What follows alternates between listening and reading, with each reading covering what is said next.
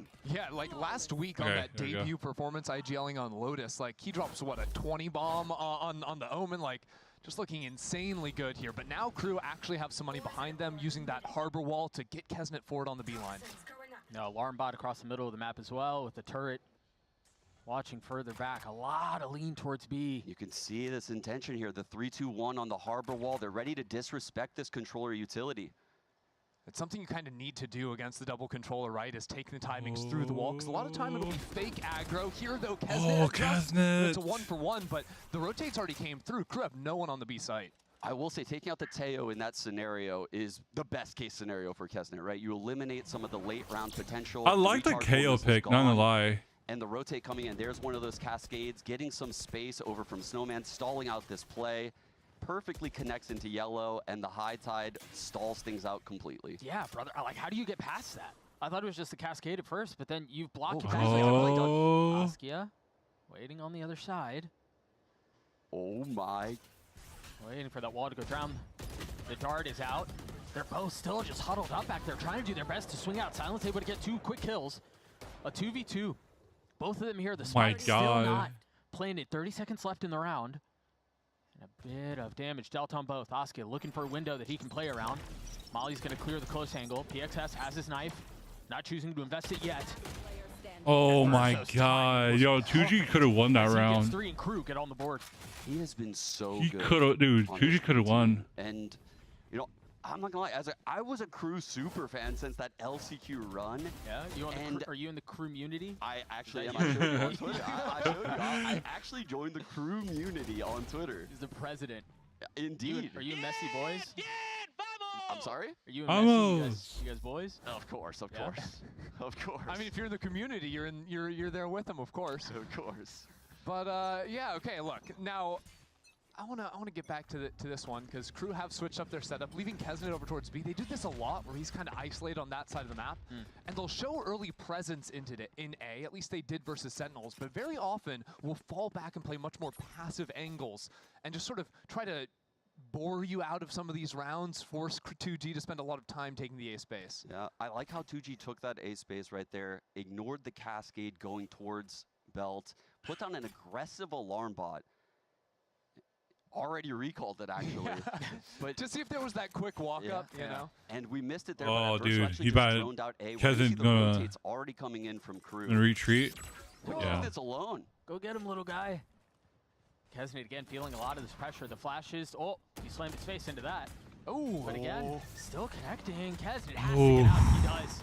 Askia was a little passive there, going for the fight off the flash, and it's allowed Kesnet to survive. Now that harbor wall coming in as well, so Crew have the insane stall once again.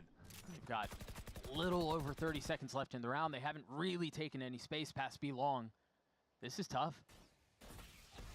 It is, and they lost that info back at A. Like I said, they collected the alarm bot, so they're feeling iffy about going back to this A site. 20 seconds. They're doubting it because they also have no info at A. Yeah, you had Melzer still playing there, but playing all the way up into heaven, so it's just Kesnet here spamming out. That's a big kill, only 10 seconds left in the round. I can't believe the cutting of the noise, draw the rotations over, and Kesnet might be able to save this thing anyway. A second attempt at the plant. Wow. LZ not able to get away. Still though, 2 kills, even with the spike going down. Crew in a great position to have the harbor wall come back up and go for the retake. Here's the harbor wall, the aforementioned. The dart through, both players lit up. Gobert looking to find safe passage across, cannot, and he will fall. Askia left in a 1v4, and he's gonna save. Gonna get a shot at it. Yeah.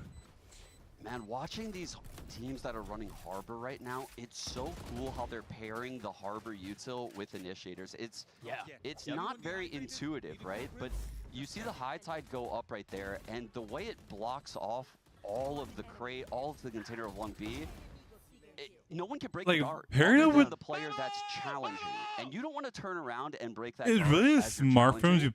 Pair like initiator. It's going to scan if you do turn around to with break Harbor. it, like there's players scaling up off of that as well, so it can be really frustrating to deal with when you don't have the threat of players swinging in from main, because it's not like it's just a normal wall there too. It's hitting you with the slow, so you're always getting traded out, even if you do try to disrespect and get in front of it. Tied 2-2. First time out has been called, courtesy of Crew Visa, who, I mean, I want to get your guys' thoughts on this. They kind of get pushed a little early by a team that, I mean, were you guys expecting this out of 2G? I was actually, yeah. I think a lot of these teams in VCT right now that are scrimming against 2G are complimenting them a lot. And I was blown away last week when they didn't run double duelists. They'd lost 8 straight maps before PXS joined the roster. Yeah, that sucks, bro. That feels bad. Yeah, they went 2-0 last week, but it wasn't with like high variance double duelist comps. It was single duelist comps, and they were playing rotations and running set plays. They lost like really, 2-0 really well. because It's a totally different look. They're decisive.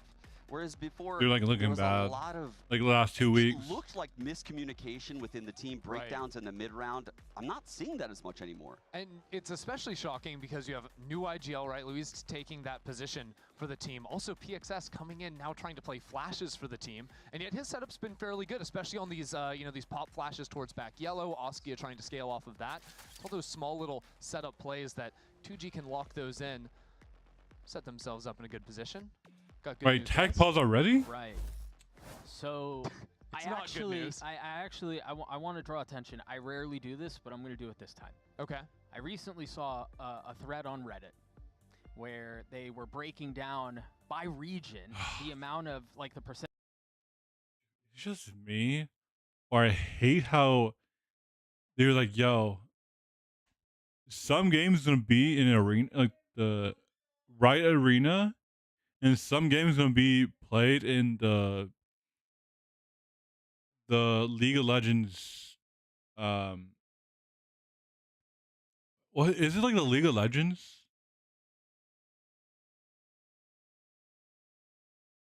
I think it is the League of Legends arena that they're playing on. Let me look, because dude, it's so weird to me.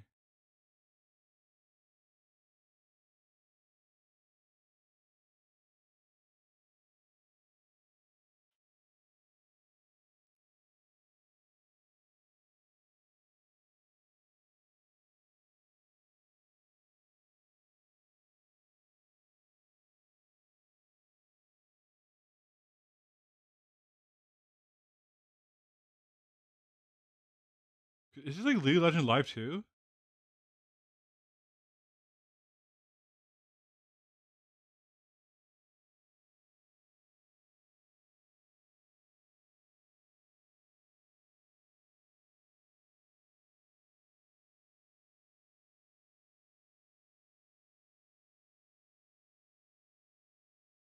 Hmm.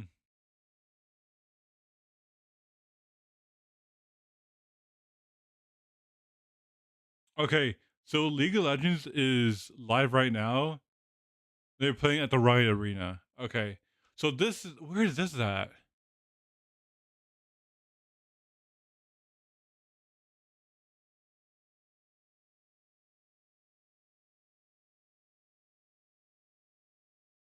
Oh, bro, they really did him dirty. Dude really did Valorant play dirty. What is Riot doing?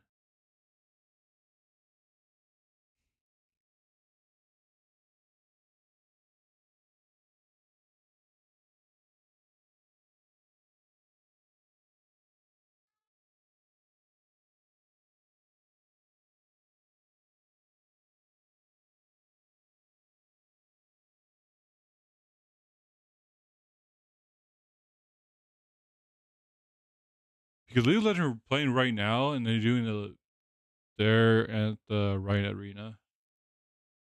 Damn, dude, that On sucks. to yellow. And maybe they can use the KO flash to fight in a little bit more before these retakes get underway. Yeah, this feels like a map game plan out of 2G, if I'm being honest. They're trying to set the precedent of going heavy B early round. And again, the early KO flash. Oh, Kesnet. Nice. Ooh, good trade.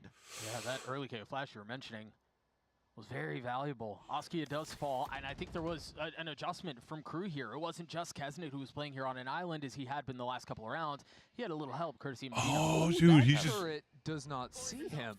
Oh my. He has slipped an ad, hasn't he? Oh my Busted. gosh. Wow, that's crazy awareness. The thing is, though, like, Melzer plays that spot every round. Crew love to play, like, one player deep in heaven there, and then one player screens. That's usually their A-hold, unless Kesnet is opping on this side of the map. They've got double mollies down to stall out the plant, and what that usually means is Crew can get 2 or 3 players over floating from mid to quickly flood in. Now, that's not an option this time because their Harbor was stuck over in main, so Crew are going to slow down the pace a bit. Yeah, we're seeing Mazzino come back. We're going to see the high Oh, side that's come so bad. cut across all of the A site, and here it is. And the flood should Ooh. And that has a lot Nasty of- shot. Wait a second, this all of a sudden is growing Oh, some wow. legs. It was just 3 shares. The flash on the other side of the wall going to delay a little bit. Shy, not able to commit and stick to the defuse. They have to vacate the site. Oh my.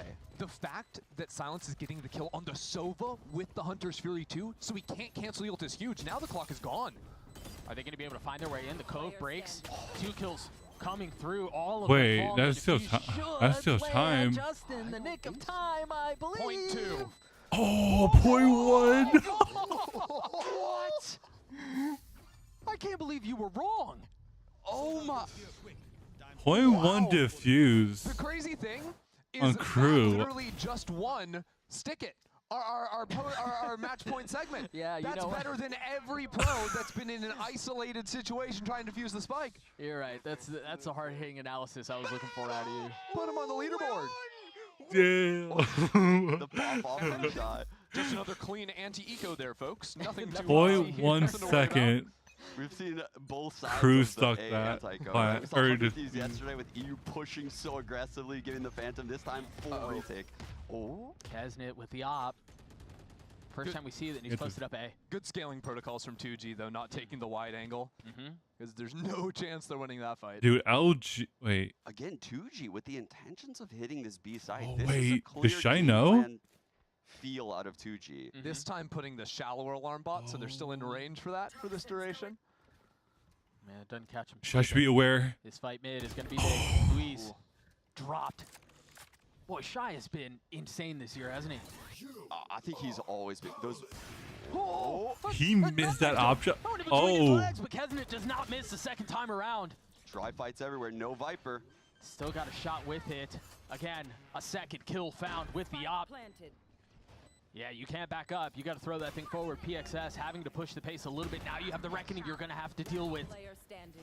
Oskia left in a 1v3, trying to stay alive. Finds comfort in the cloudburst off the swing. The kill goes up. Damn. The kill goes through, and Crew get another. 2G Good, just. good round there from Crew. I don't know. Honestly, just too hard for 2G to play, I think. That was, once like, they really lost the tough for Viper. 2G. Like, Yeah. actually sticking on that site, you've got Yeah. no wall to block any of those sight lines. I mean, you mentioned it. Shy in that 1v1, losing the Viper was everything. But Shy in these mid-range 1v1 fights, How you missed that? Nice Oh. jump. What? That is acrobatic. Like a ballerina out there. he's already dead, no? Hey, it looked like he was already dead, but, I mean, he's the pro, not me. Oh, okay. Oof. The protocol crew is like really. I mean, Really I think nice. They played these rounds really well. The retakes from Crew, particularly. I mean, Mazzino's not having a great mechanical game, maybe, but his util is getting so much value on these retakes. So, I mean, why you run a harbor? so far, Kesnet's only played behind the harbor wall, so him having the op here when they show the harbor wall B main could surprise 2G. That's not the kind of gift they're looking for here. Okay, Teo droning out B right now. I kind of feel like the game plan for 2G was first 6 rounds B, try to set the precedent, get them to over-rotate to B, and you can see Mazzino leaning. Oh, I thought he'd hit that. Dashing away. Double dipping for the fight. Both jets Wait, hung on. what? Kesnet not ready for this aggression. No, he's not. Versa wasn't either. Oskia And a able to Viper speed up as a little bit of well? value early on. Gee, I thought he was going to connect onto 2. A Even 3v3, trades. you've got the pit you're going to have to play around as well. As Mazzino decides to scale forward, spamming, not connecting. A dangerous game. As Mazzino now falls, the pit still in play. Kesnet and Melser trying to figure out how they solve this. Copera has his ult too for a post plant. And look at his position already on the minimap. He's playing God, so he far off. tagging the hell out As of. well, the Cove is gone. P- This is very PS unlikely, Doug. Yeah, this feels very secure. Just gonna And so you save. wonder here if you're Crew, do you try? I mean, do you take a shot at it? You've got the Oh. rock, you're going to try to recover, but Kesnet will fall again, leaving Melser all on his own. What are you up to here? 1. Stone Another one on the other side. Nice shots. Will clean him up. Damn. But a great round from 2G, all things considered. You were right. The aggression, they weren't ready for it. No, yeah, and I think it was like I said, it's because of how 2G has started off this half, right? They have gone B or had intentions of going B all of the first 6 rounds. Yep. This was a clear game plan to get Crew to lean towards the B side early on in this game. It's opening up the late A hits that normally are dominated by this Harbor. They're trying to pull Harbor away from A, and it's working. But now with the Hunter's Fury online, things change a little bit. I do think the way 2G have also scaled up has been pretty impressive, not falling to the op shots early on. Even with Kesnet backside, yeah, when he's re-swinging the second or third time, he's finally getting it, but 2G have been able to get up here pretty consistently. Let's see how this tail ult is used. We've been seeing it back A site, pushing people out of the site. The big question is, does the knife scan? There's 3 back site right now, all swinging a triple high-low. Oh my god. Dude, What a nightmare that it's would be just to swing all, into. The knife gets cleared. all back side. Forces him into the front of the site. Wait. Oh, the pit has been invested too. Ooh. I mean, Melser's still Wait. alive, so that's still Shy? something they can play around, but You get 1 kill. He has his ult now. difficult. Shy again, robotic with it. Thinking through, investing the lockdown, and does. Okay. It's gonna buy a little bit of space. Still plenty of time on the clock. Yeah, we're down to the later ends of the round, but still place for 2G to work through this. Maybe trying to get some mid space. Check out Luis going all the way under tube. Check out Shy, he's already at B. This guy literally made the trip all the way across the map. He is the safety Shy valve. so aware. He is the insurance. But couldn't Bullet finish. still connects, Oh, but Kesnet Kesnet. arriving at the scene of the crime right on time. 20 seconds. Spike planted. Spike planted now. 2v2. Kesnet's on an island. He's feeling confident. That's what you expect Wait a out of your duelist, second. but Silence might be the one to play spoiler. He's in such a good spot right now. He He's has able to kill find this the value in Viper, the right? timing. Meanwhile, for Crew, this feels a little labored. Oh dear. Remaining.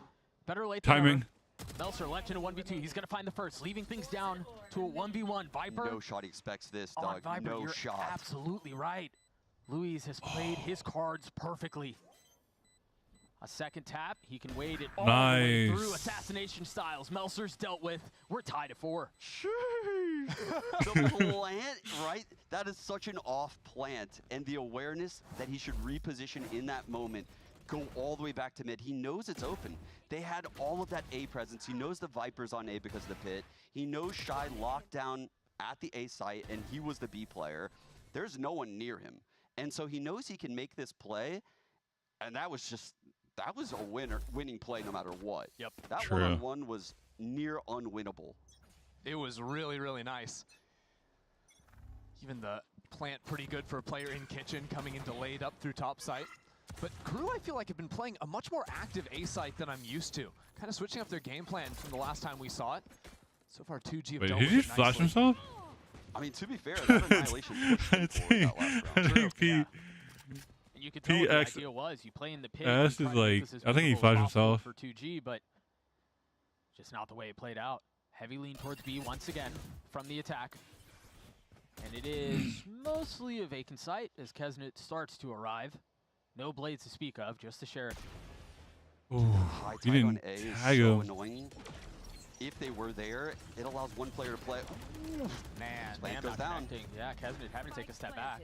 The Takes a pro- little bit of damage. The problem is by using the high tide over on A, it's actually on much more of a delay than it has been because 2G accelerated so much more than they have been usually on these B hits. The Outlaw purchase too from Oskia against 5 light armors. Big value. Heads up play on that buy. Hey, they're going to Wait, continue there's to tee no off. Melser's way getting 2 kills with the they get a sheriff. surf to here. Still, gun advantage the way the attack. He's using the turret as a shield. They're converting this. They're converting Thrifty. this. Shot gets 2 to close the round. Wow. Wow. Crew just destroyed Oh. those guys. Dude, Melzer's sheriff shots initially getting the 2K. How did they scale up so aggressively? I don't know how Crew is capable of closing that distance. The orb allows them to get yellow control. Oh, my. Shy. Nasty shots from Shy. Masterclass from Shy and Melzer there on the light buy. I think we saw a bullet per kill. That was crazy. And now the eco is just swung back onto the opposite end. So it's Kesnet going to the Outlaw. I think we're going to have a null command A hit right now. Get out of my way. Blades popped. Nothing from the defense to counter it. Oh, Flash is no. good, but That was Oscar there. That was there. not able to connect. The Outlaw missing as well. Bit of a messy round so far, but Just all that investment, one all knife. attention towards A. Yeah, thing is, even if 2G commit the null command, look where Melzer's playing. Bye-bye, knives. Melzer's on the other side of the map, so he wouldn't be shut off to that. You guys want to explain that one? I mean, he will like his head after, so. It's so he gets more ult orbs, Doug. With 2.5 rounds left, he's definitely going to have his ult again. What the fuck? This is just playing, Just making it rain. He didn't need those knives. Yeah, just playing a different game. Husky is going to do his best to forget that. Meanwhile, again, a cutting of noise. This is not the first time Crew respond this way to the way 2G are playing this round. Look, Crew look a bit shook about this B side. They rotate into mid, great double swing. Catch Louise, no Viper. Not necessary on this A hit, though. They're still going to get a lot of space. I mean, if Inverso can stay out and keep his life, it seems like he can. They still have the ult from the Sova as well, and Mazino's. And I'm honestly shocked that they're investing both of these into an eco, but they've got to find a way to convert Have this. 20 seconds to get to the plant. Still not committed. The attack not finding enough room to breathe.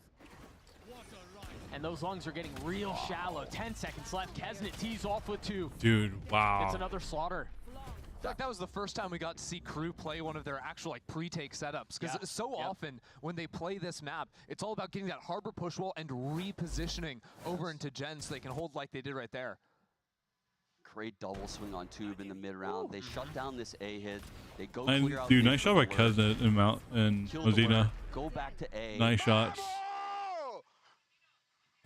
The Reckoning from Mazino combined with the Hunter's Fury is one of the best pairings, in my opinion, to stop an A hit.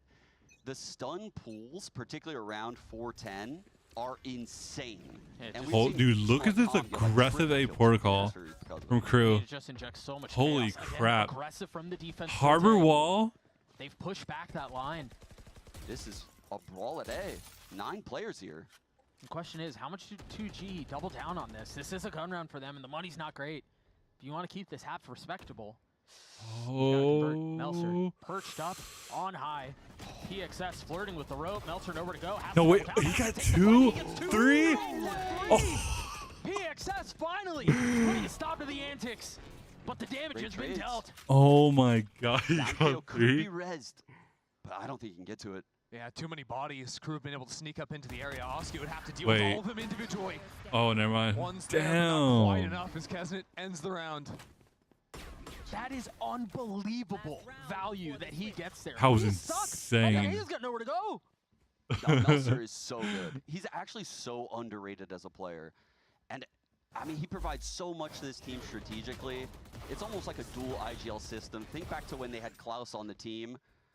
Man, they look so good when Meltzer's fragging out like this. Brother, he should have died. He really should have. He should have died and got nothing. I mean, the Dude, there's no no way command used Mazino KO was gets the first to 3. challenge. The KO was actually the last to challenge. Pacey towards the middle of the map. Oski already dashing forward. Light armor and a rifle for him. Light armor across the board, actually. And Kesnet still has an outlaw. This is a very quick lurk up mid. The last time Luis got here, he wasn't seen by a Killjoy turret, but he was being hard held. This time, no turret even in the area.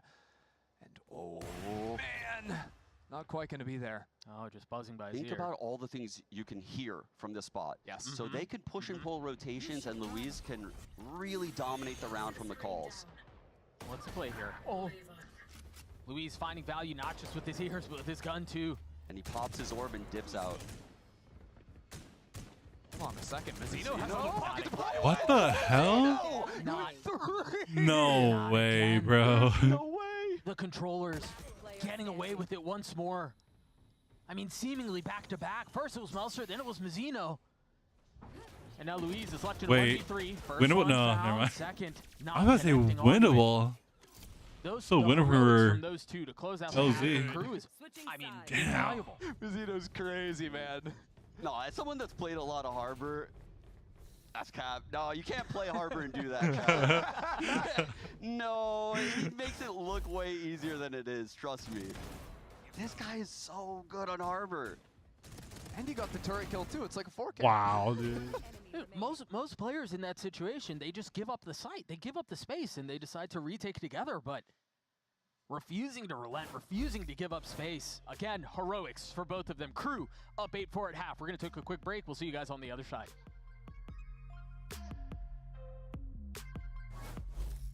Oof, stuck paying for that old phone? Don't be. It sucks that, like, it really just sucks that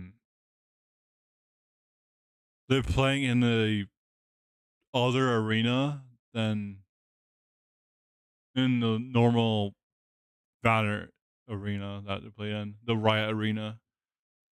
It sucks. Like,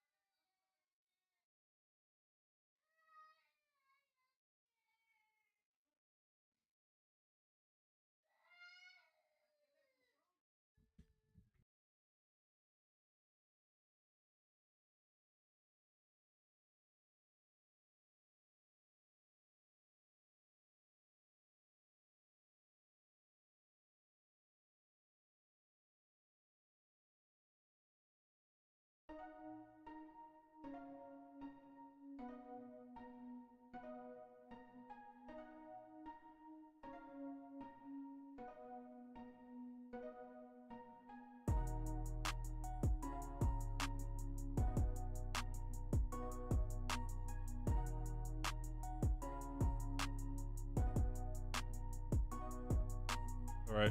Questions heading into this series. Were Crew going to be able to continue their dominant look? How would 2G look and fare, given the roster changes, given everything they've dealt with? And for a little while, I was fooled into believing. 8-4 half. Well, hang on. There might be Crew has a lead in Ender, Sean, what do you... by 3. I mean, that hasn't been the case. They've kind of run away with it here. I mean, honestly, I think Crew are in a great position. Obviously 8-4, but last time they played this map, they only won 3 rifle rounds on defense. Now they're coming into their attack side, which looks significantly stronger. Already with a pretty massive lead, but we didn't see a lot of B looks from them, and they're opening here on the pistol. Cascade to deny that info, immediate drone to follow up, and the knife right away from PXS. Shuts down the drone. Now, the unique thing about how Crew play this map is, check out Melzer's utility. He still has the orb. This guy almost never is throwing his orb in mid. He's using it as part of the A exec. Check out Kesnet right now, though. He's lurked in B. And dude, that's vintage Kesnet. Yeah. Oh, he heard the pop flash clear. He knows they're likely rotating back to A. He's going to get a 1. He's going to walk into his death, isn't he? Oh. Luis was even wanting to check it, too.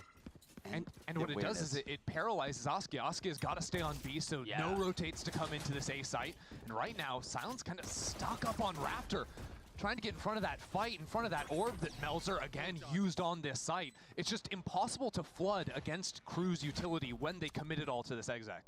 Right after the high tide, a Cascade connects Heaven. They triple face screens. As the Cascade falls, they're going to re-peek Heaven. Now the orb's up again, and they're fighting through it like, come on, Kesnet has 3.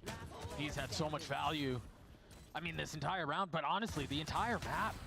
Now Askia's left in a 1v3, and he's just not able to convert. I mean, when you're that heavily outgunned in a post-plant situation like that, that's a borderline unwinnable as well. So really cool approach from Crew in the pistol. The thing is, Crew's A-hit was never really solved by Sentinels when they met on this map. Like, you kind of need to get out in front of that utility because you can't flood in through that harbor wall or the orb.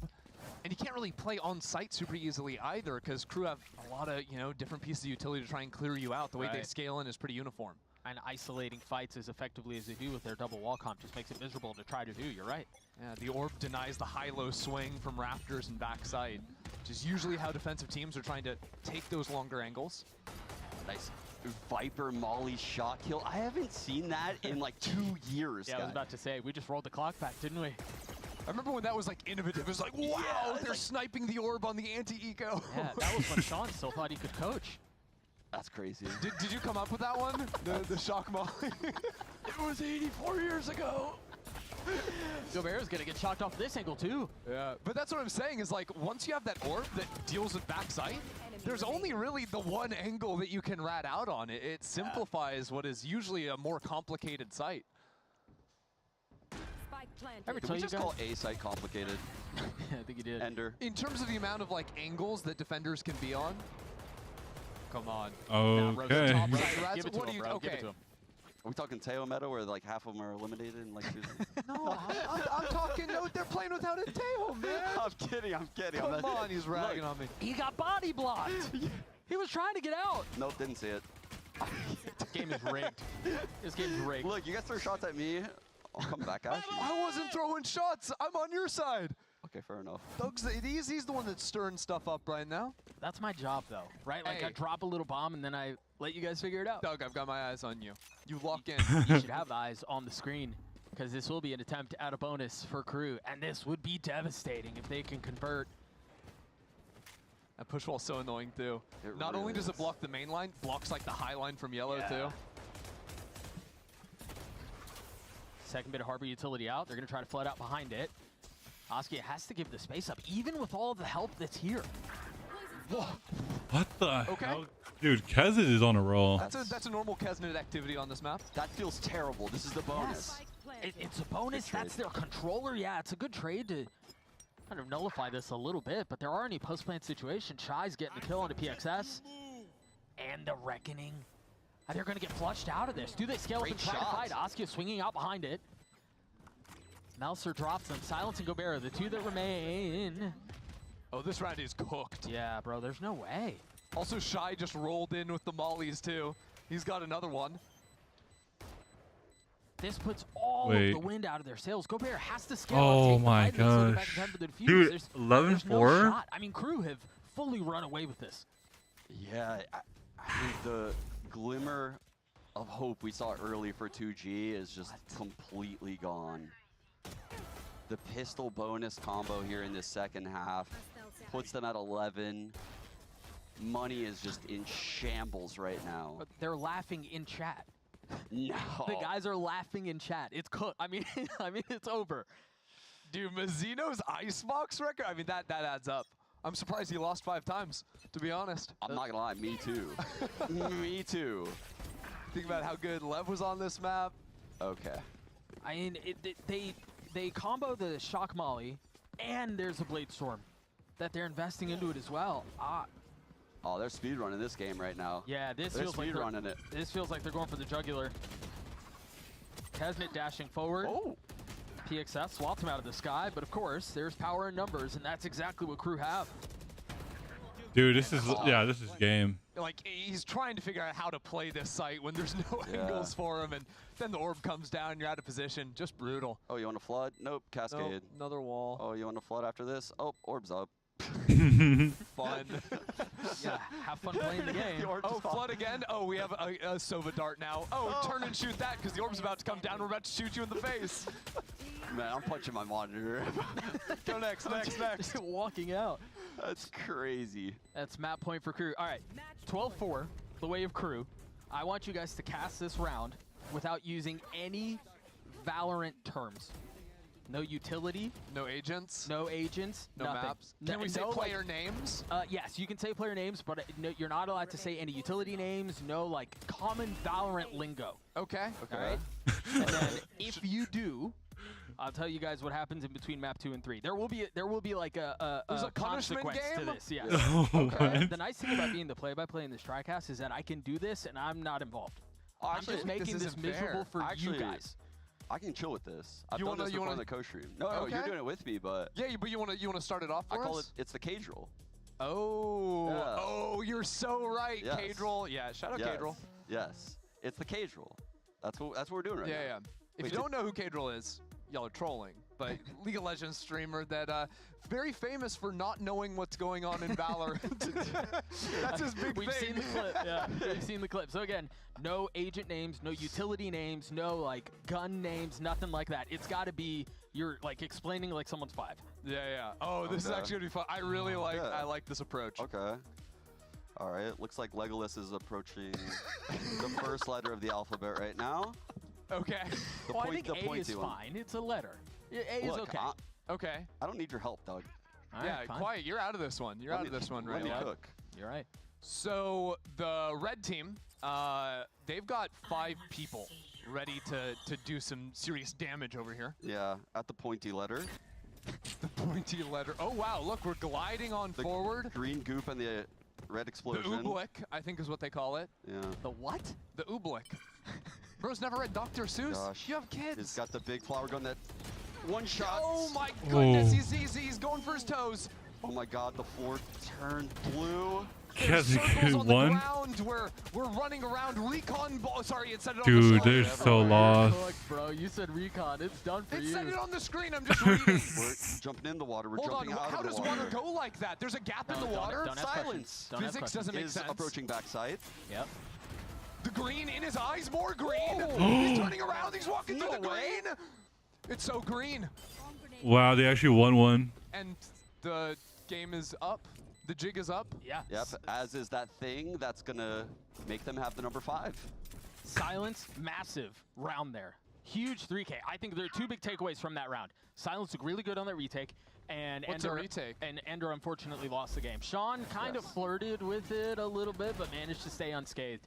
Thank you so much. Yeah, no, that was honestly the fact that you guys, that was through a harbor ult, that was through all of, I mean, I'm honestly impressed. You guys did really well. Nice. Thank you so But- much. I can't Ender- believe I'm getting flamed for saying recon bolt. It was on the screen. Like, we're playing the Cadril game. You're telling me Cadril can't read? Brother, it's the He name of does the play League of Legends, so. It's- No, League players can't read. What is going on? They're in the studio. They're going to mess you up if they That's hear that. actually a really, well, They yeah, they might probably would actually. They might have a shot at this, or Crew will just put them away. Up to 12, 2G with guns, and full armor. Askia with an op 2. Wow, Ooh. mid harass, go right back into A. That's going to draw attention into mid. That Killjoy is locked in there, cement shoes. Oh, the drone. Does he not see him? It didn't see him. Not again. Oh. Gosh, he gets his one, but manages. But he had his ultimate, too. Like, a 1-for-1 is not worth there. No, not when the game is on the line. Having to rely on your teammates to carry you over this. Dashing into the cloudburst. Askia not able to connect the shot with the op, trying to hop away and stay alive. The blades Wait. have been dulled. Lockdown. There's still a shot at this. Silence having to drop the molly to dissuade some of that early push as they begin to knock on his door and forget about knocking GG? it. They kick the damn thing down. Ooh. And they're going to piece together this Wait, flank is happening. LZ no one's got fighting the this. Screens, no one heaven. Louise is going to have 3, to deliver 2, on 1. his Really, own. they're going to realize. Tucked on the swing. He's gotten it down to a 1v1. Melser has been good, but can he deliver again for Crew? Louise on the swing. Louise delivers. Louise didn't take the bait a single time. That was kind of wild. Damn. No, he was cold. That was so cold. He didn't shoot a single jiggle. That was crazy. Wow. Because even that second player, like, turned around, like you were Yes. saying, like, was aware that this was the time where you're getting swung from the flank or screens, and What? didn't even matter. Yeah, when you see Looking pro Jack? players toss You been jiggles doing like push-up that, or what? if you shoot, they know you have to wait for the reset. Kinda. So they're going to Punish. swing. If Yeah, you kinda. shoot on one of these jiggles, they're going to wide swing and punish you. But he never took the bait. Holy crap. Yo, imagine. They're calm. They're calm. Imagine 2G They're come back. The Red Bull clutch is You need keeping 6 them in a row. this fight. Still 6 rounds that you're going to have to solve. You're still going to have to deal with the inevitable Crew ult. Oscar still has but for a now, op. I'm going to be really mad at 2G if this is a fake comeback. Because, look, I'm looking at the screen right now. There's 3 ultimates for them to work with, right? They've got, you know, fairly good econ if they can win this round and start building up. I don't know what would make you say that. Ender, a Valorant team has Oh, I never love when Jets made play a- like this with a high time. made a fake Ooh. comeback. Mazzino committing to getting the plant down. Silent, same pop-off spot. Oh, the Gonna timing. connect. And Inverso's going for a late wrap into mid. Just misses the timing on Gobera. Gobert's going to have to Oh, pop man, his ult. Gobert needs to turn. Oh, this And is he's- wraps. He's got to do it soon. Oh, And no. that window's closing real fast. Oh, it's so Oh. sad. That's so unfortunate. Adverso, you called it Yeah. out. Ender, the dagger. Askia left in a 1v3. The spike has been ticking for a little while. Maybe you get the frags, but time is so short. Oh, wait a second. 1v1. Nah, there's just not enough time. No. Adverso still Yeah, has a shot. GG. What were you saying about Damn, fake Crew. comebacks? They didn't even really come back that much, so it wasn't that big. It was a 13-6 for Crew on Icebox, and I mean that double wall comp that we talked about so much. It got pushed a little bit at the beginning, but it really felt like they were in full control. I don't know how many wins Mizzino had on Icebox. But 19 and 19, 5. Now he's 19 and 20 and 5. yeah, means at 5 losses though. 80% win rate. Can you believe that? He's lost 5 times. I mean, I do think there were a lot of things to maybe be excited for 2G on the other side of this. We're going to their map pick. A lot of the ideas that they had were cool. They were having to solve on the fly how to go through this double duelist comp, or excuse me, this double wall comp with Kesnit and the controllers playing the way they were. I am hopeful that Ascent will show us a little something different. Ascent's going to be super interesting because Yeah. neither one of these teams has played that map this year. So, and it's 2G's map pick. So Yes. they've got a lot of options in terms of comps, right? Yeah. Are It you should be gonna play good, your- honestly. Are you playing the boring stuff. Double or senti. double senti. Double senti, double senti. Please give me a double senti. But they're starting on attack. Oh, that's a Lev formula. Yeah, that just sets you A back left so far. formula. But I think Ender, you raise a really good question. What can we expect from them, given that the meta has changed on the map that had been solved for the longest time? We'll have a lot of questions, Sean. Yeah, I can't wait to see what they choose to do on Ascent right here. I think they have the double sentis on the team if they choose to do it. The problem is, like I said, they're starting attack. We're going to see a lot of set plays, in my opinion, out of 2G right now. 1-0 series lead for Crew. They're looking to put 2G away and do so quickly. We'll see if they can do that on Ascent on the other side of this break. We will see you guys shortly. Boggers. All right.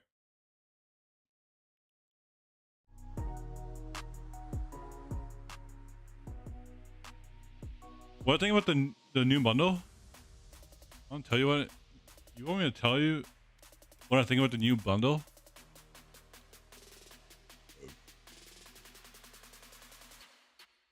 Oh, well, I'm playing. I really do think the new bundle is actually pretty nice. The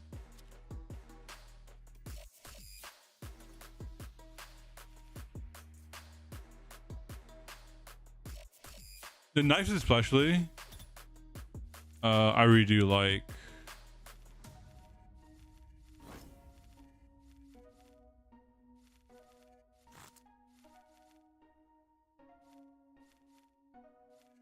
Oh, here it is. Yeah. So I really do like the knife. It do remind me a lot about the these knives, the X Zero Fang, or the X. Yeah, like these two, the Fang and the Hunter knife.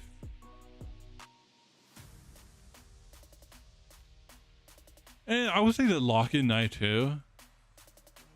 The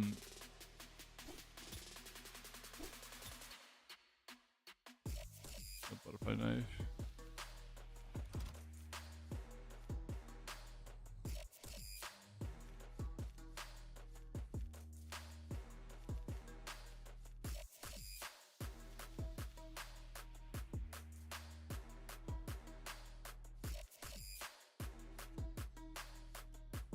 But that's just me. Like that's just me. Like that new knife just remind me of like those.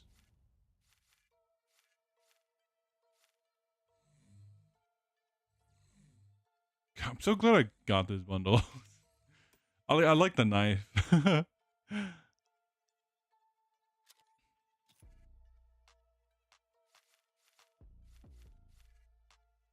Man, I really wish this knife was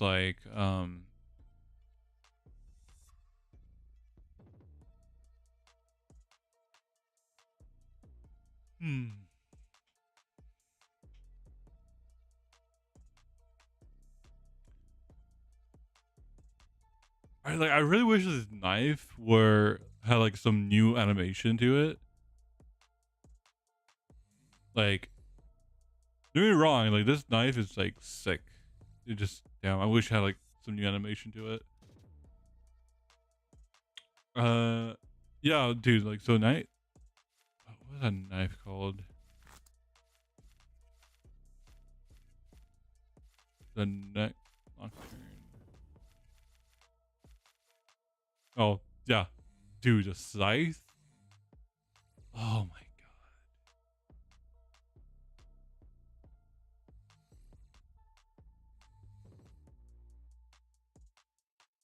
god. I mean, Josh, that's why I always like play Valorant, because I cannot miss a bundle. If I do, then I'm like, oh crap.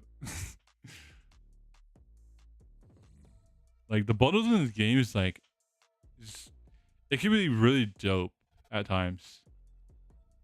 But man, I will never miss like a bundle drop.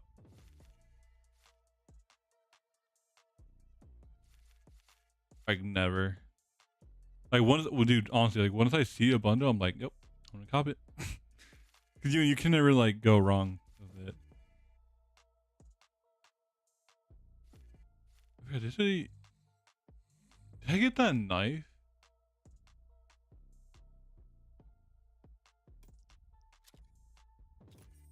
Never mind, did I get that knife? I don't think I did.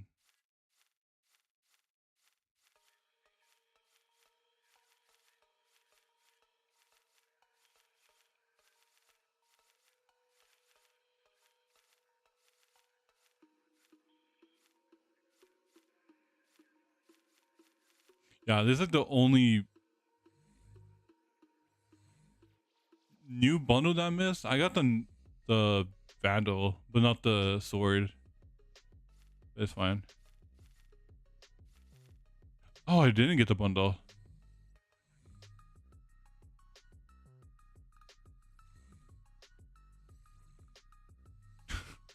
So I just I just got the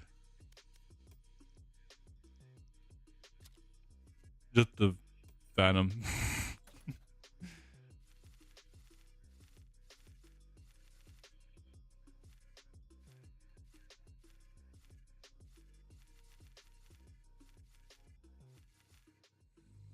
Yeah, like dude, like Josh, like this like Phantom is like literally like top 10 for me.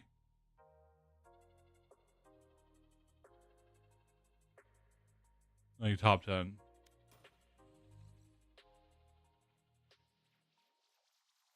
I rock with this bundle. Like I rock with this like Phantom any day. Any day of the week I'll run with it.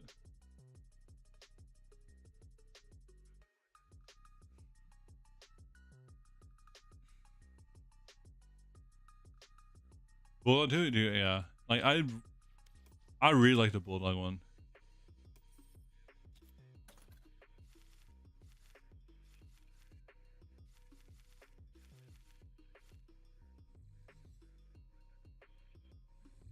Talk about gas.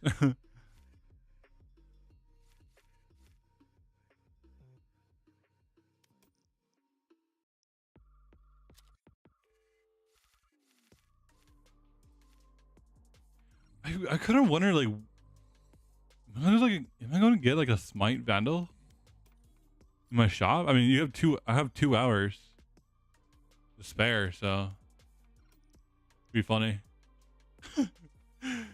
It'd be really funny if the shop refreshed and I get a Smite Vandal. I'm like, bro, you gotta be kidding me. How many classes do I even have? I have 30, 34. Bro, look at this ugly ass. Shit's so ugly. This thing is the ugliest thing to ever exist.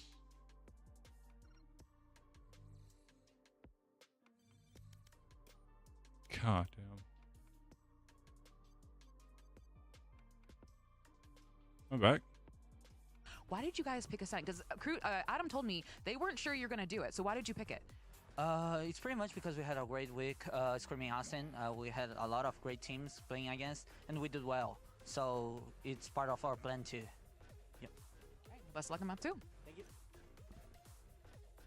RKT, you said this. In the past, Crew have had permabans and maps that they don't want to touch, but they feel like a much more complete team now. So even heading into a map we haven't seen them on, from what I just saw in Icebox, I've still got to be feeling confident about them. Yeah, absolutely. I just want to say one thing. That's because I don't like the default comp on Ascent. Yeah. So I just hope we don't have default comp on I was Ascent. going to ask you that question. man. Like, No, Crew probably would play the bench comp. Do you I think they're hope gonna pull no. it? I hope nobody that comp, please. Okay, we were hard on them about like using the old school comps on a lot of maps, but this year they picked up the Taeho Breach on multiple maps. We've seen the Vice from them. It looks like Crew is actually showing us some of those new comps and some adaptability. So we're going to have to find out on the other side of this break. Let's see also what 2G has in store for us on Ascent, as that's their map choice after this short break.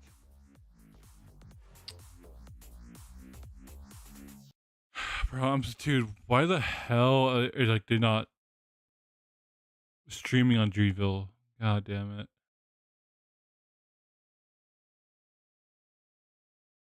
Bro, like Dreamville like is going on in the last festival and they're not streaming. Oh my gosh.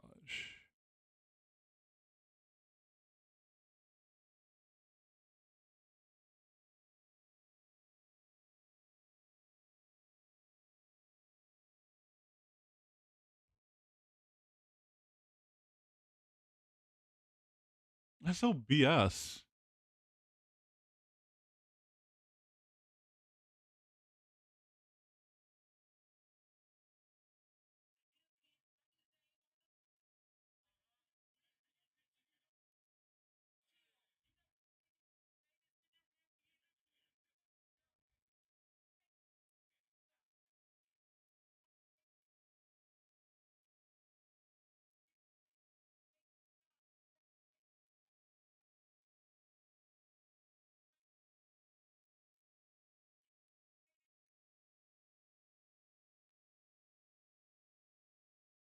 Man. Enders, and then Sean Escaris as well. Boys, expectations, feelings, thoughts. Oh, you care about my feelings? I'm thinking we're going to see... Not a ton, actually. I lied.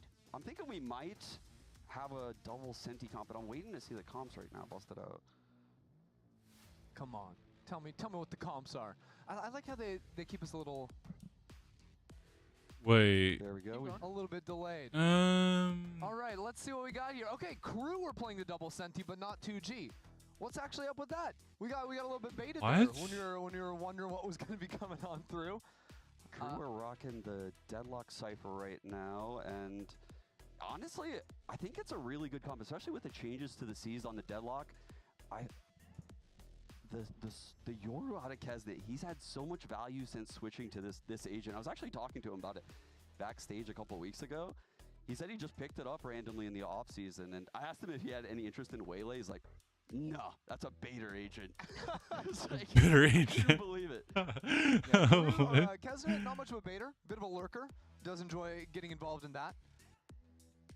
We'll see what they've got in store for us on this map. Again, reminder, neither of these teams have actually played this map so far.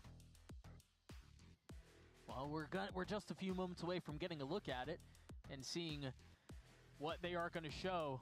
Again, Ascent on the other side of this. We'll see what the compositions look like. We've got a little bit to speak of as we're a couple of minutes from loading into it. I think, as we talked about prior to cutting the break in between maps, there was a lot that 2G showed that looked interesting, that looked compelling, that was enough to give a little semblance of hope, but it was unfortunately squelched. Yeah, it got shut down pretty quickly there. Once Crew called that early timeout, you know, we're able to bounce things back. But one thing that's been pretty consistent of 2G is just, I think their firepower, especially from Luis. He's been pretty stellar. Big fight into mid, all ready to kick things off. Oh my gosh. Kills traded, and look at how aggressive the defense is. It seems like they might try to scale all the way up through mid, but instead taking the path into tree. You've got into the Senti setup, Doug. They have to like go. All of this utility to play it behind, and 2G Oh can't find a wait. way out. I think that's a wise choice. Agreed. Speeding up into the A site against double Dude, Senti. look at where they're at. Pressure anywhere is almost a huge. They're gonna be a mid fight every time. Reaggress mid from Crew. Oh. Great shot from Kesnet. I'm concerned about the pace at which Crew are going to want to play this map. I don't know that they're going to give 2G much room to breathe. I mean, we'll see if the rest of the rounds play out that way, but even on the pistol, the statement was made. They're going to play, and they're going to run at you. Yeah, they are, and I like the attempt right there from Crew to push mid. Always aggressing, always thinking. Oh! That's crazy. Collapse. Luis, where did that even come from? I mean, he's been doing this ever since he took over the IGL duties. This guy's been insane. Holy That shit. 1v2 was insane. We'll take a look at it one more time in the replay, I hope, but that was so Crew should have unexpected. won Due to this the round. aggression that Crew showed at the beginning of the map. Yeah, both teams. Yeah. They just lined up all Tagged by the day. camera, and then the double swing. I will say both teams played really well with the trade, sticking in packs, and Crew did it till the very end. Yeah. What a clutch out of Luis. Just That when was it seemed like all hope was insane. gone. He was exactly what they needed. Now Crew are going to be on this awkward light buy. You've got an outlaw for Askia. And it's like they're waiting for some aggression from the defense, and they are right. I love that swing, but there are too many things to deal with. Ooh, Gobear's gonna that was get nice. Get closer and closer to having that Tejo ult online. Check out the buy from 2G as well. Like, that's beastly. They're not just trying to win round 2. They're going to buy another rifle and try and win the bonus, not even take it. Yeah, continue to snowball as much as you can. Blades Yeah, I was about to scooped say, I up. was like, Kez is going to swoop that orb? Yeah, they thought twice about that, wisely so. Yeah. Right. It's a free gun, right? Right. No, That just was the classic. ghost. Or just a Nothing ghost. really, Okay. nothing really going on there. Askia. Got him flushed out of that corner, having to give the space up. Luis playing really far back, concerned for the flank, and he's Ace, about to ace, find out. ace, ace, ace. That's where it is. You're right. Gobert is going to have that ult in the next round, so there's going to be a lot behind this bonus. Never mind. Luis gets the last 2G up big. Oh, they are cooking right now. Tail ult bonus ender against the double senti. The missiles to break some of this util close if you want to pop out of a main. We could see a really explosive, Seriously. very powerful bonus off barrier. Silence did upgrade, so he was the guy to fall, had a ghost, went for the save. He's got a rifle now. So there's 2 rifles, 2 guardians, an outlaw. Good news for Crew is they've got 4 heavy armors, but the bad news is Kesnet, the guy taking first contacts, is on the light. So there's a world where he could end up running into Gobert's outlaw and really be punished. Is the plan for 2G here to be a little bit more exploratory? Askia's dead. Dude, the timing on that was by himself. There was no camp spotting that someone was up cat or anything. I love the fact that Crew are trying to give this idea that they're going to be really aggressive on defense, even with this comp. That early conditioning is going to be powerful, especially once they start playing more reserved later in the half. They hold invested. Is he towards TP over heaven. it? No shot. Oh He my God, TP'd over it. He God gets a kill damn. anyway. He's still going to have a lot more to deal with, though. The defense is here, and it's starting to get even more bolstered. Shy is going to be late on the rotate, but will arrive. Gobert now falls. Silence and Luis left in a 2v4. And the spikes, I mean, in a really uncomfortable position here. 2G need to find some way to bait out some early fights. Maybe here catching Mazzino. That's big from Luis. That's Still big. more to be done, though. The defense has the advantage. And it's going to be on Luis to try to pull off Timing. 1v3. Yeah. And he can't. Kesnet was there, overwhelmed on the numbers. Really cool ideas on playing around the ult, as you mentioned, but I mean, I don't know why he Crew didn't on the board. suck that. But Heads up play by Kesnet and Crew right here. You know, aggressing through in the bonus right here because the other team has tail, right? It's a powerful bonus. So the exec is going to be devastating. You want to try to break it apart, get an early frag. He does that, TP's out as Yoru, plays his life. Very well played. And then you see Melzer TP over the ult as well. So cool, right? Again, just like actually making 2G scramble and think on the fly. And saying that, hey, they're going to be fighting you in mid-space too, because I think a lot of the times when you're attacking into a double senti comp, you usually try to take mid-control so you can split into a site, so you can, you know, avoid just getting permanently stalled out in one of the main chokes. yo, just like Silent we're is going quick so towards market. risky. We'll see how If they you wanna handle it. It commit is this. a B split. A lot of the presence Ooh, across the Gobert. middle of the map. Gobert will be the first to find lethality. Smokes out, walls out. They're digging their heels in. Can they weather this storm? They've got some personnel here, but is it going to be enough to keep everything back? Askia on the swing. They both Oh, this is a the good site's all take. theirs. I don't know how Crew fight back into this. I don't think they should, Doug. Look at the econ right now. They need these 2 guns for next round. If they were to go for this, they would be broke. Wow, what a response from 2G. I'm really impressed that 2G win that retake, even with So like, okay, so Crew not gonna go for this. You know why? So Shy can pass on this Vandal, like a Vandal off of someone that need a weapon like Mazina. Well, he has one. Yeah, it be the Silva.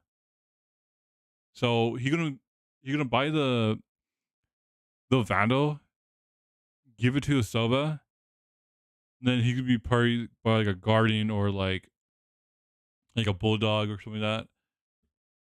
And he has 4K credits. 4K credits. I think he should be having enough for Play that. for a buy. And Well, it's crazy. The fact that it's the 4 players going in through mid. Usually the mid's maybe like 3 players. Yeah. It's the lighter side that you end up attacking. No. Tech pause. Right. Trying to Doug, keep that you're the record or problem. what? Doug, you're the problem. Doug, Bro, you're the problem. I don't want this to be the thing. Like I don't want. Okay, leave. I mean, actually, it. no. Given how Do you it. guys handled that one round that I wasn't a part of, production's telling me that I'm not allowed to leave. Man. Actually, they're begging that I stay. So I'm gonna have to go ahead and listen to them who's because begging? they're the ones who Yeah, name a name, Doug. signed my paycheck, and it's not you guys. John Riot. Okay. Oh, See, John now Riot I know himself. you're lying. John Riot and I go way back. And I know John You Riot don't- doesn't like you that much. You don't know. I know John Riot. We are being told it is a monitor issue. So, as is always the case, we're going to fix it as expeditiously as possible and get back into the fun stuff. We got to talk about the middle of the map. We got to talk about how Crew has been fighting it. Do you expect that to be a bit more of the pace? What I expect out of Crew, I mean, it's a little bit different because 2G don't have that Sova, right? That you're so used to seeing on Ascent. It's been so long that we've seen Sovas and or even the Fade meta. But Teo's way different because once you break the drone, the lack of info is kind of crazy. And I think Crew should really focus on trying to break the stealth drone as quick as possible. It got a lot of value going up mid right there, which is why the pace was so aggressive. If I'm Coach Adam right here, I'm probably thinking, you know, like we have to shut down this drone. We have to stall them out in mid and at very least slow down the pace of their set plays because that's what this team is going to run on right now, set plays. Yeah, the thing I'm really worried about for 2G is, you know, a little bit down the road, like, well, what happens when Kesnet gets an op in his hands, right? Because I think that can kind of be a deal breaker when you're not, you know, when you're allowed to, like, take the aggressive looks through a smoke in mid or something like this. And then the other side of the map, you can, if you try and run away from the op, there's this double stall that's just going to be frustrating you on the other end of things. So that's usually, to me, when these double senti comps become kind of unbeatable on defense, is when you have a strong opper that can show the aggro looks and the passive, you know, double side holds are equally effective on the other side. I hate to cut you off there. I'm sure what you were saying was very You didn't cut me off. I stopped talking. Very I was provoking done with and my very points. interesting, but I didn't listen to a single word. This week, we sat down with Kesnet to get the story and the lowdown behind his ink, which actually looks really freaking cool. Check it out.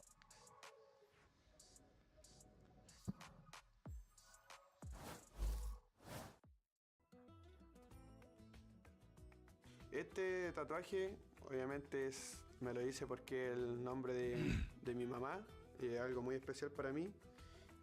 Este tatuaje que tengo aquí con este otro son tatuajes que tengo con mi hermano.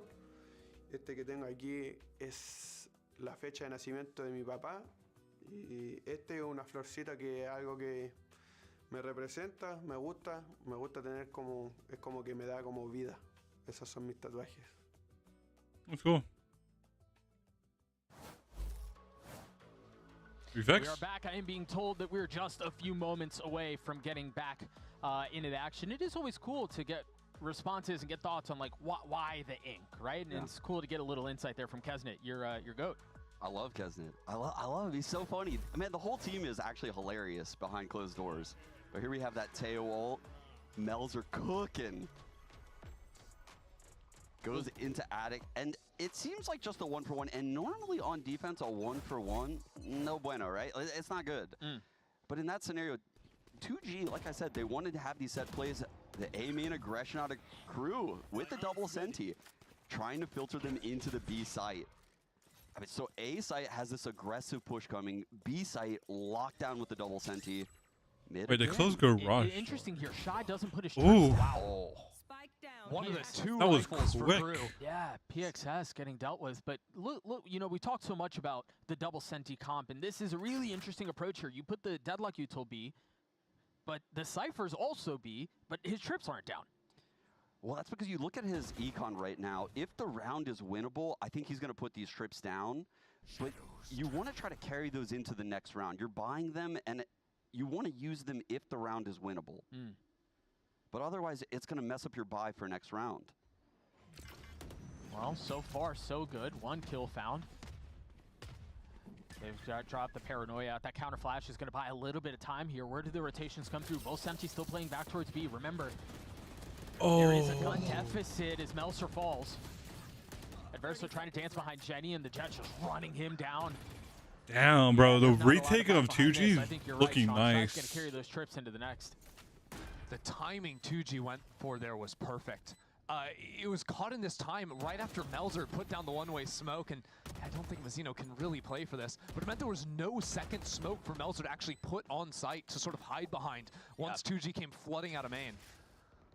Yeah, it made it so much more difficult. 2 weapons upgraded from the defense. Shy's also going to get a kill. On to Gobert, get a little bit closer here to his ult, but you imagine they're going to try to clutch onto those and try to carry them into the next round. I actually think Crew are going to go for some exit frags right here. They're looking to play the econ. Shy puts that cam down, and he's looking to get more kills right here. Oh, he's going to try. One of the members is very weak. Look at Luis's HP, just 7 health. Does he dare swing out here? Are they going to hide in the smoke? They are. Oh, it was Spamming. planted backside, so it didn't actually reach all the way to them. Yeah, a little spam in the smoke. No exit found, but guns carried over. I love the game plan here out of Crew, considering it's not even their map pick. They're Bro, he just aggressing really ripped heavy that with this double shot. senti comp, like you pointed out. I'm curious to see if this continues. It's a bit odd though, because like they keep going for like half buys or like saving some rifles. So even going into round 6, they don't have enough money to actually go for an op, which surprises me a Timeout. little bit. Yeah, this is definitely a good timeout for Coach Adam. And like I said, I think the way mid is just being This is a good trashed so timeout, actually. quickly is a bit of a problem for Crew. I know that was a half buy. It wasn't really much for Crew, but 4-1 with the double senti comp right now, they're heading towards must-win territory, actually. Yeah. Very quickly in this first half. Yeah, you're absolutely right. I mean, the times that we've seen this comp on the defensive side, it just shines. And they have not been able to replicate that success at all. I think 2G.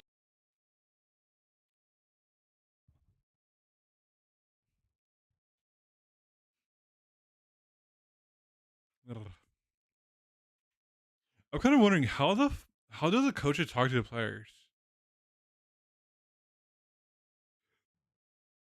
No, dude, I mean, like, there's no way, like, there's like, no, I don't know. How the hell do coaches talk to That's what it is players to shut down these during like a splits. timeout? Yeah, you can see Adverso's kind of roaming in the back lines right now. I think he's just trying to play both sides with his Hunter's Fury, have the Very rotate ready. interesting to really like think about. Again, a main here. Early net. Of course, the big change with Deadlock coming in that you can spam those away. Refresh after 40 seconds. I was shocked when I heard the net and the pull-up. I thought for sure Adverso was going to pop ult. He was close with it, but decides to hang on to it. A little trigger discipline. Orb scooped up. A lot of attention B. And it seems like that's where they're rotating. Over! Ooh. Silence not able to connect Lot of onto that info, though. shot. And now Kesnet's going to pop the ult. And he's going to see all this rotation through. I wonder if they're freezing. Yeah, they're waiting in spawn. And so if they get the timing on this right... Ooh, Oh, he's in trouble. Yes, he is. With a bit of false info. If he had seen the people rotating in through spawn, there'd be a mad dash B. It was in, dude. This is That awkward York now for Crew. ult Sure, they've didn't got see the it. utility to play off Didn't of see like on that this many B people. site. How do they get through this with the Hunter's Fury in spawn? And through Kesnet. That's also a massive part of the problem. The flash through, you hear the orb picked up, so you know there's at least one more here. Beautifully played by Verso, playing just out of the range of the KO ult. And so now the Hunter's Fury through Kesnet back sight. Oscar dropping. They've hit a wall. They can't get out of main. I don't even know if you can play this round. Yeah, 20 seconds left. They're not going to be able to get back to A in time. They've been stalled out They have to beautifully. save here. Wow. Melon's moment. 10 seconds left. Especially when you're waste- waiting that long to exec into the double senti site. Bro, they wasted a KO ult during that. Well, on crew side, they wasted so ult and a Yori ult. Set up here, take this fight. Just anchor back. I'll say you can complain that they went too slow against the double senti comp, but I'll play the other side and I'll say Crew made them play slow with that early C's. If they speed up into A, they're going to meet the Hunter's Fury A. It's going to be trouble. If they go back to B, they're into the double senti right away. Kesnet has all the info, so they have to slow down there. That was a very difficult round for 2G. Well played by Crew to get their second. Yeah, really We're interesting. going to need more of that, though, because we've talked about it during the break.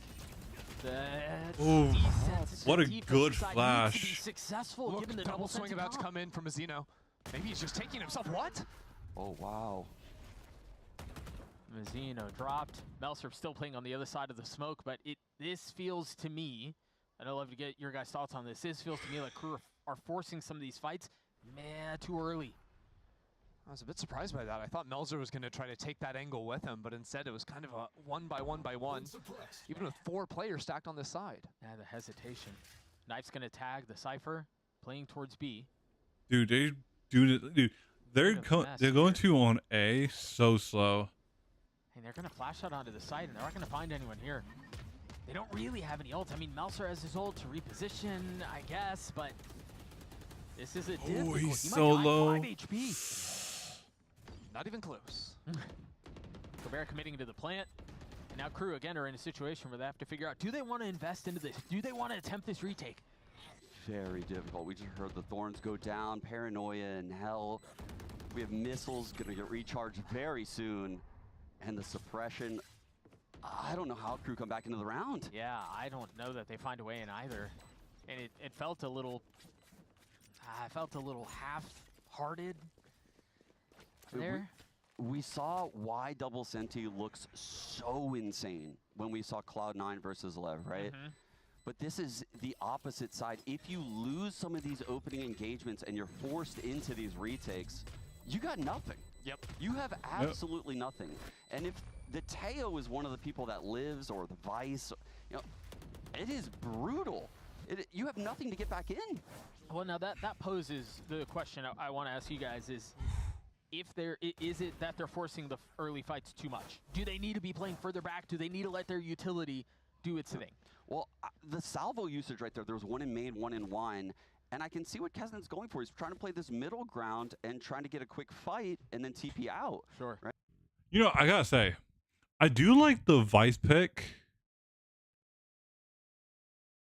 I really do like the Vice pick. The reason why the C9 comp works so well is because of the Deadlock and Vice combo. As you pair those two Sentinels together, like, you have slows for days, right? Because you have the grab net that will slow and you have the Vice Thorn that will also slow them and do damage over time. So maybe that's why. There's still a lot of utility here, though, as Verso's going to try to dig his heels in backside. The TP threw out from Melser to reinforce some of the numbers, bolster the defense as best as they can. Paranoia looks like it might miss the mark, and now they're going to swing it behind it. Lane no longer Cruise. It's been 2Gs for the taking. Still a little bit of presence across the back of the site. Kesnet not finding the right timing. Verso's now dead. B is 2Gs. Their side hits have just been perfect. Beautiful. Getting all these kills back site. You remember a Damn. few rounds ago, that was repeated, but wait, the spike is up there. We're getting grabbed. There's only 25 seconds left, Doug. Yeah, but Kesnet has a really nice timing. He's got a really good space to handle around. Opts to put down the op. The spike is still on switch. Switch it over for lighter weaponry. A 2v3 here. Damn. 2G destroying crew on attack. Oh, that was crazy.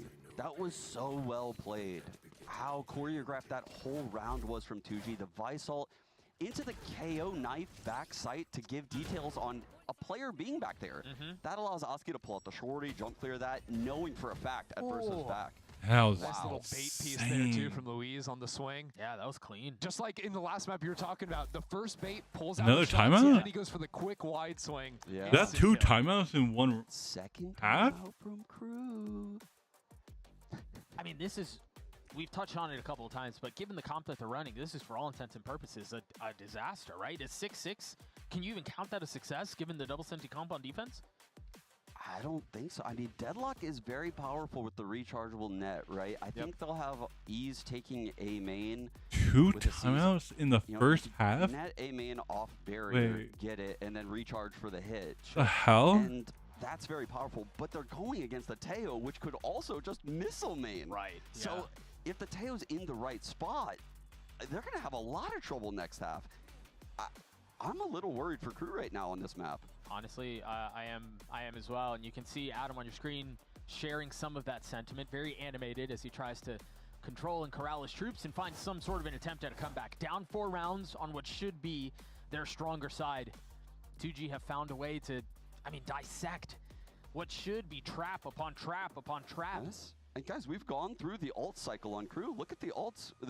2G has weathered the storm, and they're chilling. They are chilling at 6-2. We just saw a round with Omen ult and Deadlock ult. I mean, the Sova ult did win crew a round, but you only get a couple of those half. Yeah, crew might only get the Yor ult for the rest of this half, to be honest. Maybe Bazino if he can get some kills, but this has been tough, and it still feels a bit odd. Right now, Kesnet This playing is, like, solo bottom mid. really He teleports weird. out because his TP was just about Crew to run usually away. wins. Look at the timing of this drone. They in a know sense. the timing of the Yoru TP. Very well played. This cam is goaded for B. It's a foot cam for mid, so it gives you this info. And you can see right now, Kesnet playing off of that cam info on the spawn rotate, leaning A now. The wall goes up. 2, 2, 3, 1, or 2, 2, 1, basically. This is much And more similar. so to we're just rotating real quickly. Why? Crew are really leaning into this A side. Now, Kesnet can TP back to B, but he just lost the window on that. And now You by breaking bait this the- wall, 2G You bait the taking that wall. front on A, but they're always going You back to go the B. B. split here. That was a big play that we missed right there. Mazzino stepped ahead of the salvos, got the info, and Shot. now the rotate is already coming into B. There's going to be a clash on the site. Is there any utility to keep them back? You still have some. You're going to have to reckon with Askia Falls. Adverso finding a little bit of moment of respite, a pause in the smoke. Luis, and now waiting for his right time to strike. It's all onto silence now. Oh, wait. A 1v2. He's done well to get it this far, but he's going to have to scoop up the spike. So far, so good. 10 seconds. First box checked, and now they're going to flood out behind it. The Paranoia not going to connect. Time found. The swing is there. He's going to get on to 1. Try to land the shot. 6 left. Make that 4. One target to find. And the bullets Holy do shit, not that was land. so close. It was a great attempt. Honestly, the shots just weren't hitting right there for Silence, who's typically an insane mechanical player. Watched him throughout the Ascension tournament. It was Spike and Silence. Just these guys were just Damn, yo, punching if everyone. Silent And win he was that incredible one to comfortably, watch. I mean, even with the missed shots, like how quickly he's trying to like readjust and take the next fight because he trusted his aim. Yeah, you could see he had the whole thing thought out. Yeah. Right? Before the plant, he put that flash down and he knew exactly what he was going to do. There's nothing you can do. You're not laughing, you're crying right there. Yeah, that one feels bad. He feels like that one got away. damn. Still a good lead. He for should have the won attack, that, honestly, though. chat. 3 rounds for 2G. And Gobert's 1 off of his ult. Silence is close to his too. Early net sent into A main again. It feels like after the timeout, crew have fallen into this Yoru playing bot mid. A little bit of A main control shown. Although Kesnet has quickly repoed over towards A. That's a really early drone. Minute 23 on the clock. Yeah, Slightly really worried is. for crew. They're floating in the mid ground right now at A. All 3. It's a little dangerous. They What if flew back 2G into got that cooked the up last here? couple of rounds. There's been some open. Whoa. B main. Adverso's Wait. just spacing that and getting a kill. Sure, why not? I think that's the first time hell? we've seen Silence on the lurk, so big win right there. Shy And a was able to Cypher make the roll barrel as well. Yeah, he's That's gonna find so out that huge. Everyone is out towards A. A little bit of an attempt at a delay. But it's really all to their dismay. I mean, they're walled off. They can't find a way in. 2 kills found on the attack, but Melser. I'm surprised he got turned on there. Luis, once again, in 1vx situation, the need to deliver for his team, but Kevin was not cleared. Such an important What 2 are you rounds looking for at? Crew to win back-to-back there. Start getting some momentum Dang, bro. their way at the end of this half. Adverso finding some kills as well means he's going to be able to have an ultimate online for the final round, too. It's not undoable to bring it back 6-6. Oh, that's what happened. That's pretty sick teamwork right there. Shy with that high cam, Adverso swinging off of it like that. That's really cool. 2 rounds between these two. Kesnit has his ult again, and Cabrera's got his. Eats the drone mid, and there we go. That's the break I've been looking for. Great play by Kesnit, and now the round is going to be quite difficult for 2G. Well, they used their KO knife too, so until a minute on the clock is the next time you're going to have any real options to scout, and even then, not so reliable. I like that work done too to break the wall too. Doors. Wall after barrier, so they know they can do that, and there we go. Lurk through from Askia. He's so far up here. Zeno just on the other side. The timing of this is going to be really funny. He's just looking for any advantage he can get. But now position given away. Timing. He's getting a lot of info, and Askia's feeling the walls closing in. He has no shot. Bro. That's just a great reactive play there from Crew. Responding into mid, now 2G trying to speed up to A, to B. Wait, We 3 need Crew it, players like- were hit by that Vice ult. This? Well, I mean, look at the stun. There's still a trip. Like, Crew can stall back sight. And Mazzino has joined out. He was one of the 2 that did not get hit by the ult.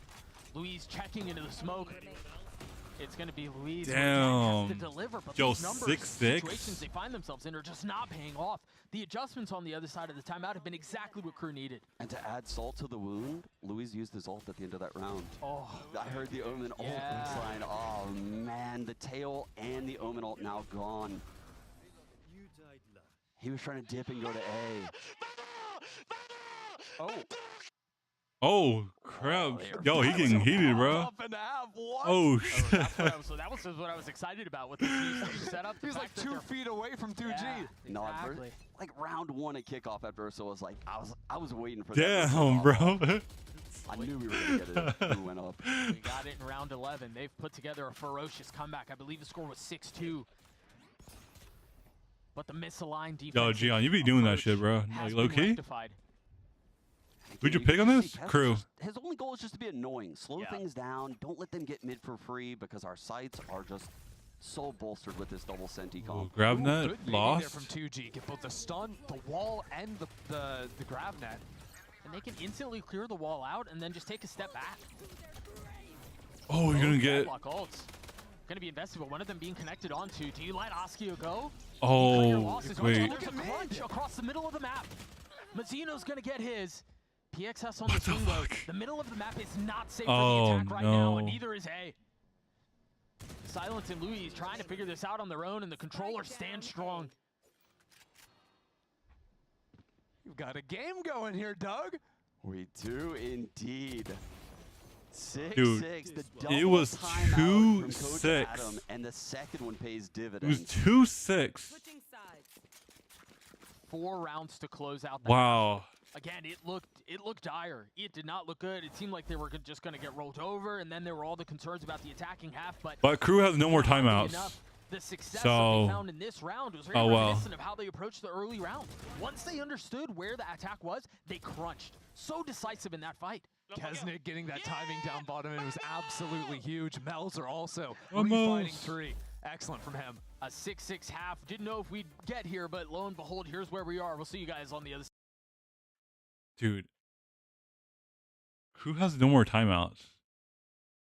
They burned their both timeouts in that first half.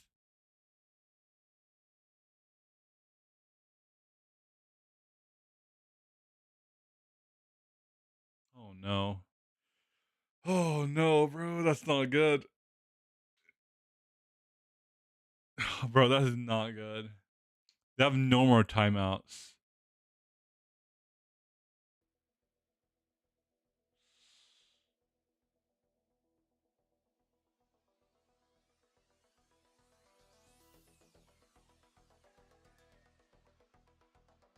Yo, I think Crew is F tier.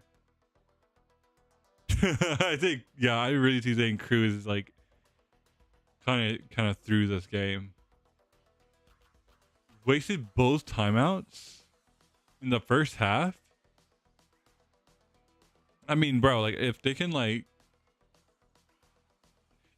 win comfortably in this defense half. No, tack side. Bro, you have to like deal with the Vice. They bait out the Vice wall because they have a Yoru. Yeah, I think Crew should be comfortable Tied here. 6-6. Crew managed to put together a ferocious comeback to keep this thing competitive, and now it's going to be 2G on the defensive side. If you are just joining us, welcome. I'm Doug. With me on the call is Sean and Ender. And fellas, there were a lot of doubts around Crew being able to pull it together, but they did. Yes, indeed. And, 2G again, they had a great start out of the gates, but Crew came alive in that second half of Icebox. They won the pistol bonus. 2G cannot allow that to happen right now. They have to get this pistol. They have to get off to a good start. Well, that knife's going to scout at least 3 players, maybe even a 4th. And that's what I was talking about earlier. This net in A main, oh, wow. They're scaling despite scanned? They're so bold in this. That's so sick. Eating up the paranoia, too. Now waiting on the other side, but Gobert finding that kill almost forces Crew to continue into A now. And given that it was a double face, you don't know if they're committing to the lurk or not, so they have to accelerate towards the side, as you mentioned. Luis, perfect timing on the swings. Oski was there to punch back, but Mazzino's now left in a 1v3. 38 HP. I don't know how he converts this. Gotta commit to getting the spike down, gonna get flushed out by the salvos. Gobert bookends the round. Man, sacrificing himself for the extra cash off the plant. You gotta respect it, because there's no way he's winning that 1v3. No, not at all. That was sick counter aggression out of 2G. They feel that A hit, they double push out of B, they find the 2v1 against Shy. Gobert's already at 4 orbs right now. He's halfway to this tail ult again. And then that 2K from Luis back Jenny. Get out, bro. Dude, this guy has won 3 pistols for them in this year. They've won 3 of the 4 pistols, and he's literally won 3 of them. Yeah, because even here on Ascend, he had like the 1v2 like double headshot collat. Triple kill flank. Man. Now, if you guys caught in the chat, Kesnet commenting on how it felt like it was forced. Like they understand, or at least Kesnet did there, that round was forced. They pushed it too much. That flash is filthy.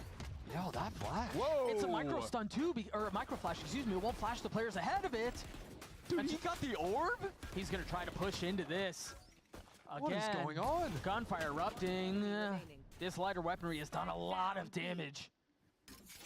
I can't believe 2G were able to hold their ground while being all netted there in B main. Like, that was insane. I mean, forced to take the fight with no real option otherwise. I was surprised the net got them, because, I mean, they were mudded up. They were ready to play in the mud. Yeah. Oh, man. Hopefully you get a replay of that. 2G able to figure it out. They carry an Outlaw, a Bulldog, and a Stinger into the next round, but what a wild round. A set play to get the B orb on the Ego. That's kind of crazy. Kind of using the enemy Cypher cage to their advantage there almost. Yeah. Allowed them to deal with the net, grab the orb, etc. But now's where I kind of want to see Crew really slow down. Alright, sorry, I didn't use the restroom. Rounds. Dude, like, what the hell happened? They won pistol? 2G's comp, and accelerating is maybe a little bit tougher with the double senti, but like, let's see if we can get this Yoru clone activated to deal with the Vi's utility, work that space into mid, get someone embedded for the lurk. There's a net that was thrown across the middle of the map, presumably to set up Kesnet on a good fight. The clone, as you mentioned, getting active, finding a little bit of value, understanding that there's an Outlaw waiting B. Kesnet feeling confident, though. All 5 players on Crew full shields right now. They're down to challenge this Outlaw. It seems like they're going to try. Oski with weapon in hand. Crosshair trained on main, but the threat's elsewhere. Thing is, right now, Crew playing. Ooh. Wow. That's snappy. That's the value of the full That shields. was absolutely A deep wall to insane. cut off any rotation coming in through main. So they've isolated Silence. He's on an island here. He's going to have to figure this one out on his own. Silence has his flash on lane. I think he's going to swing with this flash. 3-2. He's going to have to try a Verso fall. Silence has done a Wait. really good job at getting this far. 2 kills found. Time bought.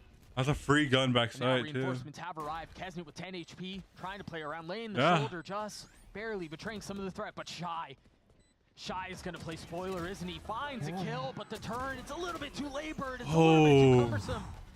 And Louise is there to save the That's a round. bonus from 2G. Steelers, 2G are just winning that round. I mean, it all goes back to Silence. That flash swing, like you were talking about, was Oh, nasty. damn. And man, that's what Vice is so strong with this hidden flash that you could just play off of.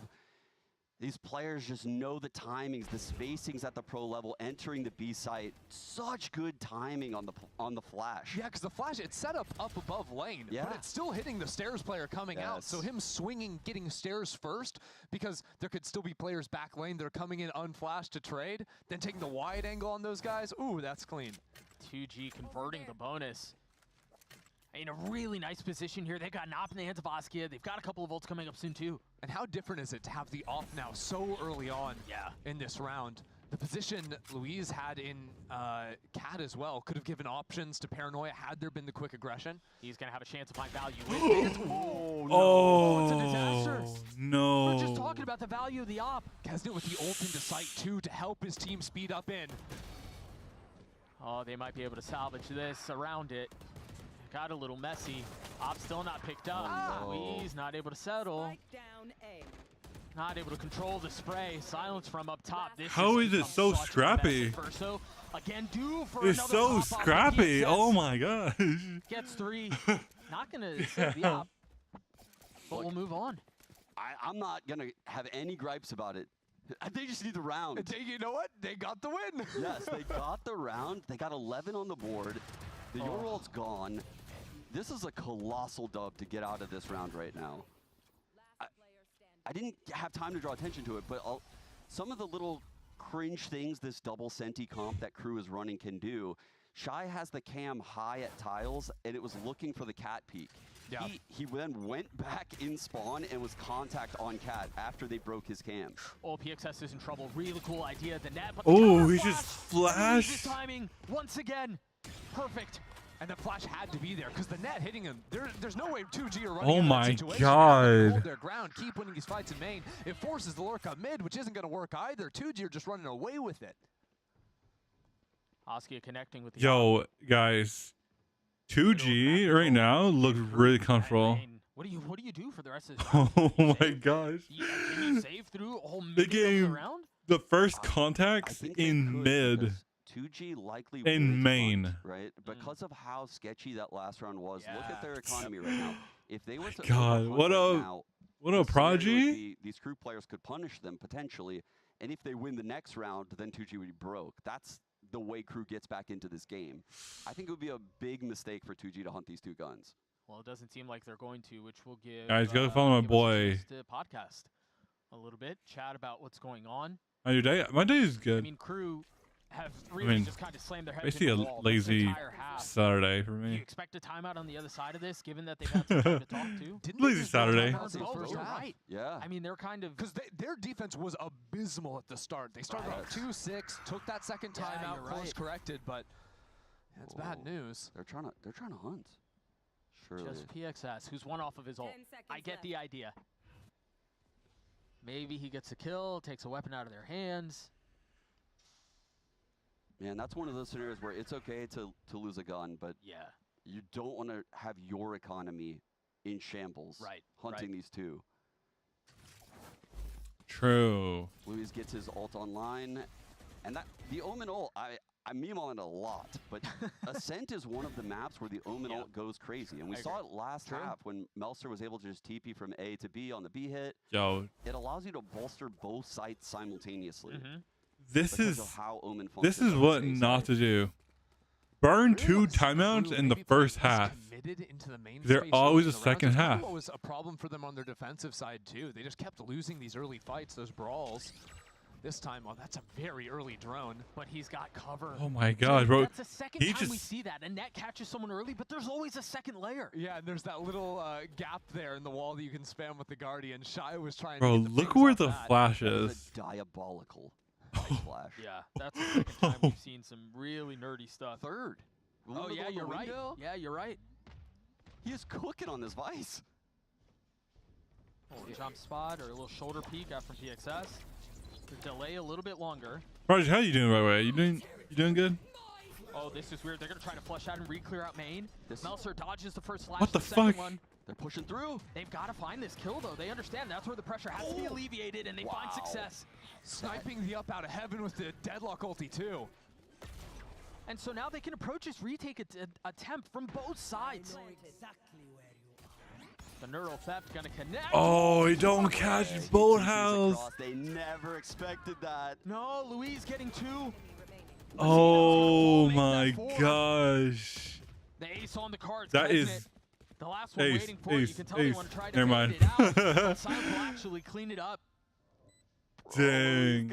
That is so unfortunate for Crew. He's just dishing him out. He's owning. What a call. He feels the cat hit coming in, right? The paranoia cuts through for Tree. And they immediately know, we got to kill the weak side of this hit or we're going to get pinched. Yep. They push all the way through. And then he comes back and TPs to Wine. Like, what is this setup? You have a Wine player. You've got a player boosted up on main, too. Like, how are you ever supposed to deal with that? I don't care what comp you're playing. You're not winning that Dude, fight he's going back to 20 Even and the call to 8. go back and fight main in the midst of all that chaos for a new team, that's hard to execute, to commit to on the fly. Yeah. Beautifully done. So well played by 2G right there. So well played. I mean, a spotless record for 2G without blemish. Early Paranoia out to try to push him off of that space, and Paranoia traded back in kind, and now they're Oh my god, yo, like, Crew don't have an answer rampage continues for the controller. to the attack. He doesn't. This just doesn't. Off the other side The of that pop flash and get a it's pickup Shy. surgical. They can do no wrong. Oh, dude, everything's Now just they can going accelerate off wrong. This into A. Mazzino's going to try to do his best to dig his heels in, but just mowed grinding out. over. Yeah, they're grinding out these trades 2v3. It is winnable for Crew here, Doug. Winnable, possible, unlikely, and that might have been the Yeah. final kill to seal the Wow, deal. dude, what a 13-6 dominant the way of 2G. map pick. Hey, you know what? We hadn't seen either of these teams play Ascent before, but 2G showing why it was their map pick. I mean, they just dismantled this double semi-comp. Damn, Yeah, and bro. we haven't seen 2G Holy play shit. a third map in like 5 series. Yeah, This 'cause is they had- uncharted It territory. was like 0-8 over the last couple of series, and Yeah. now they find themselves here. I do think they exposed the double senti comp on Ascent, which no team had been able to do up until this point. Sure, I mean, that was Yeah. just impressive. And doing it against Crew, who is right now the best team in this group. Last Yeah, week, yeah. 2G were the team that was supposed to never win a map ever with these roster changes. Like, what is going on? They have completely turned this bracket up on its own head. And they shut down Kesnet, who is one of the top players in our region right now, actually having a pop-off year. What a map from 2G to get us into Pearl. Yeah, it really felt like Crew were starting to, you know, become the team everyone thought, everyone expected they were going to be able to be, but Bro, double send comp is trash. What the hell? Can have their day. Any given Sunday type beat. We're going to throw it to a quick break. The desk will break down what they saw and get us all ready for map 3. Like, damn, bro. Like, dude, I can say this, bro. Like, double sentinels in a set is ass. Holy shit, bro! They shut down Crew so quick. They just they rush on site, get the post plant, or just the retake in general. They just dominated both defense and attack half. Oh my god, what the hell? Yo, wait. I want to see like the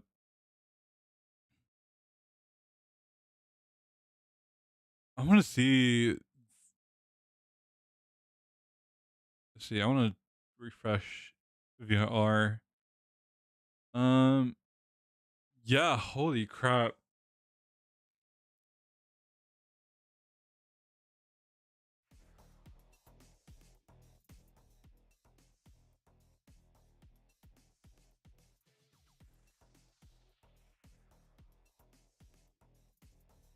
dude, talk about dominance right here.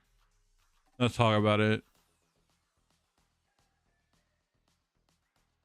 A double Sendy comp versus a double initiator comp wins every single time. I don't care. I'd rather have 2 initiators than 2 sentinels.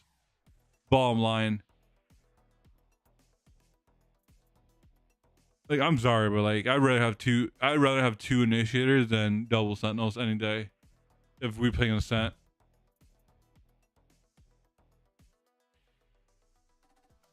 It just is what it is. Like, bro, dude, back to back 2 games that we've had at 13-6. Back to back games. Holy shit. Crazy.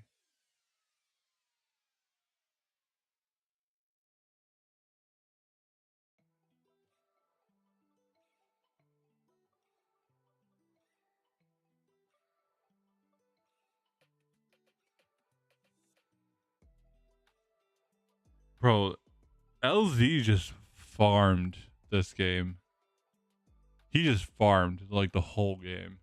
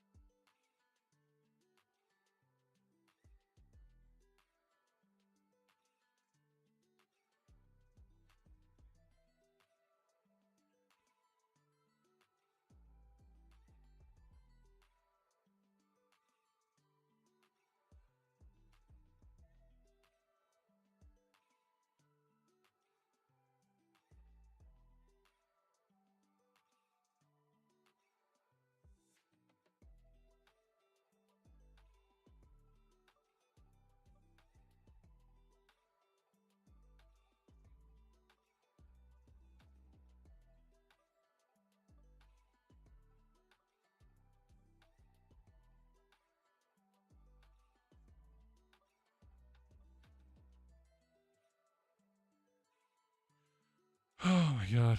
All right, next match we have Pearl.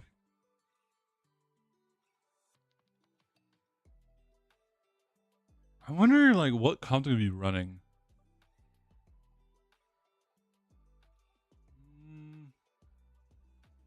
The comp should be very interesting.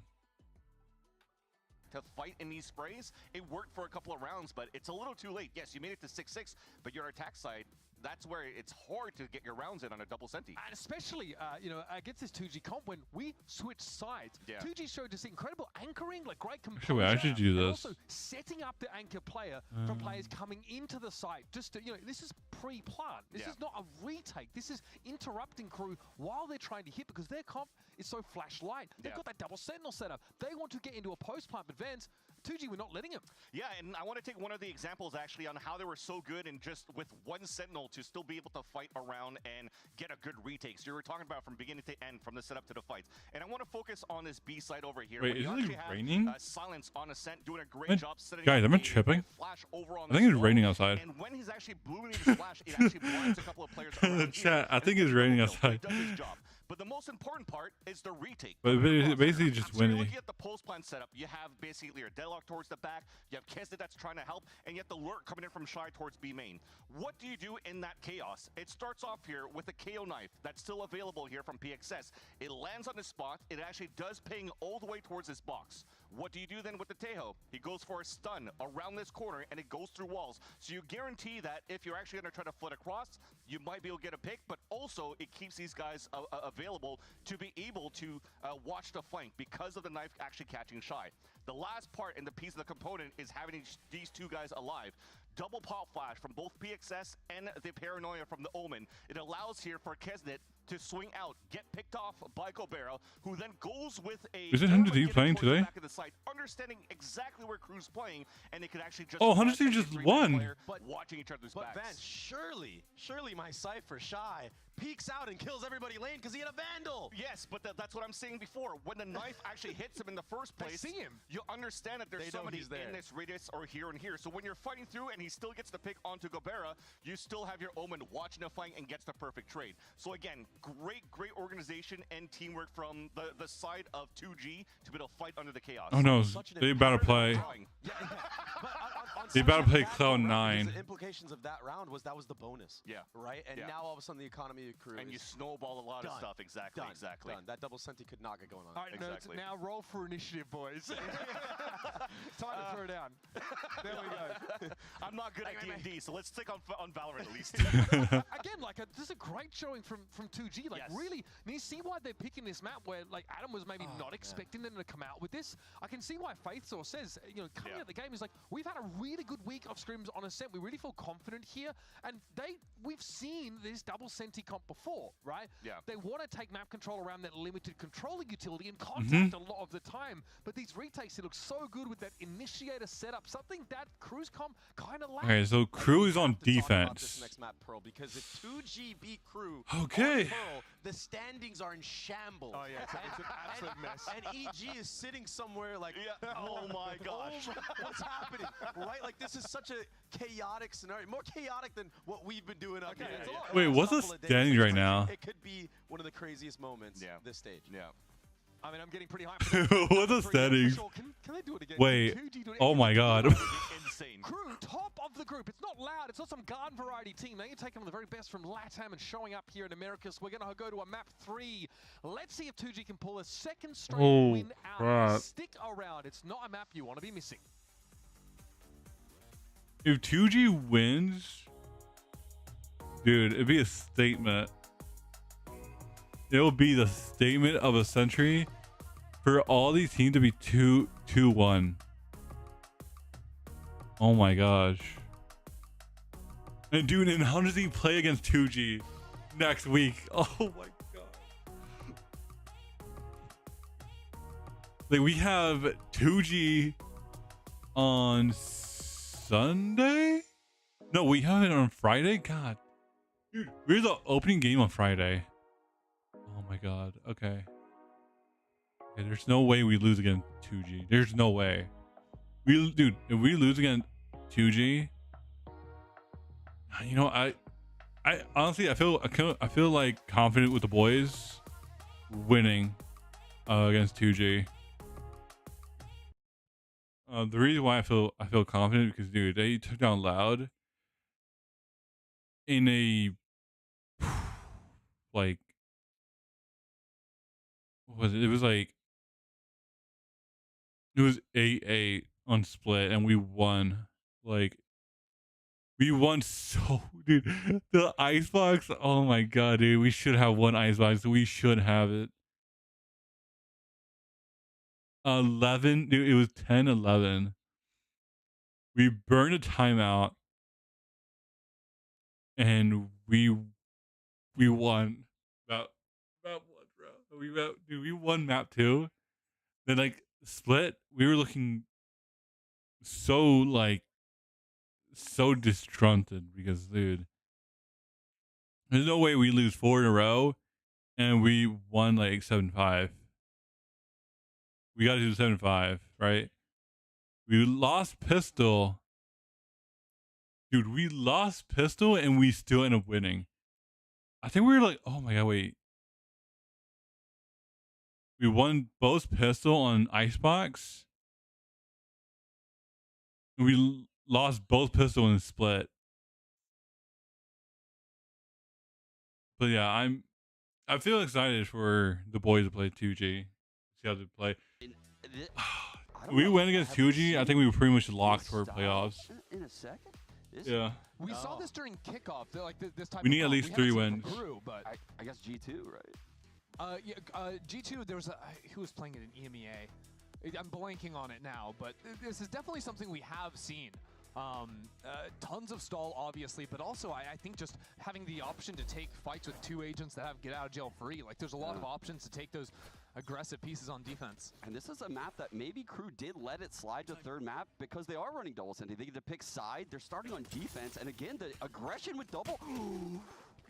Ooh, Oh. they get away. They spot the triple push. That info is huge. Now look at the minimap though. 2G have walked past this wall into mid. Mid basically belongs to them. They actually jumped over with the third player that got blown away. So coming into this B site is going to be tough, especially with Crew falling back. 3 players now ready to fight into street. They're going to Oh.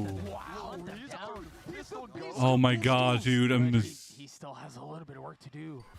He has been their saving grace in these pivotal rounds. But now they're slowing down after all of the aggression from Crew towards long. They're pitching street, Doug. Towards street. Look at Shy. Adverso's in a really tough spot. He's going to have to push. He wins that? And PXS wins that duel out. But again, it's Shy. You were mentioning the pinch coming around with Kesnit up in heaven. Shy creeping his way out, spotting one. The chamber already doing work. And Oski is left alone. 15 HP. A stiff breeze will knock him over. Oh my god, dude. The fucking chamber pick. A stiff breeze. How about a kick to the face? Oh my god. That was crazy. And it came after. That was nice. What the hell? Can we just say, like, respect to Adverso, though, after that, still finding 2 kills? Because those weren't immediate trades. He had to re-swing into the line, hold for the second guy. Really good work from him. And finally, Crew with a good start. Crew with a pistol. Yeah. And I think that it couldn't have gone any better for them. Not only was it them winning the pistol, but it was Shy getting 3 kills, getting closer to having that ult online, which you imagine is a key part of why they're running this chamber on defense. Mm-hmm. Early B pressure again here. The double salvos to take control. They're grabbing the orb. I love the cloud out smoke. Something you used to see like an Asher recall. If you cloud that smoke out enough, you can just grab the orb from inside of it. It's free orb every single round, especially when you have such good control over the map, because Crew, they have full Vise set up towards B. There was a trip in Art, and then the chamber playing in street. Alright, they spot 3. Or they spotted 2 there. Fight over one side of the map while still maintaining perfect information over the rest against any funny business through mid. That is where the funny business lies. Did you tag one? You didn't. Spots them. But the fact that they live is a dub. I mean, still though, Crew have the bot connector spot cleared away. They've got Melzer up in main. Unless he drops to the fade, I don't see a world where Crew get forced away from this A side. And now he knows that PXS is on the other side. Ooh, that's a lot of pressure on him though. He needs help. He's got a little bit of help, but Verso is close by. The TP across though is going to make things notably more difficult. Verso playing on the other side of the smoke, all of the flashes. Oh my gosh, yo, imagine. Who falls first, but Melzer now striking.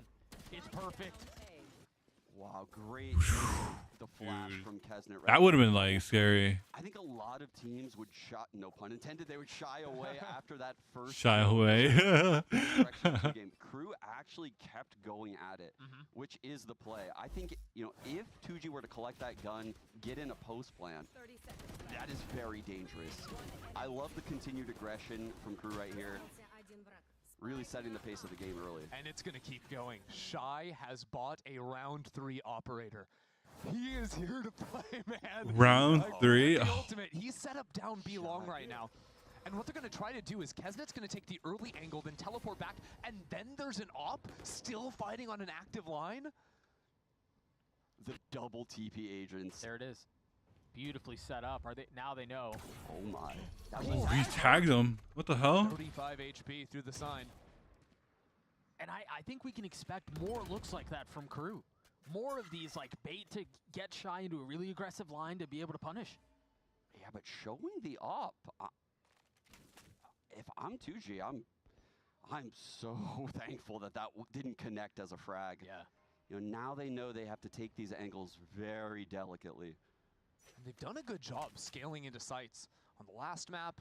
Even that last round, dealing with the player in main, they lost it, but a lot of options to play with. They are going towards the Vi side though, so part of the plan of Cruz is having that op show over there and then force them into all this util. That's not going to feel good. Slow them down. Thing is, they don't really know how much is on the other side of this threat. Prowler's going to connect onto Mazzino. Does he know? That line for at least a little bit, and now the Salvos will join. But Mazzino somehow finds the tiny. How is he still between a rock and a hard place, and is still in a position to fight back? Good shock from Adverso on the planter. Yeah, that's certainly going to help the situation. And Shy's op rings again. And if it's not that, it's Outlaw. They've got a really good shot at converting his bonus. They're going to have to get through silence. One big box left to be checked because Gobert, remember, he took so much damage at the beginning of the round, just 25 HP. Can they convert this bonus? I believe they can. Dude, they converted that bonus so well. This double Senti is now in dangerous territory, Ender.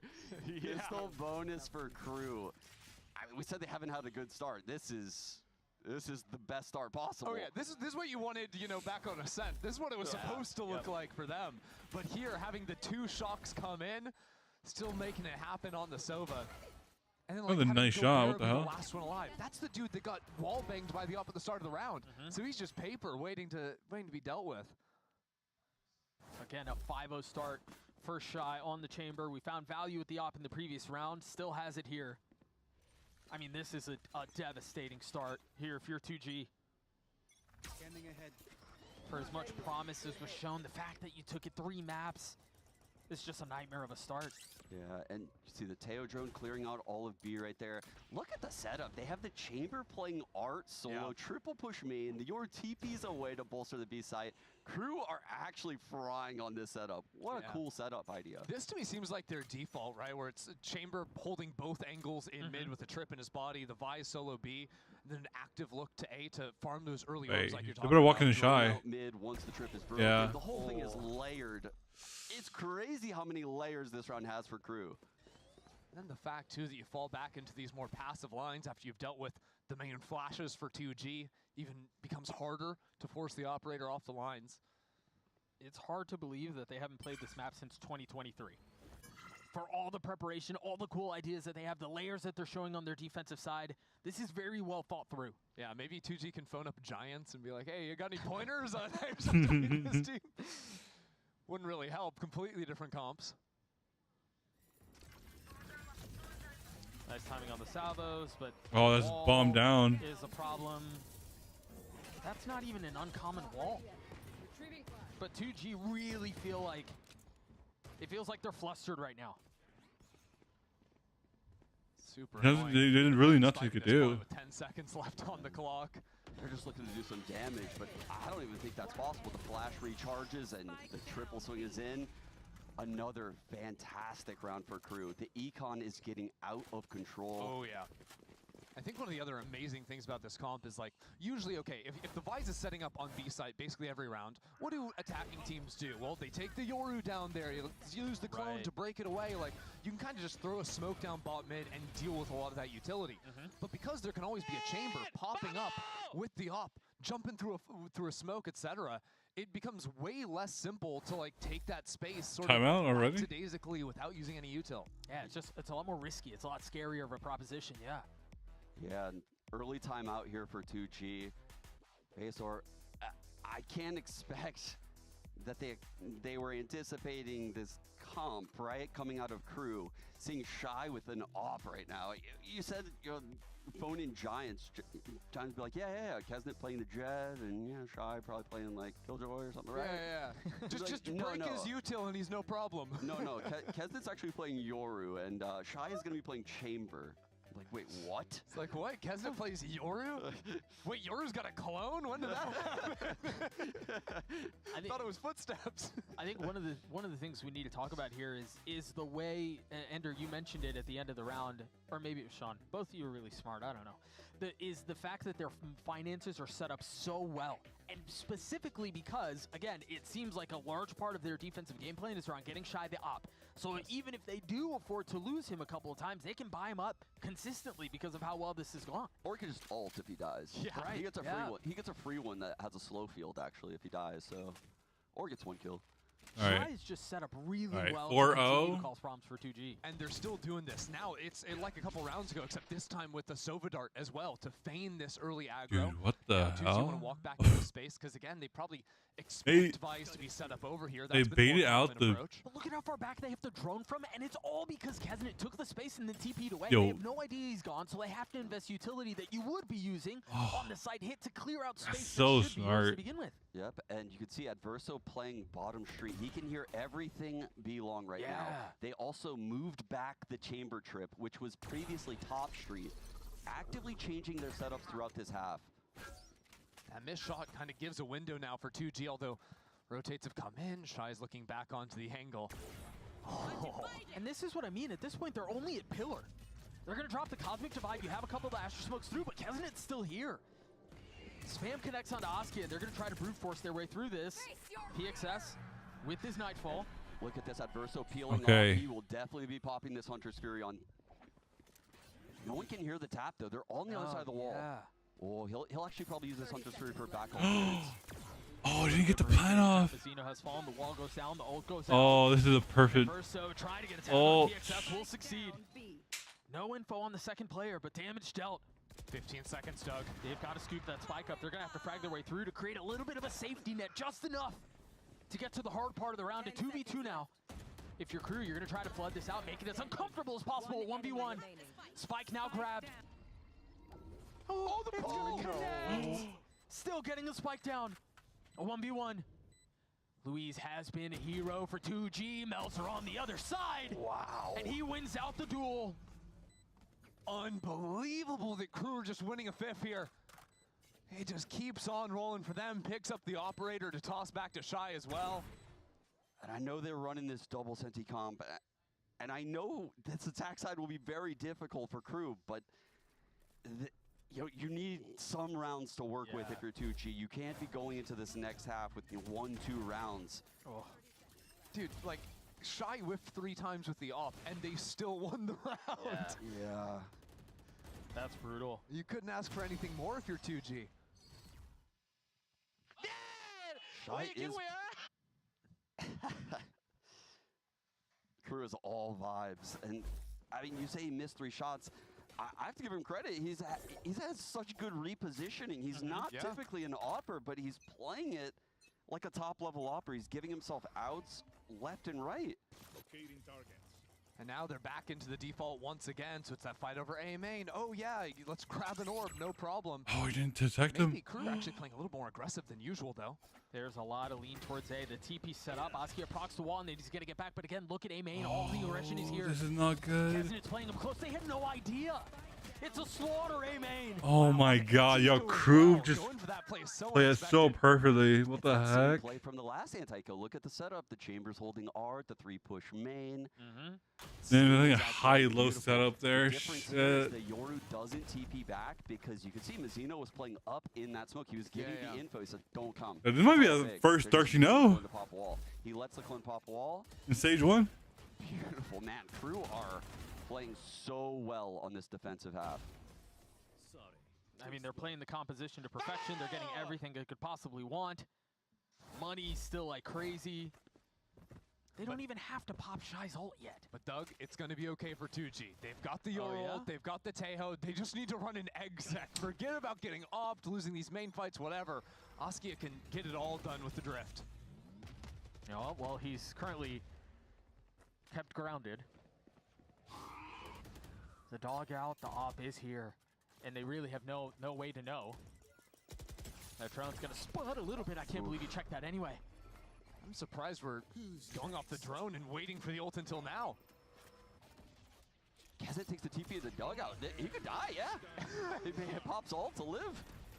Is there any help for him? Shy's here. They're all here. Adverso may have just, Askia may have just TP'd into his death. By the way, Keznet's back in main Oh my gosh. He thought he was the one being aggressive, but the reinforcements from the defense were perfectly timed. It's suffocating. Just when it seemed like they had a window, now Gobert is going to have to deal with. Bro, they can't find an answer. On the main flank. The gravity wall is going to keep the defuse at bay for a little bit longer. But you mentioned that Yoru ult, you mentioned the Teo ult. They're both gone. I am losing faith, Ender. I'm losing faith quick. It is sapping away. Now you keep coping. You say, oh, Vise is coming up. It's going to be okay, guys. But again, that's a round you just shouldn't be possible to lose. And yet, Keznet's repositioned into main. All of a sudden, there's just way too much pressure going around on him. Oh. Yeah, I think Crew are feeling this game right now. Second timeout is going to come out. On round 8? Yeah. This will be the last time these boys get to talk to their coach. I mean, Just after the game, they get Just like me, I think they're going to be losing faith after this round. Faisal, the coach. I mean, I don't know. No more Faisal. Oh, man. Bro, I don't know how they get back into it.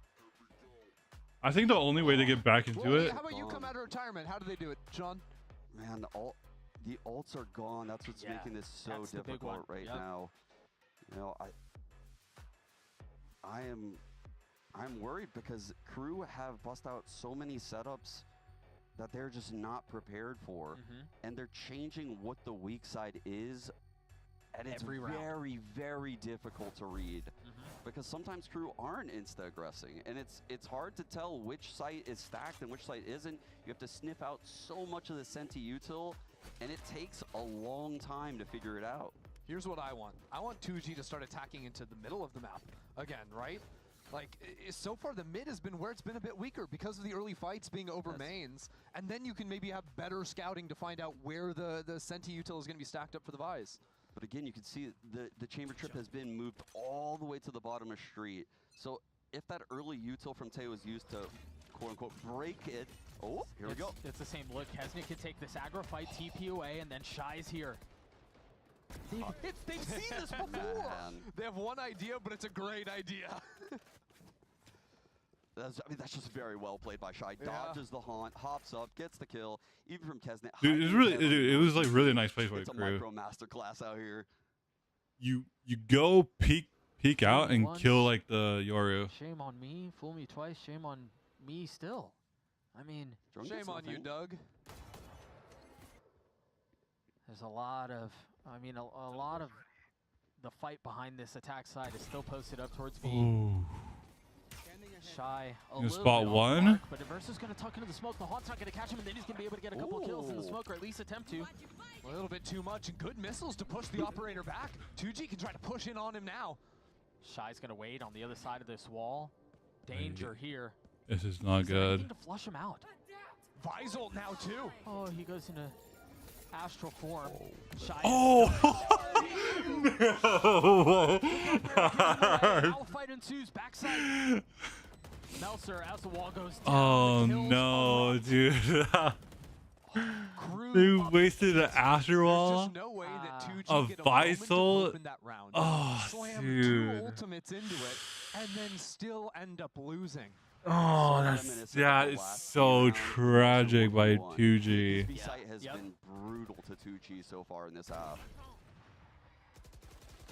And with that, we're chilling at 8-0. 2G don't need many rounds, but they need most of the remaining 4. Yeah. Damn, bro. I don't know if 2G gonna have an answer to this. We've been seeing so to much any of their. but we're quickly reminded of how powerful some of the other doubles are. The double controller on Icebox from Crew, and now we get the double Senti. Well, 2G, they're going to move back into B. This time blasting backside to try and scale forward. I think they're going to try and grab that last orb for PXS as well to use the Nightfall to scale up into the site. But still have to deal with the Vise Wall before managing that. And by the time that's down, there's going to be a Yoru. There's going to be a chamber already rotated in. Shy has so much mid info right now. Surely they don't get cut off by this wall. They've seen it in this position before. They're not even falling behind it. One TP across. And it's sectioned off one person. And that's a person with the spike. If this fight goes well, if this fight goes poorly, it's again going to be heart rate for 2G. Dumazino, bro. There's no shot. In a position where they can easily scoop it up. And the spike down too. Oh my gosh. No, that's tragic. All of the stars aligning. Dude, there's no way. Even when he's going in the last second of the smoke to grab the spike, he's getting spammed. He's getting shock darted. Spike is still down. This is, honestly, this is what I expected on Icebox. This is what I expected on Ascent. Tarek is watch harding Sliggy. This is the crew that looks like they're going to be. I think pretty much all the partner streamers. Yeah. I think this or co-streaming this game. Absolutely at the top of our. You don't need permission.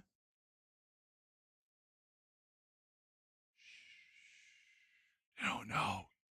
They don't know, chat. They don't know. They lacked innovation. now when I watch them, they're I'm- busting out all these new agents. Like, to be fair, I'm basically reacting.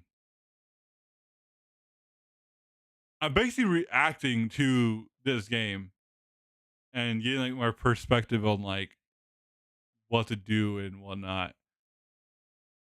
I believe Valorant is the only one that don't care about it.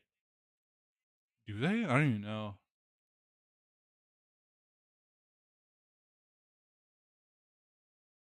Wait, is it allowed? If so, I'll just do it. I mean, bro, they don't want to say nothing, honestly. Dude, I'm streaming on YouTube and Twitch. Honestly, bro, I'm basically reacting to this game. So I say do it. Like it's like for a reactive type of content, honestly. But yeah, dude, like Crew is smashing 2G right now. This is like devastating. Alone here at main. Easy dodge. But they don't have the guns, man. He gets out. And there's no threat of a split because you got Shy plating apart. Yeah, he's switched up his fly every round. He's got all mid info again. This might be a 13-0. If it is, then it'll be a first 13-0 of like stage 1. Oh my gosh. Then a solo ult going off too. Gobert grabs a weapon, stays alive.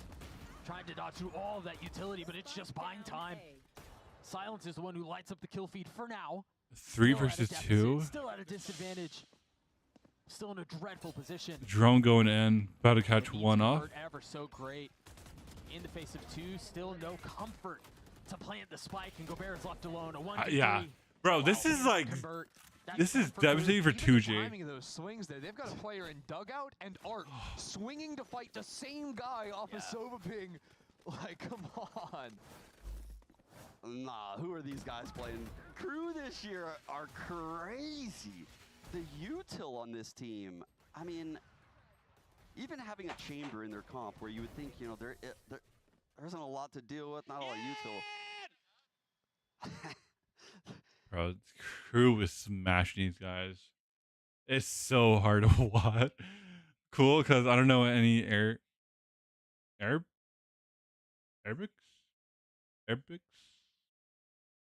who react to pro games much. On do it. I mean, honestly, like it's good to like change things up. Cause me, I just play video games. You know, I play Valorant, play League of Legends, and you know, it's good to like switch, you know, things up from time to time than just doing gameplay. I'm a reactive streamer. Zeno not too far off, but I'm a reactive streamer now. Yeah, chat. To deal with. I don't think Crew or 2G have run into that wall. They've seen the Vise util and Art before, but maybe only the one time. Finally trying to play these slower rounds, but they're set up for that ace split. That's not going to look good for them, I don't think. No, and they know it's not safe because as soon as they tried putting that flash up, it got cleared. So they know A main is not there. Oh, okay. Let me look at it real quick. And the ult didn't. I don't think the ult tagged anyone. So they're going to be full guns on this retake attempt. Utility dumped into dugout. Haunt's not connecting with anyone either. And they're going to try to fight into main on the other side of it. Mazino's there. Mazino. 2 kills found. Then a Visal going off 2. Who can't fight back. And that's a Visal that's going to hit some people. Oh, dude, this is so devastating for 2G. And they get to defuse also. Take main, it's too easy. Yeah, well played by Mazino, getting that crossfire. He's smiling, he's laughing. It's like, let me show you how to use this Visal. I'll show you how to get people with it. Dude, 13-0. 13-0. The reposition there. Dude, and again, the fact that the Visal was, or the Vice Flash, excuse me, was cleared main should have been a massive alert that they cannot commit to that A split. What's crazy is we've never seen 2G and VCT play a map 3. No. Oh, I remember that game. But it's Jinx now. That's early. Wait, though. EG won champs that year, though. Wait, hold on. Wait a sec. Is this the 2G winning Wait, champs 2G also have G in their name. Wait a second. Hold up. You guys are full tinfoil hat here. I don't know that I can follow. I found that copium thing that, who was it? Wyatt was... Oh, Wyatt was going deep on the cope. Wyatt hooked it up. One of us needs to be the voice of reason. They've gotten up street. Like, please fight us. Please. Please don't make us go into the setup. But again, they're going to go into this like B hit without control over main. Shy is still going to be down long with the op. Well out of range of his TP, but the fight against Gobert is going to be a massive one. Meanwhile, Askia continues to struggle. He's out of the stun? Wait, what? Come on! All the pressure alleviated. Kesnick getting another one backside, ultimately traded out, but just when you think there's a little room to breathe. It feels like Crew has like 8 players. It does feel that way. It feels like they have 8 players, and it feels like they're playing on one side. Like, the map feels so small right now if you're Dude, 2G. they're getting fucking rocked. Oh my gosh, sign up for the... Damn it. We were saying that 2G hadn't played a map 3 all year, and I still don't think they have. Oh, I gotta sign up to the thing. Okay. Jesus. Does it count? I don't know. I mean, he makes a compelling argument. I don't know that I can really argue with that. A flawless. My God, bro, this is a 13-0. Domination that we haven't seen in a really long time. The double Senzi comp has just made it for a miserable day for 2G. Yeah, it just really sucked the air out of the room. I mean, 2G are just cooked right now. They're Chances so of winning, cooked. Tiny. But wait, Louise has been really good on pistols. On pistol rounds. And they need a pistol. Okay, cook, Doug, cook. And so maybe, Bring me back in. Maybe they win the pistol. Okay. And then they win 12 rounds in a row. Uh-huh. Okay. And then we go to OT. Cook. Okay. And then we go to a break. So I stop lying to you guys. We'll see you guys shortly. Oh my God, that's so funny.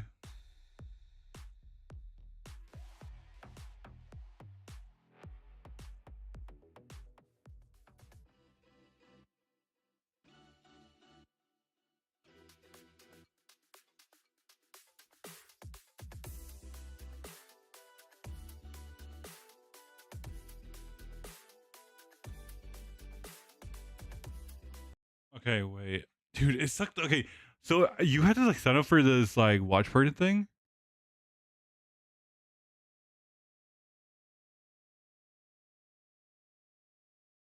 Okay.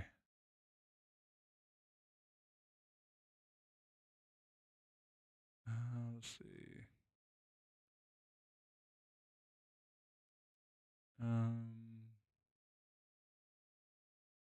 Okay, submit. I didn't know. I didn't know, guys. I didn't know I was like supposed to like, you know, do this. Okay, well, okay, I submitted my thing. And hopefully they can accept me.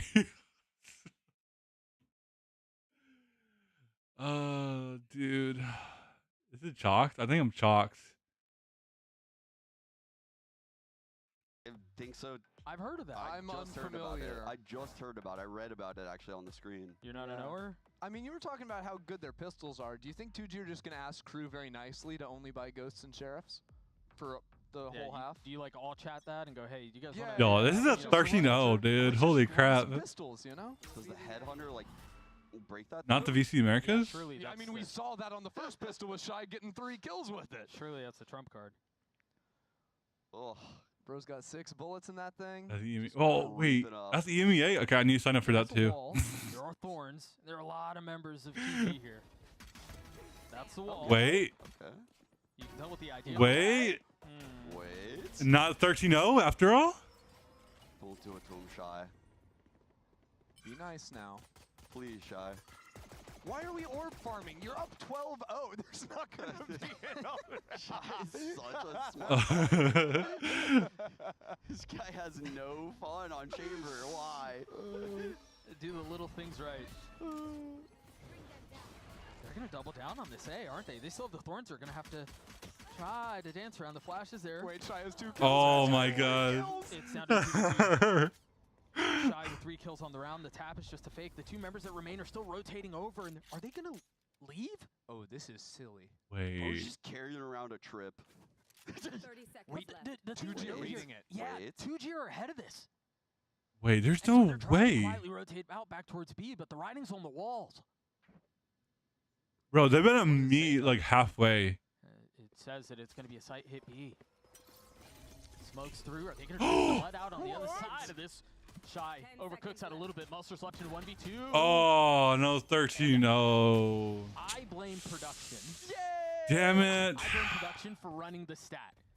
It jinxed it. I blame you guys for talking about it. No, I had no part in this. I had no part in I this. don't, look, I didn't want to see it. What I do want to see, though, is Shy having Chamber ult second round right now and closing it out. He's got a farm. He was getting. Where is he at right now? He's got like a lot. 2 orbs off or something? 3 orbs off? 3 orbs off. I really wanted 13-0. No, he's gonna. He was considering getting an outlaw dished over to him. He's changed his mind. That'd be a silly way to close the map, wouldn't it? Please get 2 headhunter kills and grab an orb. It would be so funny. Please.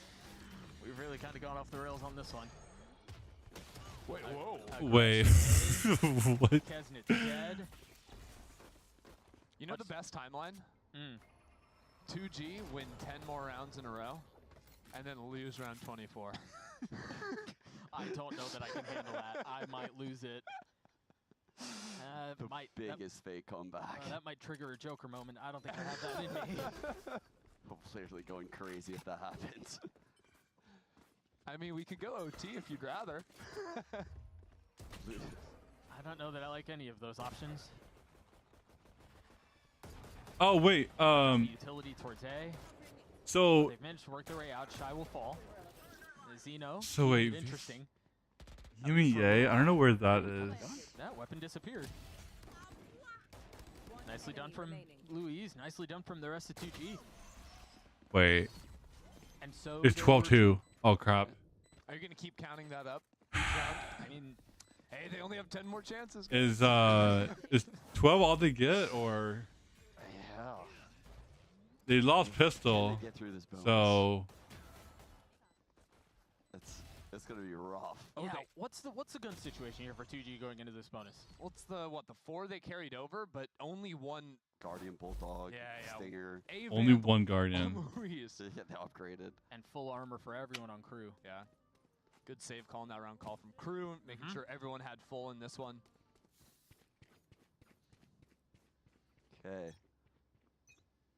That Astrostar over at B long. A little bit here. Silence spamming into the smokes, not connecting yet. Boy, Kesnit is cruising. Yeah, he is running it down. Gee, what? Oh, I don't think 2G had their guns pulled out in time to try and spam that after a few shots. Bro made deadlock. It looked like a deadlock wall, like pre-play. It's like, what? That was a sage wall. What just happened? And so now that wall's off the board, you have to invest a little bit more of your 2G as far as personnel goes towards protecting that site. They're actually saying, screw that. leave Luis over on his own. That drone gonna tag Adverso. It is cleared out, so you know there's at least something there. Drone coming A main right now. The pinch coming in art. Silence is rotating back B. Ooh, got the tag. Oh, that high angle dealt with by Gobert is nice. And there's a couple players doubled up towards dugout.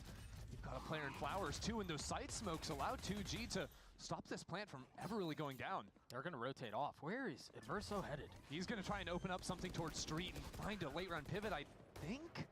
Maybe not. There's not much Bro, time there's to no work way with. they can't end this. Try to flip the map. You've got to do it here soon. Time's of the essence. But they're deciding to double down. Full investment towards A. No real option to do otherwise. The flash out, Melser trying to commit to getting a spike down will succeed. As the stuns now erupt, this might just be it. The Wait. Luis and Askia Wait, is this it? to try to continue the impossible, try to prolong this map. But they might just be one miracle too short. Wait. Pushing forward, getting the best. What's going on? What? That's perfectly indicative of how this has gone. 1v1? Melser with 20 HP. Askia has struggled. 4 and 12, a tap of the spike. The gravity will through, but the spam. Oh. He's going to get the defuse, and yeah, he's got it. We're going to play another. We keep going. Another buy too. Right now. When do I buy in? When do I buy I can try to find it. Literally the 100 Thieves I could try to War, find like, it. Bring me along, guys. Me personally, I'm not buying in.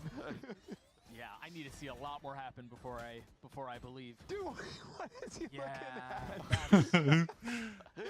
He's doing 360s out there. Not a care in the world.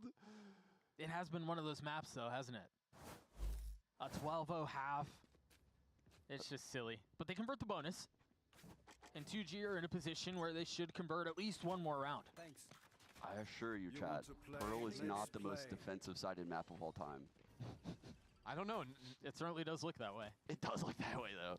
Crew haven't won an attacking round since 2023 on this map. Is this the first time we see the Shy Op? Or the Shy ult, excuse me. We call that the shop, actually. Yeah. The Shult? The shop. Shy up. The Shy ult. Okay. Ooh. Well, we're not Not going to see very it yes anymore. and of you, Doug. We're going to work on that for tomorrow. Not going to see it anymore for this round. Lean towards B into all of this utility. You've got the Vice util. Oh, the You've got thorns Astra cannot be Stars. popped. Yeah, you're right. Oh, dear. On an eco, surely not on an eco, right? Wait, I kind of like how Luis is playing this, though.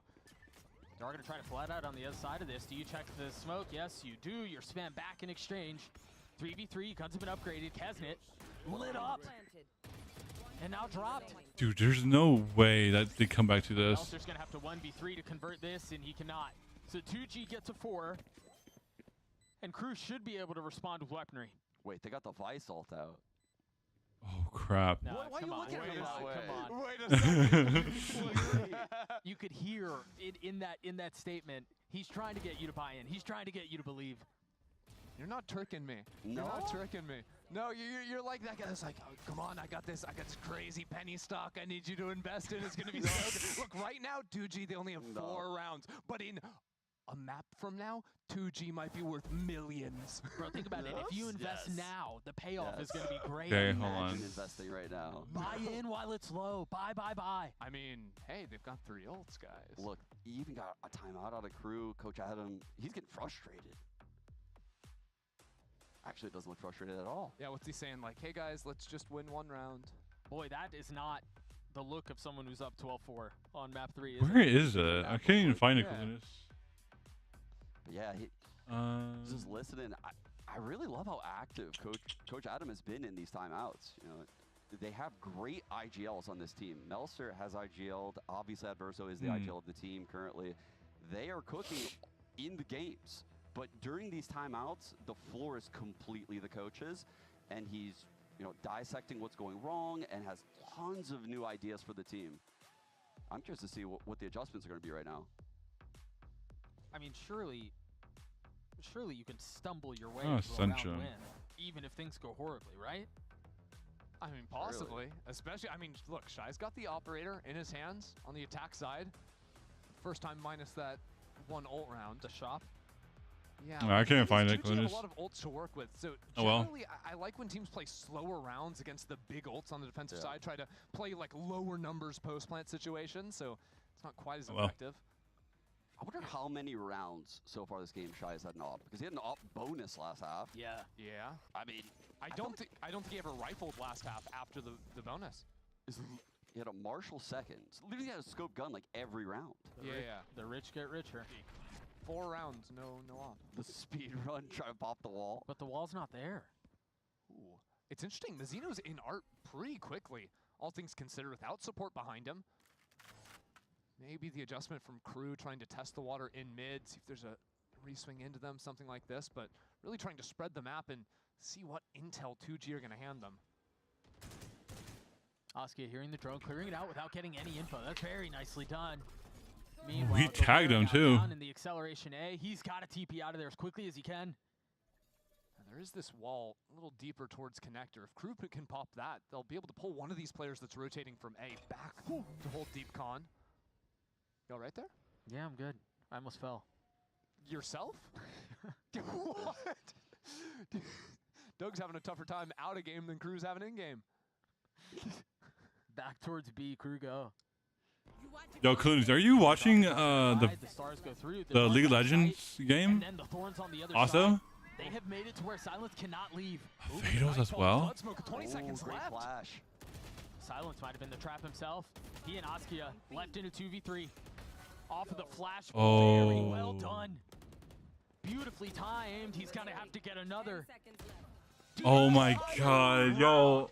Silence I does can't do nothing.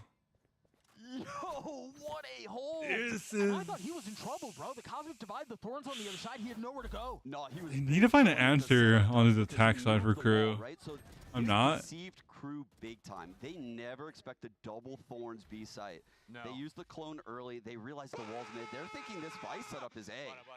The double Thorns are popped, and Holy he is shit. just holding it down. Dude, look The at support from his teammates insane there too, right? You have the 12-1. You've No, got, it was Jets trying to 12-0. swing through the smoke with That was flashes from Askia 12-5. on the rotation. It's all there. That was actually sick. What a read from 2G out of the timeout from Crew. Yeah, they had his back. playing high-low here. Still a lot of work to do. Holy This isn't shit. over. Wait, how long has it been since Crew's won an attack round? It's been 2 years, man. Oh. Actually, a year and a half because it was champs. But yeah, so don't get bogged down in the details. Oh. 2G get to 6. Okay. They've got a couple of ults. Silence has his ult. Gobera has his ult.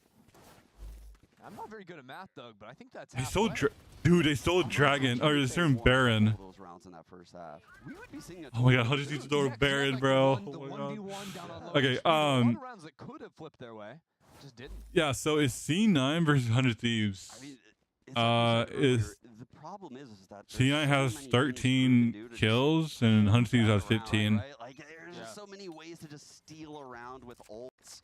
Talk about it though. Kesnit's got the Dimensional Drift and a Bucky in hand. If there's ever a way to steal away around, it's to teleport right behind someone and shoot About them to in get the head with a shotgun. Dragon here Oh, yeah. for C9.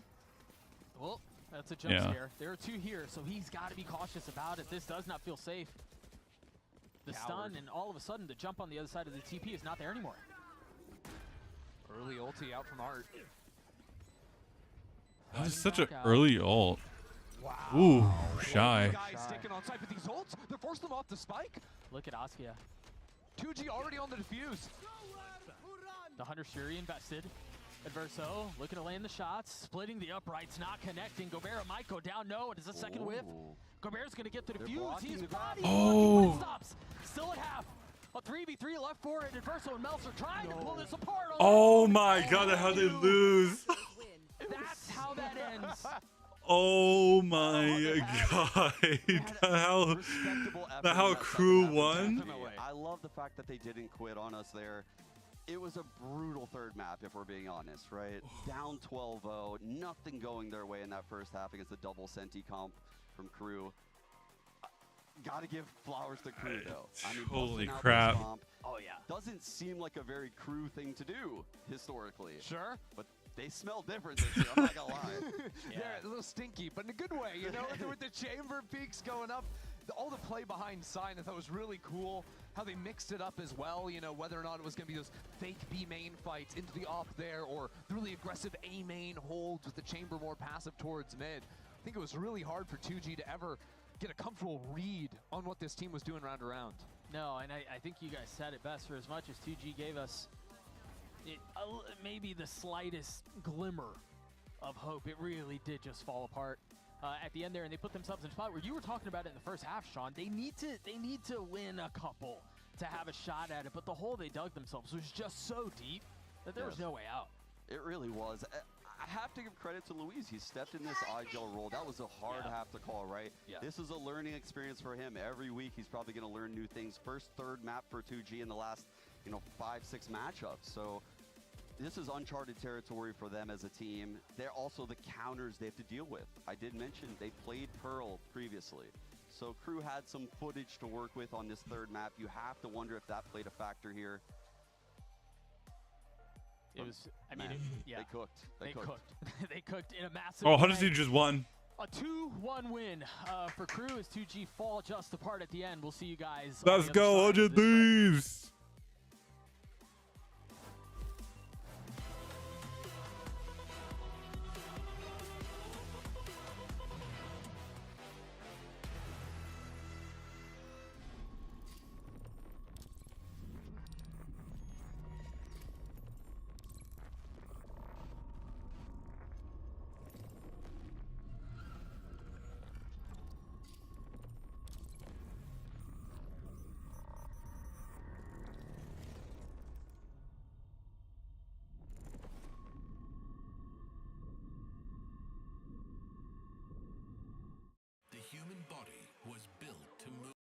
Okay.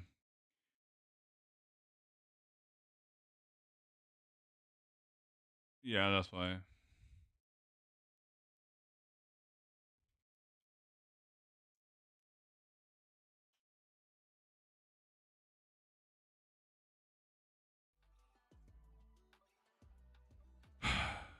Dude, that's like insane, bro. So insane. Let's see the stats. All right, now crew. Now Visa crew. Yeah, Visa crew is now playoff locked. I think. And they have 3 wins, so now they have playoff potential.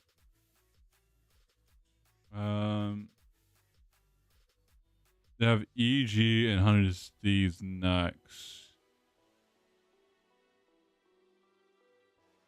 Wait. Yeah, we play against 2G. The next week they play against EG, which I really want to see EG in playoffs. I low-key want to see EG in playoffs. I hope they do win against Crew. This Sunday? Yeah, that's Sunday. Yeah, so like if Crew lose to EG, which dude, I really want to see EG in playoffs. Ah, dude. It's just something about like I want to see EG. So I hope they can defeat Crew. But we need 100 Thieves need to get a 2-0 off 2G to like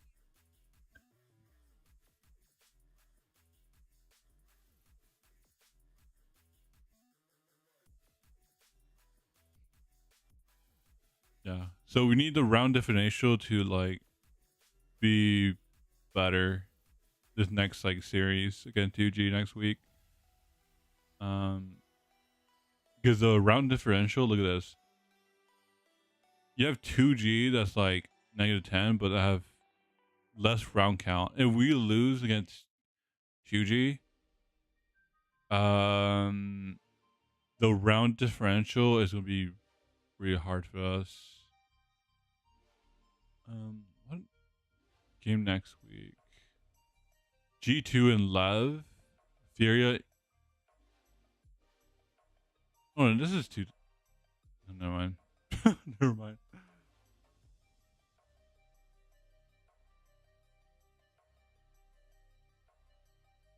Yeah, G2 Furia.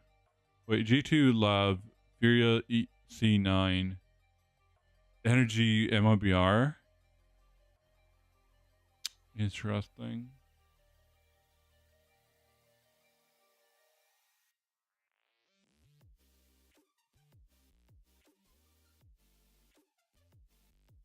I could see the world where Loud win against Sen.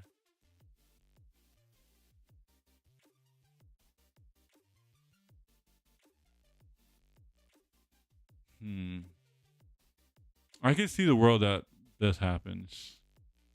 Like Loud win against Sentinels.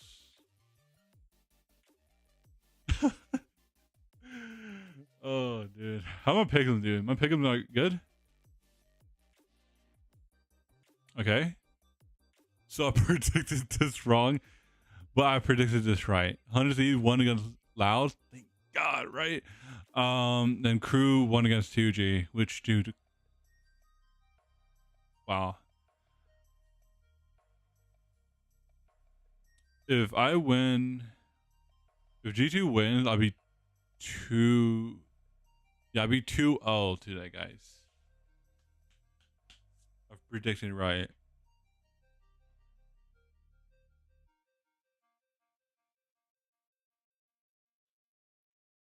Que no rompen cosas, más que nada como reaccionar más rápido. To play together more and be able to react a lot faster to the things that the other team is doing. The next thing I want to ask you is in terms of the Pearl. We get to the Pearl. We're thinking it's going to be a 13-0. We're like, oh, okay, we're ready to go. And I'm sitting out there, G2 and NRG, and then 2G keep getting round after round. Talk to me, what happened in that game? Digo, yo creo que en ese ataque los de 2G estaban sacando buenas rondas. Obviamente son buenos jugadores, no se les puede subestimar. Estaban sacando buenas rondas y nosotros estábamos sabiendo que hacíamos las cosas bien hasta el punto final, que es donde fallamos, pero lo terminamos cerrando, así que bien. For 2G, I feel like they were playing good rounds, and you cannot underestimate them. They are really good players, but it just came until the very end, the last few details on those rounds that we just couldn't maybe close out, but we closed it out at the end, so it's fine. You did, and you won. Congratulations, Mazzino. I'd say, can NRG and G2 clap for Mazzino? They're not. Nah, they don't like me. They don't like me. It's okay. But we're gonna have a next game, and that is NRG versus G2. Playing versus old teammates is always fun. You see little tendencies and obviously some new things that they've picked up on, maybe on their new teams. I'm ready to play Yoru against him because I think I can Yoru different. I'm kind of excited to see his Yoru. Yo, Aura. All of a sudden, you see players running away from B. They think they're rotators here. Now, pushing into it. The flash going to connect. Rafa falls. He taught me like the beginning of the ropes of Yoru, but now I'm applying whatever he taught me before without him knowing that he taught me. Jaw is just, he's very loose. I think that team has enabled him also to be, you know, just himself, and he just plays how you think Jaw would. So Jorgum is able to find the shot, and Trent's happy to play it with the Sheriff. Berno and Artisan get their hands dirty though. This is getting ugly for Jorg's fan. Yet another one of the shorty who put Shenum to bed. Let's see who's the best Yoru, Ethan. Dude, are we gonna get like a Pearl? Welcome back to VCT Americas, and our second match Pearl first on map. this Saturday is going to be G2 versus NRG. I'm Uber, here in the lounge with, unfortunately, Baby Bay and Vansili, and special guest Adverso. Welcome to the show, man. Let's go, man. We got the claps from Mazzino, right? Yeah, exactly. We got the claps for the whole crew. Yeah. Where's my 13-0? What happened to that dream? Dang. Dude. Wait, what pressure was there? You're winning 12-0. Because you want to win. Okay, I see. No, it was a pretty good game that you guys had, actually. And I actually wanted to ask you, like, what was the game plan going into that third map? Because we haven't really seen what 2G could really bring here. Well, we never play Your Pearl. cup either, yeah. Yeah, we never play Pearl on VCT America, so we train a lot to improve the game. But I think we played double Sentinel, is so strong in defense, so we got a lot of rounds there. Awesome. What was the inspiration to put Shy on Chamber? Because it's been a while, man. Like he likes a lot. I think Chamber is a really good pick now. So Chai, he wants to play up. So we don't have a comp on Pearl, and we put 2 Sentinels, and what's good. So Hey, looks really, really good. I mean, you got off to such a great lead. I mean, coming up, we've got a bit of a classic IGL battle, something you know all too much about. Evanes and Valen will face off once again, and last time the Young Jedi had the high ground. Yeah, I mean, Valen's obviously looks pretty insane here, and, you know, we're still waiting to see a little bit of what has been cooked up here by this NRG team, baby. So, as an IGL, who do you think is going to have the upper edge here? The new guy on the block, or you know, the tried and true, the old man? The old dog. The old dog. I think to have more impact, you know, in the game. Valen has really good calls, so I think it depends individually. So that's it. And can you hear, of course, yeah, I don't think I overlooked this NRG social team, but their little G second there. Okay, I mean, look, talk a big game, that's all well and good, but I think as far as the standings are concerned, they're a little off pace in terms of what this G2 team are setting up. Let's hear what Valen had to say to Elizabeth ahead of today's matchup. Now, Valen, in your post-match interview last week, you said, you know, you're looking forward to playing Finesse, but you know how it ends. I need you to be specific, use your words, tell me how it's going to go and exactly how it's going to end. To the T, Valen. I woke up feeling pretty confident today, so the words are, I got the best players in the world on my team, so it's going to be easy 2-0. Yo, Aura.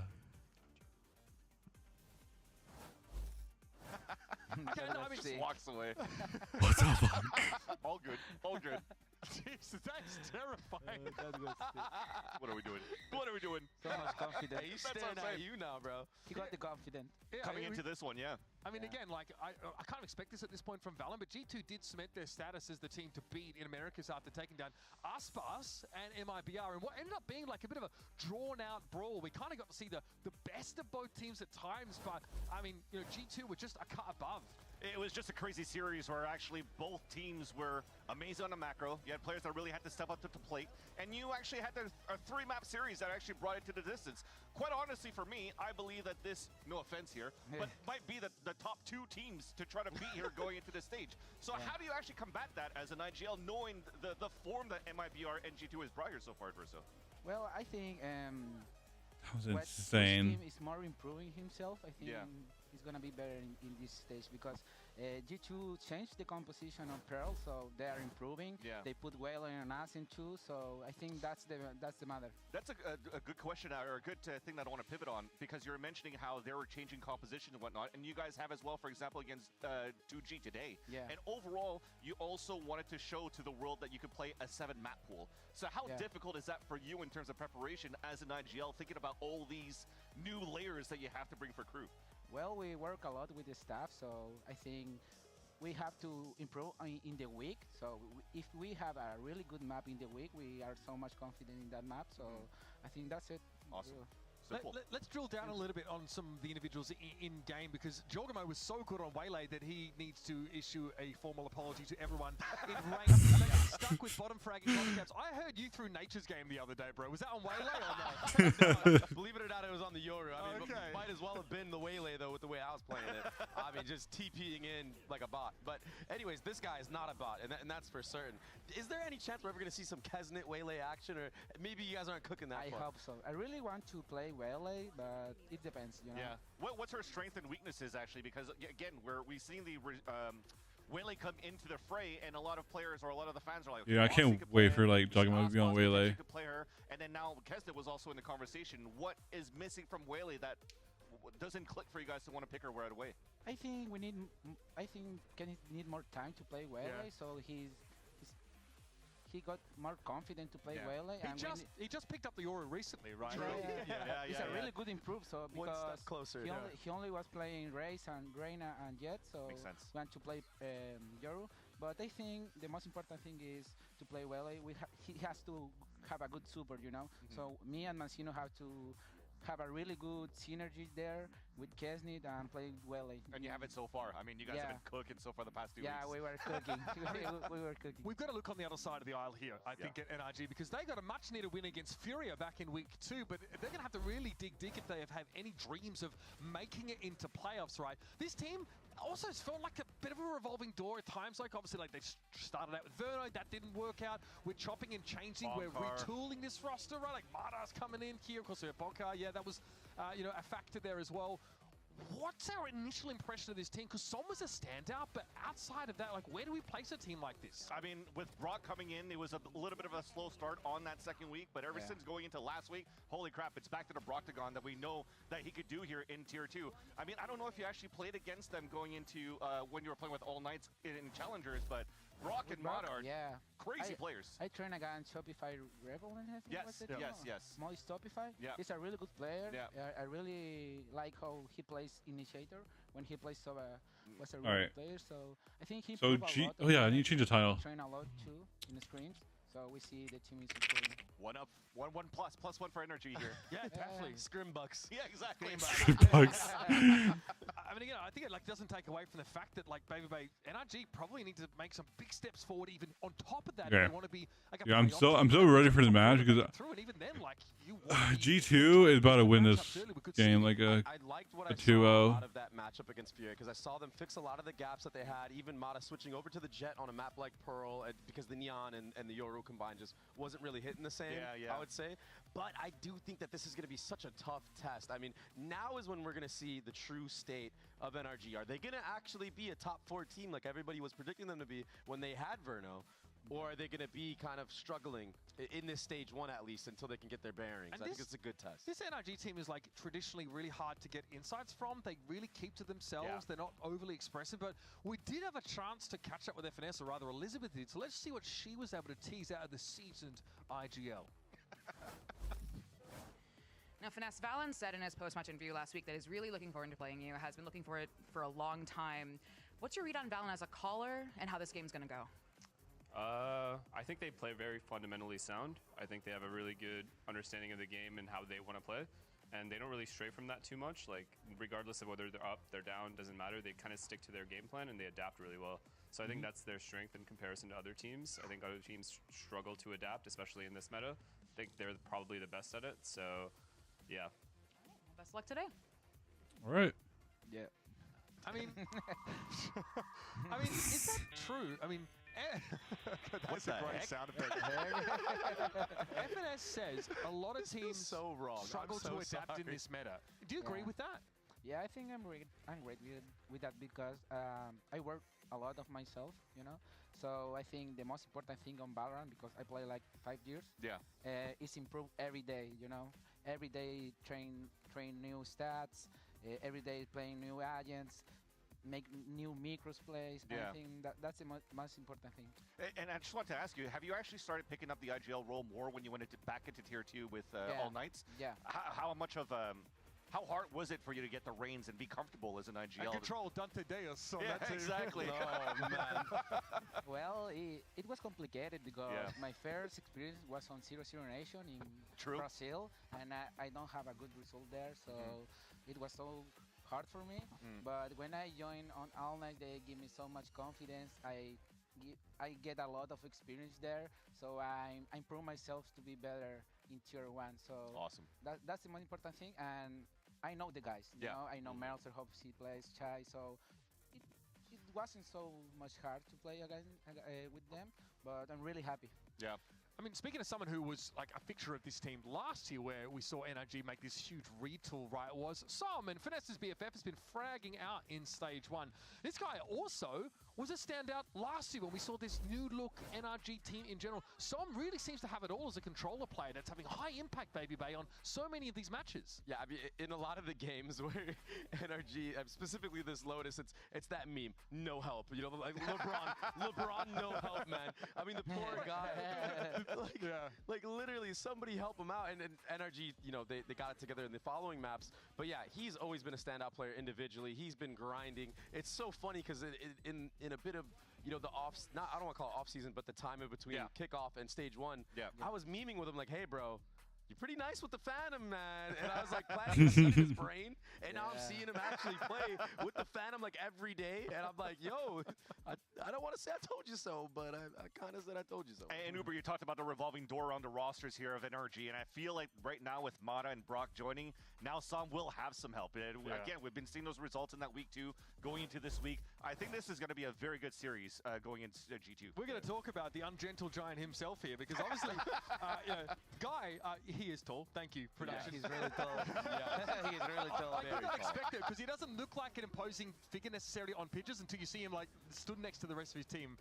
But again, this guy obviously did have the time and challenges, like on MXS, like he was able to show up on many of these teams, gets his shot here, and another player who debuts rather seamlessly on a team that really needs a big boost in firepower, and it feels like it was just what they needed. Yeah, and Jaw was saying, hey, he likes to play against Ethan because he thinks he could out-Euro Ethan, but now he's got to deal with Ethan and this guy right here, who has said right after Challenger is that he was the best duelist that we currently... Bro.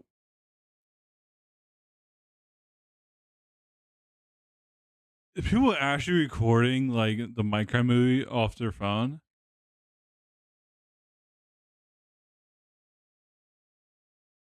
what the fuck?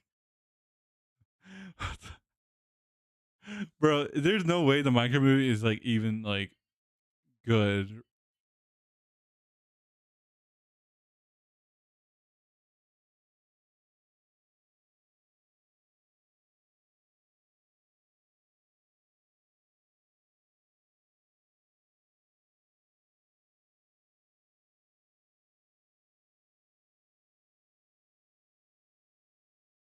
Emulate in order to make sure he doesn't get going. Yeah.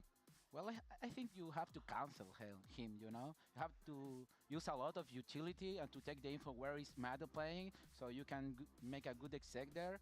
I think that's the key. Yeah, and sorry, I was going to say too, maybe to try to shut him down is also the people around him too, because if you actually look at how NRG sets up Mata, you need to have Ethan alive, you need to have Brock alive. If you're taking one of that piece of utility out that is needed for him to activate, especially on Pearl when he's playing the Jet, man, he's going to be useless. Is that something you think you think about going into a game, this idea of shutting down a star player on the enemy team? As an IGL, like, are you developing a plan, or is it just like good fundamentals and like pressuring them off op lines with util that you go for instead, something more general maybe? Well, I feel when he plays operators, that's difficult, you know. Yeah. You play against a good operator is difficult. So if he has economy to play operator, we have to have a new plan to play against him. But if he plays rifle, I think it's more easy to play the game, you know, the macro game. Yeah. So I think that's the key. Now, I've got a short delay on stage as our teams are getting settled there in the cage, as we're going to call it. But we got a chance here to touch back on the later edition for NRG, right? Because obviously Brock is an even more recent look for this team. And again, seems to be fitting in really well. Got that synergy with Marta. Got that background in Tier 2. By the way, Tier 2 is just showing incredible players across all of the Tier 2 is like goated. This guy was no exception. The Brock's Gun meme, it exists for a reason, right? The idea that this guy would basically take over those clutch scenarios and be, virtually unkillable in them. It does not feel good being at the other end of that. I mean, I felt it. This guy 1v4'd my team when I was decent, like, it is not a good feeling when he gets that clutch for his team. It fires up players like Mata, who was his teammate before, and I think that synergy coming in was a bit of a seamless switch, which is really good for this team considering the firepower they lost in Verno, man. Exactly, especially when you look at their decision for energy from a GME aspect. When they brought in Verno, they actually had to bring somebody else that could make him feel comfortable going into their team, so they brought in Bonkar as the coach. But now this time around, you have two MXS players finally joining together once again to make each other feel comfortable, especially when Brock is able to set up Mata. So you have that experience, and that's going to help. Have the synergy there. Yeah. It actually says about how incredibly competitive Challenges was, where neither Oxygen or MXS were actually at Ascension, right? Just got a completely wild storyline in the end. Now, usually we're going to go across to the other side of things, because we haven't mentioned D2 in a moment, but Leaf is the kind of player that loves to get Let on me the see lurk, right? something. See him in a lot of those solo situations towards the end of the round, but we turned the tables on him and went into his socials for a look at his post history. Hey guys, G2 Leaf here. Today I'm going to be looking back on some old posts. It's a picture of me with Zelsis' cat, Momo. Very cute cat. It's captioned, "I'm stealing your cat." That's because, I'm going to steal his cat. He lost in kickoff to me, so, it's only fair. That was the prize. No one really cared about the trophy at all. It's really about the cat, so I think he said he's going to kill me if I steal his cat. So, that kind of scared me, but I don't think he'd do that. Maybe he meant in game. It's a tweet about, when the guard won Ascension, and, it's a little tragic at the end. Can't wait to play against you guys in the big leagues. I never really got to do that. Unforeseen circumstances there, but, they did deserve it at the time. They still deserve it now, as my teammates and stuff like that, and it's good to see that literally every single one of them are still in the league. Tex is obviously on Lev, and that's on C9, so, and he was on G2 with me at the beginning too, so, I was proud of them then, and I'm proud of them now. G2 Leaf, that was some post-nostalgia, looking back on the olden days, and, kind of recently, about stealing the cat, so, appreciate you guys watching. I'm all for this holding players accountable for their tweets. If only they did that with certain members of the broadcast team, I'd be so... And also their predictions, you know what I mean? That would be... I can't remember. Are you going to break that? Are you that angry? No. This is the I'm keeping this here. I hope everybody is submitting, by the way, their artworks for us to decorate this scene, because, we've got plenty more frames where that came from. Leaf, is S tier, impeccable aim, and he'll just randomly show up on the desk sometimes to give analysis as well. But this is a guy we've got to be looking out for in this series, right? He's a player that feels like can be, I guess, deterministic of G2 successes, or What is going on right now? It's taking so long to start a game. Because it's going to be this head-to-head with the way that Sentinels are playing now. You take a lot more of these 50-50 engagements when, the core of the team and everybody with utility is taking space at one side. Leaf on G2 is going to be taking B main on Ascent by himself, doesn't need any help, takes the 1v1s much like Shy. Adversa, how much freedom do you give to Shy actually in those moments? Because we were actually praising the Time Night Leaf is able to get here to allow G2 to win some rounds when he's cutting these rotations. So do you micromanage Shy a lot, or do you let him do whatever he needs to do? No. Chai talks a lot in the game. Okay. I know him because Too much. No. I know him because we brought him on Leviathan in 2022. Yeah. And he was a really communicative player. So you don't have to micromanage him. So he has a lot of reactions in the game. And Leaf too. He's a really good player. I think he punishes a lot the mistakes from others. I think that's the word. And he plays a lot with OWA. I think that he's a really good OWA player. Awesome.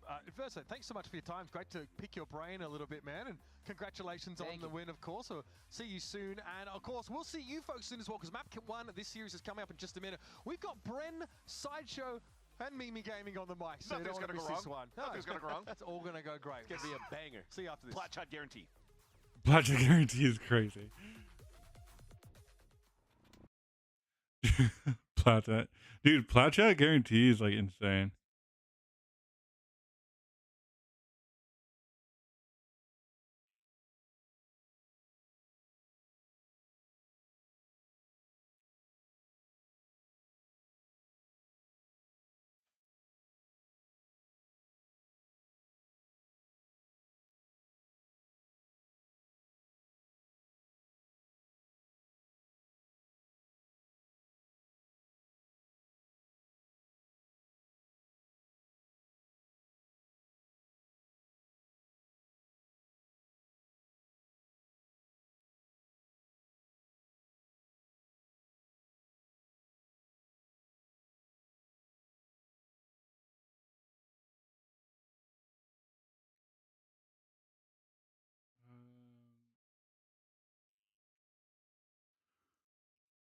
Dude, it's taking such a long time to like start this one game.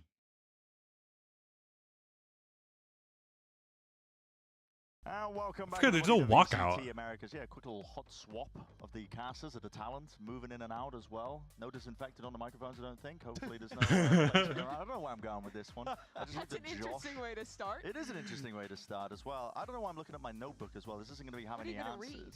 Can I read?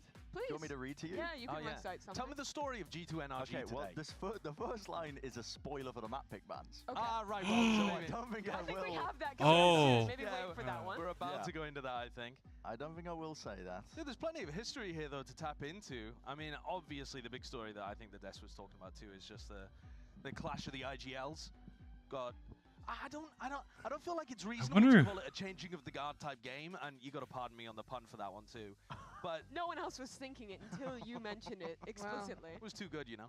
But you know, Finesse, he's been one of those callers that we've always looked for throughout 2021, 2022, and beyond as one of the best. And now, I think in the last 2 years, you got to say Valen's been the best caller in North America. Yeah, I would say the guard was changed like 2024 when G2 had their breakout year, had their performance at Shanghai, but this year was sold as the redemption for Finesse. NRG, again, a team that was expected to win trophies, to kind of reach that optic level again. Haven't lived up to it thus far, and a tough game here, especially looking at these map picks. Yeah. We're going into 2 maps. Lotus, Ascent, and Pearl. Lost this year.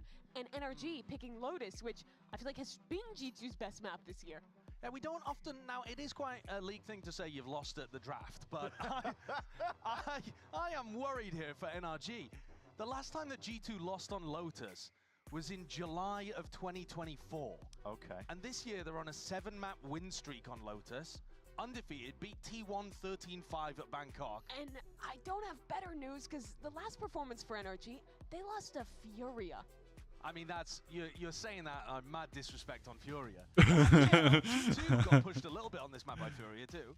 Still. But no, it's not. No, it's I would not say good. Furia G2 maybe a little different level of team. We're in the Asian Select. Yeah, we are. We're in the Asian Select. I mean, in terms of this as well, though, I think if you're NRG, I'm going to paint you a picture here for this NRG squad. They've been playing catch-up. They've swapped out a couple of the core pieces in terms of the coach. They've got a new player in as well, in terms of Brock coming in. And so you're playing catch-up to every other team. You're up against G2, currently probably the best team in America, some might say. Yeah. And definitely putting up the numbers to prove that. You need a curveball. You need a risk to take at some point. Is it here in the map draft? Do you think that's why they're going in? They've got something that they've seen in G2's playing Lotus. It's a hard ask, Josh. You're frowning and scowling at me. Well, because, okay, I can see where you're coming from, and I do think there's a huge amount of data. If you want the tape advantage, if you want to talk about what Finesse is normally great at, it's coming up with good anti-strats after he's got a huge amount of tape on a team. And there is massive amounts of tape. And True. G2 have changed their composition recently on Pearl, but they haven't changed their comp on Lotus. You kind of know what they're going to do. But also, you're going into a map that they were 7-0 on this year. They are 7-0. It kind of feels like, you know, when you see the guy at the roulette table and you're like, oh God, and he's like, no, it's the next you. one. It's the next you. one's the big one. Red is due, I swear. And it's like, come on, mate. 99 quit right before they win Lotus over G2. Yeah, that's kind of what it feels like. Yeah, but if go. there is going to be some kind of win here for NRG, I think it's powered off Som and Mada having an amazing individual game and good anti. We're seeing it. There's an early little contestation going on. Jorgamo obviously can be the piece of bait at the end of the stick here. He's got his gate crash sitting nice and pretty. So G2 are just trying to put up a couple of walls, I think, make it a bit harder to take that mound control. NRG is a team that always plays really slow when they're on the attack side of this map, but they like getting Finesse embedded in a different place, oftentimes going for these lurk up B into A. But I think what G2 do really well with their Yoru comp is showing early looks where they're fighting a piece of the map, then having Jaw TP back and going for this mid-round re-aggression. It makes a slow style a little tough as NRG go for their own reclear on mounds here. And it looks like they're getting set up to go for a CXX, although NRG with a minute on the clock, normally pretty happy to pump the brakes at spots like this. You saw that Jorgamo tapped the door right before he teleported out, but that didn't really threaten too much because Finesse was watching it, and now Finesse regroups and it does look like we're going to end C. Valen with the paranoia ready to go here. Yeah, Helvet has a nade at his back, that's why he's going to have to shift the position and move off to the side already. Entry's coming through, so fault line back through main as well. It's slowed NRG down to a crawl for now. G2 are perfectly happy to try and play the retake into this. Very slow, very very they want to be aggressive on this. Right now, they want to try and fight this one straight into What the is wall. energy doing? Man, he like stacked him up and knocked him down again. And already revealed close quarters into the pillar. That's going to be Finesse, not long for this. Dude, wall. Jogman with a 4K off the rip? The ultimate jaw round to start this game. When you're talking about a changing of the guard, Jorgamo is that player. A world champion has been finding his form even better than in kickoff, then at Bangkok thus far in this first stage, and no one better than him to win that. Damn, bro. Gets G2 off onto the right foot. Not exactly what NRG were looking for there. I feel like the opening skirmish was pretty good. They get in onto the C site and even... I think it's game, GG. They won pistol. Manufactured themselves a pick before the retake was coming through. But the game plan didn't quite work there. And now it's going to be probably round 3 before we get to see what NRG are really cooking. It is interesting somewhat to note as well that they've made a swap away from the Neon comp. We didn't discuss that too much in the Agent Select, but Mada was playing Neon in the last 2 instances, I think, of NRG playing. Oh, that's right. Mono was playing Neon. Should be a little slower on the attack side, I think. Yeah, it makes it a little. Which I really do like the Neon pick from Energy. Early mound fight when you're trying to beat the timings on your opponent's utility. When you On see attack these side, Teo comps, yeah. On defense, arguably it makes it a little easier, I would say. With the Sure, having like the nade, a couple extra pieces of util to actually win that fight as well. But you know how G2 are going to play these kind of spots. This Viper wall's critical. Once it's up, they can decide to refight over it. It's often going to be Trent and Jonah P that are taking control of B. I'm wondering if trying to go A. plays to try to jump onto Trent or Jonah. But that dude, that Viper Molly gonna like delay on. Jonah is yet to use his stun. He does a really good job of keeping that tool online for these later rounds. Ooh, caught off, good trade. There's 1-for-1 that goes. Yeah, dropped down there towards the side as well. We're going to see Jorg is immediately supplementing the defense ever so slightly, but the slow play of NRG. You're gonna pivot to B? Open arms to Trent, close quarters now. You not flash on that? Back, a lot of damage done, softening up these NRG players. Not much you can really do into this one. You're just going to be stepping straight into a trap that's been primed and ready over towards B. Nowhere to run, nowhere to hide. You're just going to scurry away down, and see what else bro. you can get. I mean, give the kills to Jorg too. He gets his ult online. That's about the only player that it would have been bad to feed those final Dude, two he's kills 6-0. Oh damn. G2 are now in a spot where they can even play retake on a site and feel pretty comfortable with dimensional drift in their back pocket. You saw what Jorg was able to do on the pistol round playing retake. Yeah, earlier in this round, Energy had a lurk up towards B, but they wanted to call back into it, commit to this A hit. But Yo, is like playing like is it like we saw them out there. They will have the guns now, so I think a better look at any dude, changes they what want to is make that? playing with this Playing Radiant 4x8 is like good. This is where we see the strategy come out from NRG. I'm telling you, this is what it was all about. Ooh, FNS just picked up Valen. Finesse? was B main. What? FNS just picked up Valen. What the hell? In the 1v1, didn't expect to see that. I've always said Finesse is the better frag in IGL. I've always said that. He might have always been wrong. That's an insane statement to make. But this is good by G2. A bit of calm re-exploration. They're going to contact up through as well. Maybe able to catch cheeky pick off onto Finesse, who is still holding it down. Josh, if Finesse is the better frag in IGL, here's his chance to show it. Jorg is not going to clear this. And they just. How the fuck does Jogmo lose that? Or like, Jogmo won that. Dimensional drift. See what info we can get on top of all of it. It's going to be that fault line. You can see it. Jonah P's waiting for it like a heat-sickened missile. He's looking for the right target. Popped it in through the back of the site. Vulnerable up, stunned up. Not a chance in hell for Ethan. The rest of his team, NRG, have got a decent foothold for now, though, towards the back of the site. They're going to look to try and push this one back fully for the bonus round of G2. They're looking for value, and Leaf is getting it. It leaves it just as Som in a 1v2. Yo, Som win these. Tucked to the corner. A lot of damage done to Leaf. Really a shred to survive, and he has isolated it into the 1v1, but does he expect the reposition up to the side? He's missed. No way. Jonah P converts it up. That's the bonus from G2. It's an awkward spot there for Som. He's been great for them this year, but he just puts himself. I don't think he was aware that Jonah P went around. He highlighted Finesse when he was tucked in that corner, because I think if he kills Jorgamo there, honestly, I think the round's over. It is a totally different round. I don't know how, because it feels like Jorg didn't actually clear that properly. But Finesse didn't actually convert the kill, and so the Yoru ult can come through that he generated in the prior round. And this is a disastrous start for NRG. Yeah, and no matter if you're picking into this map, I think you have a better macro idea than G2. What G2's always going to be good at is having these plays in the mid-round off any ult they have built up. They have looked like the best team this year at implementing this Yoru into set plays. So a great display there to get Jaw a completely free kill and open that map up on the retake. This could be the Outlaw. Leaf Outlaw in hand. Against a multitude of players with half armor. NRG, of course, going to be playing this one slow and steady. Losing an early player, though. Mata going down. That's the player you were hoping to load the orbs up. I love how much Leaf buys into the Outlaw. I think a lot of teams have underrated that weapon's value, but he was one of the first to, any chance he sees a lesser buy, he's abusing that gun to maximum potential. Look at the way as well, on anti-ecos, how G2 stack over towards B more than they would usually.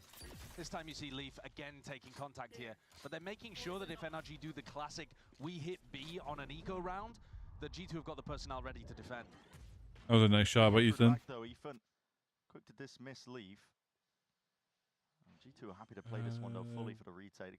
Would FNS read that they're going stairs? Through A, looks like stairs is going to be the name of the game. Jonah, Trent both have their rechargeables online. Making their way forwards here. Finesse really needs to be the playmaker. The dagger in the back, and he hears it. Still, they whip it around to the sides of the rifles in hand. It's a 2v1. As quick as that, Ethan isolating it. Brings us to that 1v1. Ult earned on top of it. Jogan with a top. Completely avoided, but wait. Fired off. Ethan, he's still going to go for it. Rolling Thunder going wide and damage done. Oh, Jogamo. Where is he pulling that from? Against his former teammate of all people, Jaw pulls it off right at the end, and that's a heartbreak for Ethan. Damn. Rolling Thunder, investing it on a one-on-one that he couldn't bring across the line. Oh. That's gross. I've got to see the replay of that. How does he even hit that shot? He's stunned up, right? Because he jumps in order to just get around the corner, taps the spike again, and somehow lands the kill. Oh! He doesn't see it! He's not on his screen! Oh, that's disgusting. Oh my Waves it even across god. the room. I mean, nah, that's a Jaw round. That's not okay. He's 9-1. That is not all right. That's not cricket. Yeah, this NRG team is struggling. Get any sort of space. Bruh. Dude, Jogamo is him. G2 not opting into the refind. Instead, they're going to be pushing and squeezing onto Finesse now. They know that he's relatively alone. There's no pincer maneuvers happening from the B sides, but they are running this guy down. He needs to be very careful of of that Leaf. Isolated on a bit of an island, stunned up to the side and needs some support and backup. That's a pit drop down up top though. That's Mata. Precision is necessary and Leaf has been cleaned up. Light removed from the site. 3v4 scenarios where G2 find themselves in. Really good pace on that hit from NRG. As soon as they spotted an opening, they pounced. Leaf was not allowed any moment to throw. Oh, that's so unfortunate. Feels like G2 have got an opening back into the round. It's a 3v3, they're waiting for the right timings onto this one. Door's going to be open and wide at a moment's notice, and there it is. Paranoia sweeps forwards, fully blinded up as well. There's a return of the fire. NRG doing anything to stem the bleeding. Mana? To survive here. Never mind. So much more. Oh, dude, they need to get a timeout here. Where do they get this level of discipline from? It all looked so good for NRG. A great They need a timeout here, bro. into A, and then a 3v5 squandered with the death on the Omen ult, and G2 classically showing, as FNS said in his interview, the best team play that any squad has in this league. Well, also, some just Omen ults into his death. That's true. I mean, that's what turns it from a 3v5 into an even round that G2 wins. Yeah, I think it was a 4v4 there, then a 4v3, and then, yeah, straight back into a 3v3. I mean, that is just unusual. It feels like NRG are getting into spots to win these rounds, but can't find either the big pick in the mid to late round, or can't fight together well enough on the post plant.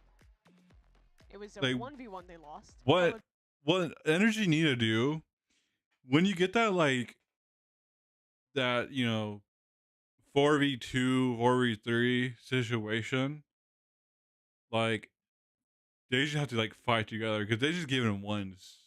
Like, they're giving them ones every single time they try to go for a gunfight, and they're just like getting dumped with util. Like, oh, dude, that's so unfortunate. No, I'm not implying that. I'm just using that as a hyperbolic kind of analogy.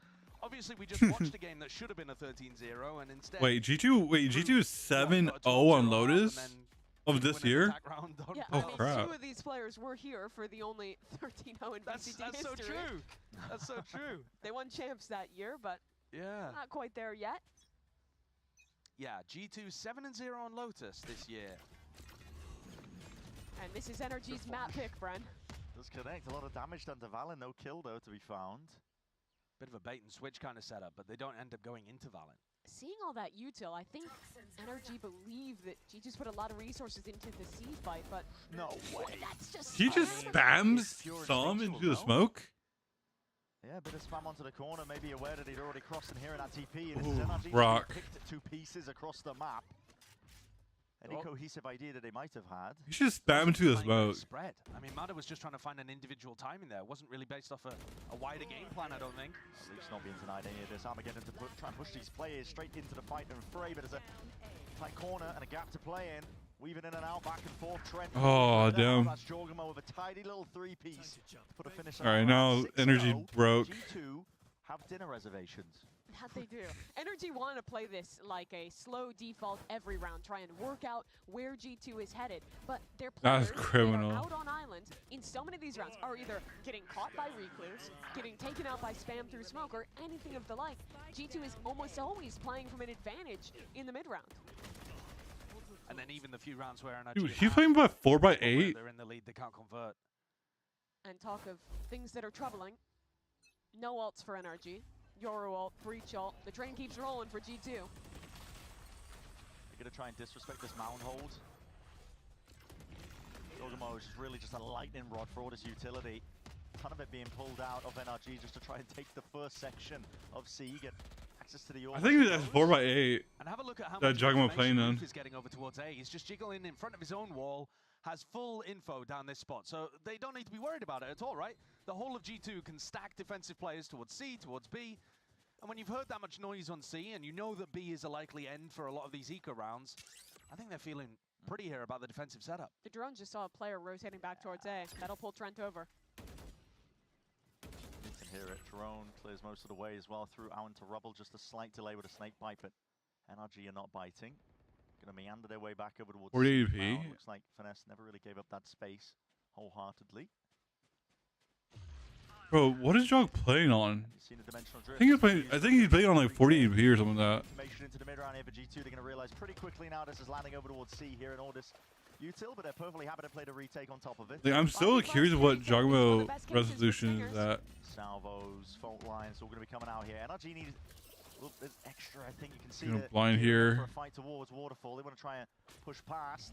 Lines of scrimmage, see what they can get here. Util held out into the hands. Stuns flying forwards, and really, to the dismay. The plan not even, dude. The plan not even there. Sort of path. There's 8 seconds remaining. Spikes in his hands. Broke. He needs a bit more where that came from. 2. Time. No time. Oh my god. You melons.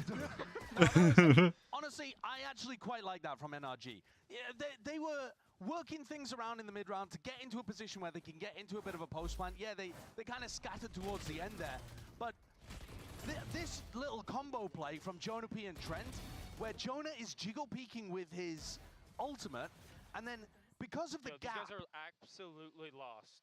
Oh. I mean, that's tragic. I mean, Jonah P. Right? And so they put a No, that was Trent. Dude, Trent is actually spitting facts. Energy is lost. Another C fight though. Yeah, they haven't actually found a way past. Oh. Hold on.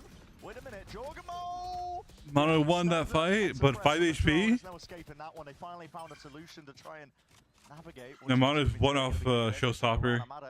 Barely alive himself, one away from the ult. We're going to see it immediately. Steel Garden sweeping his way across the site. It's going to give it open access, at least if NRG choose to commit. In through eventually. Satchel in forwards. Mada wants to gain some ground for the rest of his team, but there's a deep flank already occurring. Leaf on the back line. Armageddon to try and push them back and away to buy a bit of extra time for these players to get in. Finesse. Oh my god, FNS. It's not been cleared. It's a tidy 2-piece for this IGL. He's done a lot to try and stop whatever could be occurring here. Just wrangles the rifle. know their flank? Finally putting a stop to Trent and Leaf onto the flank here. Trying to play the percentage play, just buy Wait, this time. a single Leaf can clutch this out. Have to ISO every single fight available. And NRG are not willing to give up too much more. Doubled up, high-low, just trying to make that swing out and spam through the box. We'll finally do it. 7-1, avert your eyes if you're Brazilian. Finally, a break caught for NRG. They've tried that C-Mound fight a couple times, but every time, Dodgemo has managed to get away on the TP. I'm not sure what happened. I think he might have gotten stunned by the Teo drone, and it canceled out his teleport, because he did have a gate crash ready to get out there. Yeah, he got suppressed by it. He got suppressed and tried to take it, but it canceled in mid-animation. So he wasn't able to escape. And then, I mean, that's one of the best counters to the Yoru in the current meta, is just trying to get that tag onto them. So NRG finally got on the board. It feels way too late, and here G2 looking like they might want to go for a re-clear. Bro, they're NRG read this. Yeah, set up. There are a lot here. There it is. It's a fault line of paranoia. Oh. Yeah, Mada. He had no choice but to let loose of it, but he just ended up dying anyway and waiting and walking all the way in. FNS? What? Island. The rest of his team not following up behind it and spam through B main. Preemptive here by G2. They know what was following up. Bro, what is, dude, energy is like so lost. What the heck? Like, they try to get on site and just not doing It was anything. actually a nice macro timing from Finesse slipping his way in. He just wasn't looking at the right stuff. Paranoia is good as well. That's a great connection. Kills need to be. Oh, How are you doing that? He squares straight up. Wins the fight out. Ethan left alone. Too much to do into this spot here. Oh my gosh. And down he goes. G2, I think they've done a really good job all game at having people ready for this B pivot. When Finesse is calling on this map, he loves playing around with tapping the door in the mid round, opening up into blue room, and calling into these pivots. But G2 consistently been in positions where they're always just checking sitting on there. this space. They're shutting down Finesse's lurk and denying these pivots actually having any teeth. Bro, I want that 2021 champs band though. Have to win all the rest of the rounds. Yo, if I should like, have a chance should I here, tweet at Riot? They've clearly picked this map thinking that they had some kind of. I low-key want to tweet Riot, be like, yo, can I have that? Can I have the Rattle skin? Assumed that it was going to be based off G2's defense. You put him a They shot? thought they'd be able to find a gap, perhaps the fact that they don't run a hard sentinel on this map. Maybe they thought they'd be able to get some pops into certain sites. I haven't really seen a specific idea that NRG feel like they've really been going for this half. Like normally when there's heavy ante that goes into a pick like this, there's some specific theme that you can dig into. Like we're ending C a ton, or we're really trying to pop B in a lot of these situations. Whereas I feel like it's a bit more of a standard finesse attack side that we're seeing, where he's trying to do the push and pull on the rotates, but there's no specific punish on a G2 tendency that I've noticed so far. Or at least if he's been trying it, I can't tell, perhaps because it hasn't been working. Yeah, they've been getting into positions a couple times this half where they've found the right site, where they're in a winning position. But even when that's happening, that's when the G2 individualism is just shining. Jojimo 16 and 5 across 9 rounds. That's filthy. Almost 2 kills around for this guy. And bad news, NRG fans. We're going into Ascent after this, where he's been averaging a 2.0 KD on the Waylay as well. Cutting through. Leaf showing contact, trying to feign like they've changed the defensive setup, but Valen and Jorgamo still sitting here pretty. It's a bait set up by G2. And NRG might just be falling for it, thinking that Leaf is alone, isolated, the only one defending. See if they take this time in fast enough. He did a clear jog. And here it is. This is where the danger lies. Oh. And Jorgamo crouched down into the corner. It's a 3-piece for him. Oh. It's a perfect setup on every single level for G2. The second you think you figure this team out, they show another wrinkle in the plan. An absolutely perfect bait from G2. Jojimo not only avoids all of the util coming in, doesn't get caught by the ultimate, and not a soul from NRG looks over to punish him. And that's a sick read. G2 have already, before the barriers even drop, know that this is ending C. Yep. Oh my God. And this is now... Let's go! 2 timeouts that NRG have taken, that G2 then Dude, find like, the perfect read on both their defensive timeouts. side and win the round straight after. Now this That's one 2 ults. is not quite the right read. It was only a breach ult. Clear over towards the A side, and only Leaf holding this area down. Gotta be careful here. Bullet tag down, slowed. Fairly alive as well, just able to get out of there. Jorg teleports in as well to give him some reinforcements. NRG are so slow on this, they've lost their moment towards C. Imagine getting hyper cooked during map pick, dude. That's what I'm saying. You picked this map. Why? Considering it. Bits and pieces of util now for the rubble. Re-clearance out through A, but Jonah P. And stun. Holding down the line. Oh. Immediately removes Brock from the fight. He's forced to watch from the spectator seat. I mean, to be honest, I did honestly when I played in the tournament, we did get cooked in our map pick. Flash tucked up. Will they clear him out of this spot here? I picked Haven. Swinging out wide, wall up. And dude, I should have said like Lotus. Moves over, but this is just Jorgamo. He's taking liberties in the moment. What a beautiful read there from Jorg. After the pivot comes through, his bait and switch spot wasn't really relevant, and now he's got the dimensional drift to clear out and look for all of the aggressive spots that NRG are going to be fighting over. Yeah. Mada, I don't think he's going to anticipate this yet. Leaf tucked to the side once more. It's the bait and switch setups. Hiding their intent. G2, I mean, they are looking more than in control, man. It's like they bloody invented the map. And the macro was solid there for NRG. He found what he wanted, eked out that there was an opening towards C late in this round, but at 2 different points.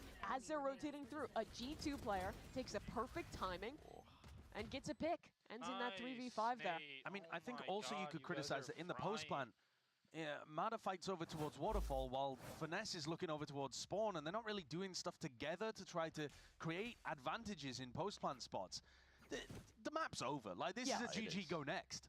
And maybe you could have called that 3 or 4 rounds ago. I don't know. I mean, you were calling it before the map started. Well, yeah, they lost in the draft.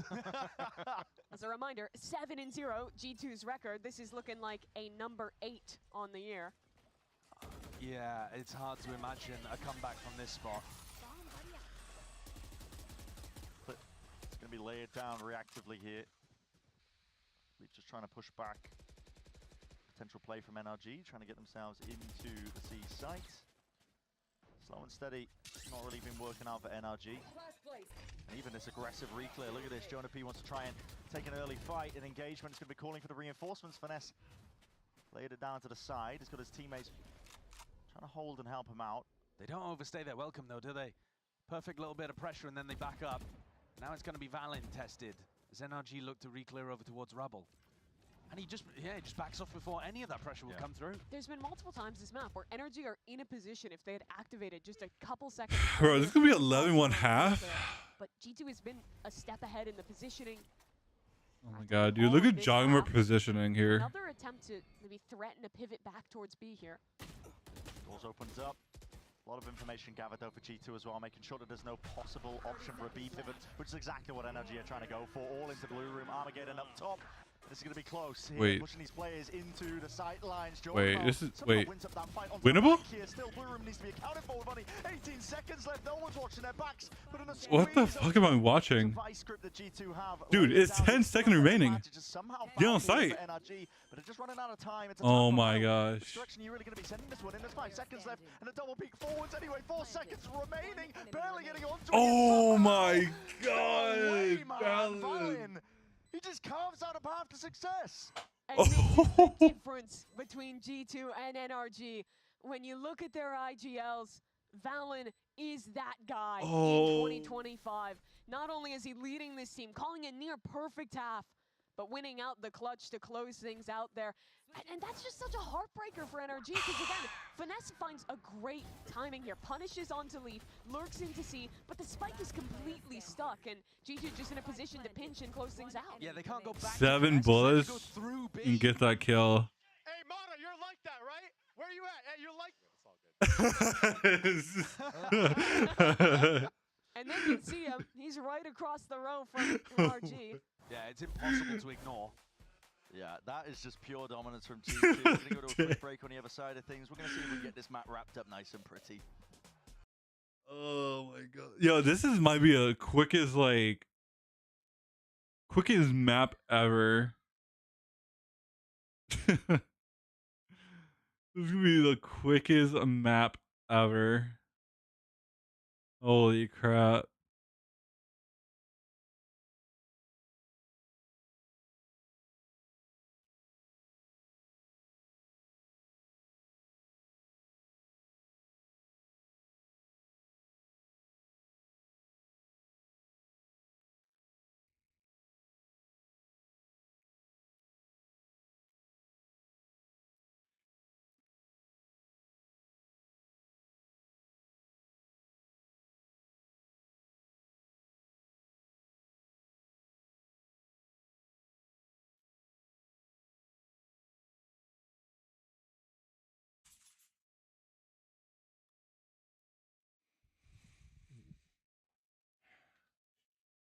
Dude, we better have the quickest series ever. God damn, man. That's so like devastating. Oh my god, is that my bestie? Hi, Ashley. Hi. I'm guessing 13 too. I mean, basically. It does look like it, right? It does. Because everyone has fun and enjoy their games, I guess so. It's gonna be a quick one. It's gonna be a quick game. Of course, Right, especially with NRG, Finesse in the lobby. Finesse and Som who've, you know, kind of brought this to the forefront with their co-streams. Of course. Now, there are no pies here. Finesse 4-12, Som 4-11. Well, maybe some reverse pies if that's something you believe in. But the good version of pie, Jorgma with the 22/7, rough fractional percentage. God damn, bro. Approximation of pi put as Putting on a my glasses, fraction. the 22/7, the mollies at this particular angle. All I'm saying is, I'm giving you a swirly after this cast. Yes. See me hung up by my boxes somewhere. All right, let's see. How much does this get dragged out? Okay, Mata get the first pick. It's a good start. But 22 HP though. Yeah, it's a good start for NRG. Opening pick off for them. Spike dropped down as well into rubble. Yeah, it's a difficult spot to try to retrieve that, actually, especially with the one-way. But like I said, a strange game from Som so far. He's normally up at the top of the scoreboard in almost every game that NRG have had this year. It just feels bad to watch these moments because, again, NRG at an advantage and just the players in a slightly off positioning loses their life. And now this is advantage to G2. They have a nearly open A site. Ethan, the only one to try and hold here. He's feeling some heat, but and go B. Spike's not going to be going into his direction. Mata's also got a bit of a pincer maneuver occurring. Doesn't want to overplay his hand here just on 22 health, so making sure that he can hold for any repushes. But I think, well, at least NRG are very much aware that it's heading over towards B. They hear it now with the plan committed, not quite. Wait, Giacomo where? Are they going back to A here? Oh, Giacomo where? Slow plays, just baiting these players from NRG, hunting for any sort of mid-round. Dude, Giacomo is frying. Dropping like flies. John out 2 for 2 against his former initiator. Spike planted. Sticking with the plan. Coming up close again. Leaf, is he going to be anticipated onto this? Dude, poor FNS. Every spot you see like that, where it should be an NRG player that's like prime ready for the kill. Buddy. Okay. You watch a pistol like this, it should have gone the way of NRG. It should have. Now, over under, NRG forces next round. What do you mean under? Over under. Don't worry, we'll save for next map, guys. Yeah, we'll save it for the next Put it in the Dow. That'll go well. I mean, what is this fight? Yeah, I don't know, bro. And this here. How? Like I said, man. I mean, okay. There's been a couple. Yeah, I don't know how he got that kill. Okay. I mean, there's been way too many spots like that. Anytime a round is close and it looks like NRG can win, that has been happening. No, guys, I'm leaning forwards. I'm locking him for this last round, okay? Surely this is it. I mean, NRG. This is it. Yeah, yeah. Energy gonna get this at least one more round here. Execution, even if they win this. I think it's 40 ADP. Getting a bit of mid-round I information, think. but it's broken on either side here. Fault line clearance out through C Mound. Shogun's going to be farming up the orbs, or at least the tap on it, trying to bait out some sort of response. Deep push from Mada. Find out if this one's anticipated. Stays his hands just tilting onto the shoulder. Oh, he lose against Trent. Do no wrong. The awareness from Trent is immaculate in that spot.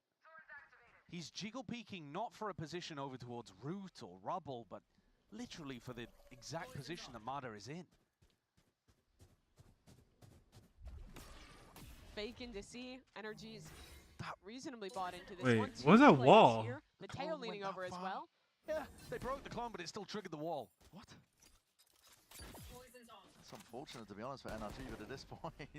And look at A, look at A. Yeah, it's completely over. Mada went down, and Finesse is trying to gamble that Valen is going to rotate back over to B or C instead of going for the most obvious approach, but there's no one home here. The entire Energy attack side was trying to call rounds like this, the masterclass. Oh, FNS is G2 did not bite calling so bad. Just perfection from G2, a fake, a post-plant 5v4 to close out this map.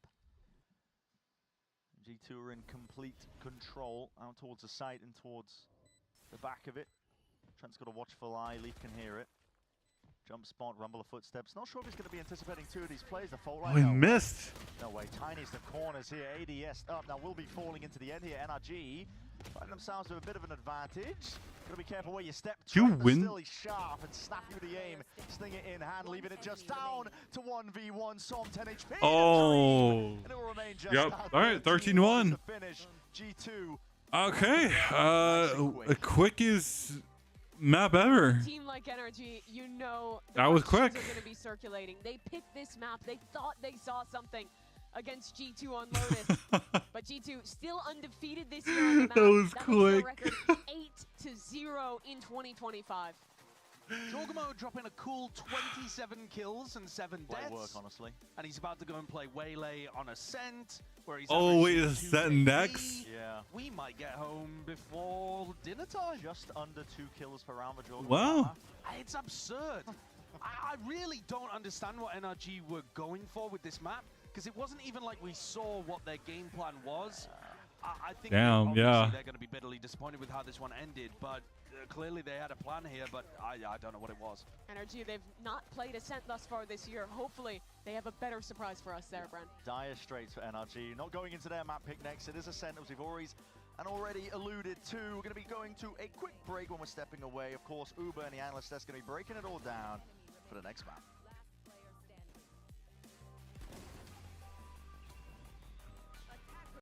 So Coachella put out the week. No, the schedule for the week for Friday, Saturday, and Sunday. When is Coachella anyways? The 11th to the 13th.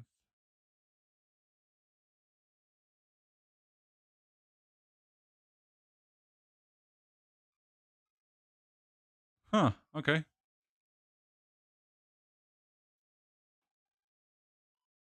Okay, who's performing? Wait, Lady Gaga is at 11?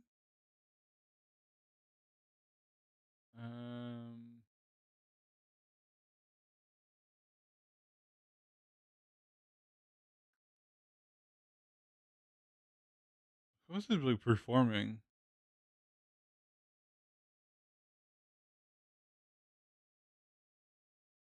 Okay, so Lisa. Damn, dude. So like Lisa, bro, she performing at 7:45. Dude, but WWE SmackDown, bro. Next week. Yeah, it's like next week. So 100 Steve play 2G. Then is WWE SmackDown. And also Coachella. Oh, dude.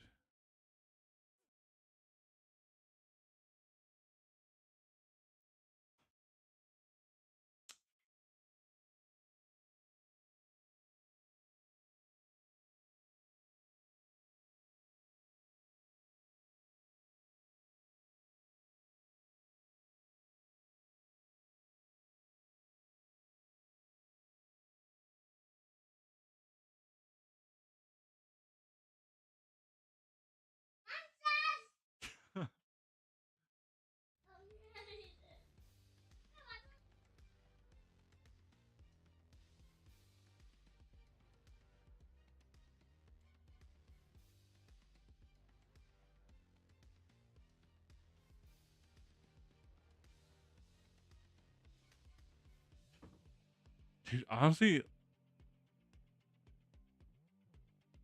Okay, so Lisa performing at 7:45. Isn't it someone else that I know? No. Okay. So Saturday. Wait, Green Day performing on Saturday? Travis Scott, T-Pain, Weezer's. Wait, Weezer's performing at 3:10, bro.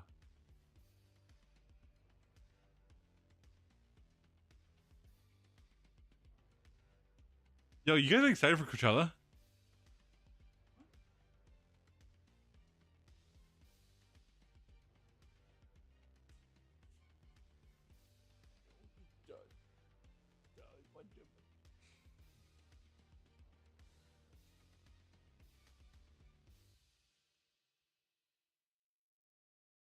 More, more excited for puppy time. Just look at this. Just look at this dog.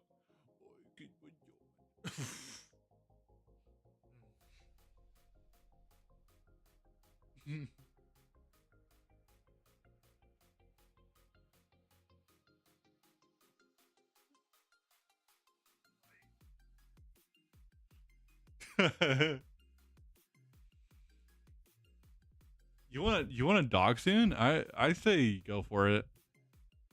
Either a dog or a cat. Either one is like really good. But a cat.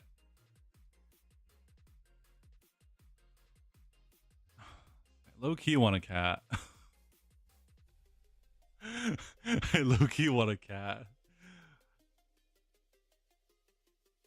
The reason why I say I want a cat because like bro, I low key want both also. This is my sister dog. The I don't know. Queen, what do you like here? Remember the white dog I used to have? Yeah, so like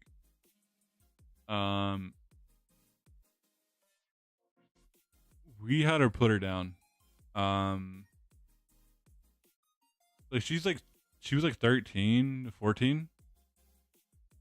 And like she couldn't really like her back legs.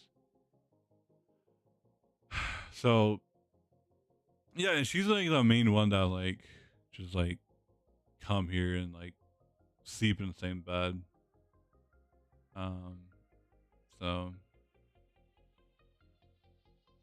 yeah, I miss her, but like, you know, she was like itching a lot and really nothing we can like do. So I'm like, damn. So yeah, like she was like her back leg was like couldn't really move as much. Like when she like walked, she kind of like struggled to like put like all like the force on her back legs. It's like damn. Good on you guys for letting her rest peacefully. Yeah. From time to time, I do like miss like wake up at night and like take her out, like taking Cupcake out. You know, I'm a DGen, so like, you know, don't worry, I'll be up at like 6 o'clock in the morning, 5 o'clock in the morning, just every time taking her out. Doggo's the best. Yeah, they are.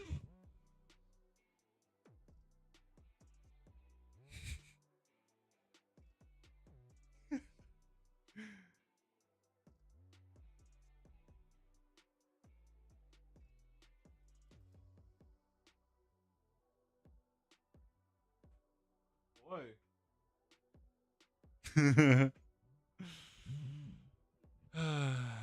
Is the game already on? It's not. Okay. I want a fluffy friend to hang out with, stay with me. For the beautiful foot warmer. I mean, you could always get like a warm blanket. That's like on Amazon. You know, not the same. I mean, it feels the same. You know, chat. Cat don't usually like to hang out like that. I do. I mean, if like cats can be like that, you just gotta like train them to be like that.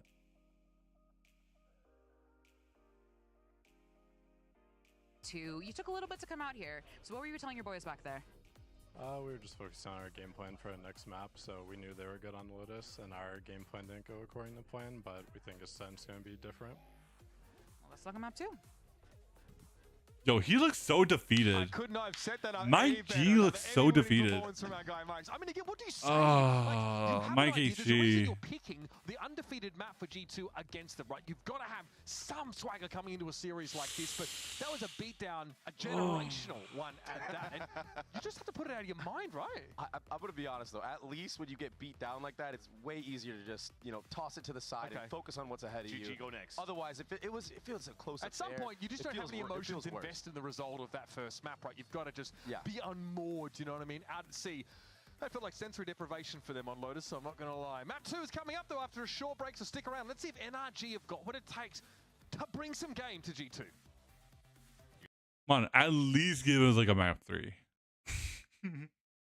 At least give it a map 3, you know? Like, at least. If not, then, yeah, GG.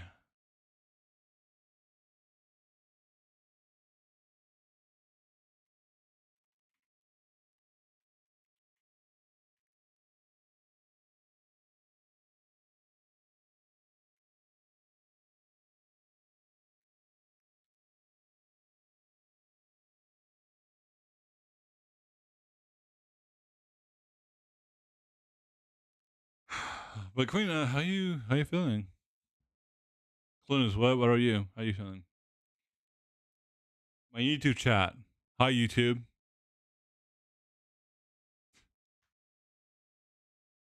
Wait, Queen, are you Are you a mod on my YouTube chat? I don't know if you are. Or my YouTube channel.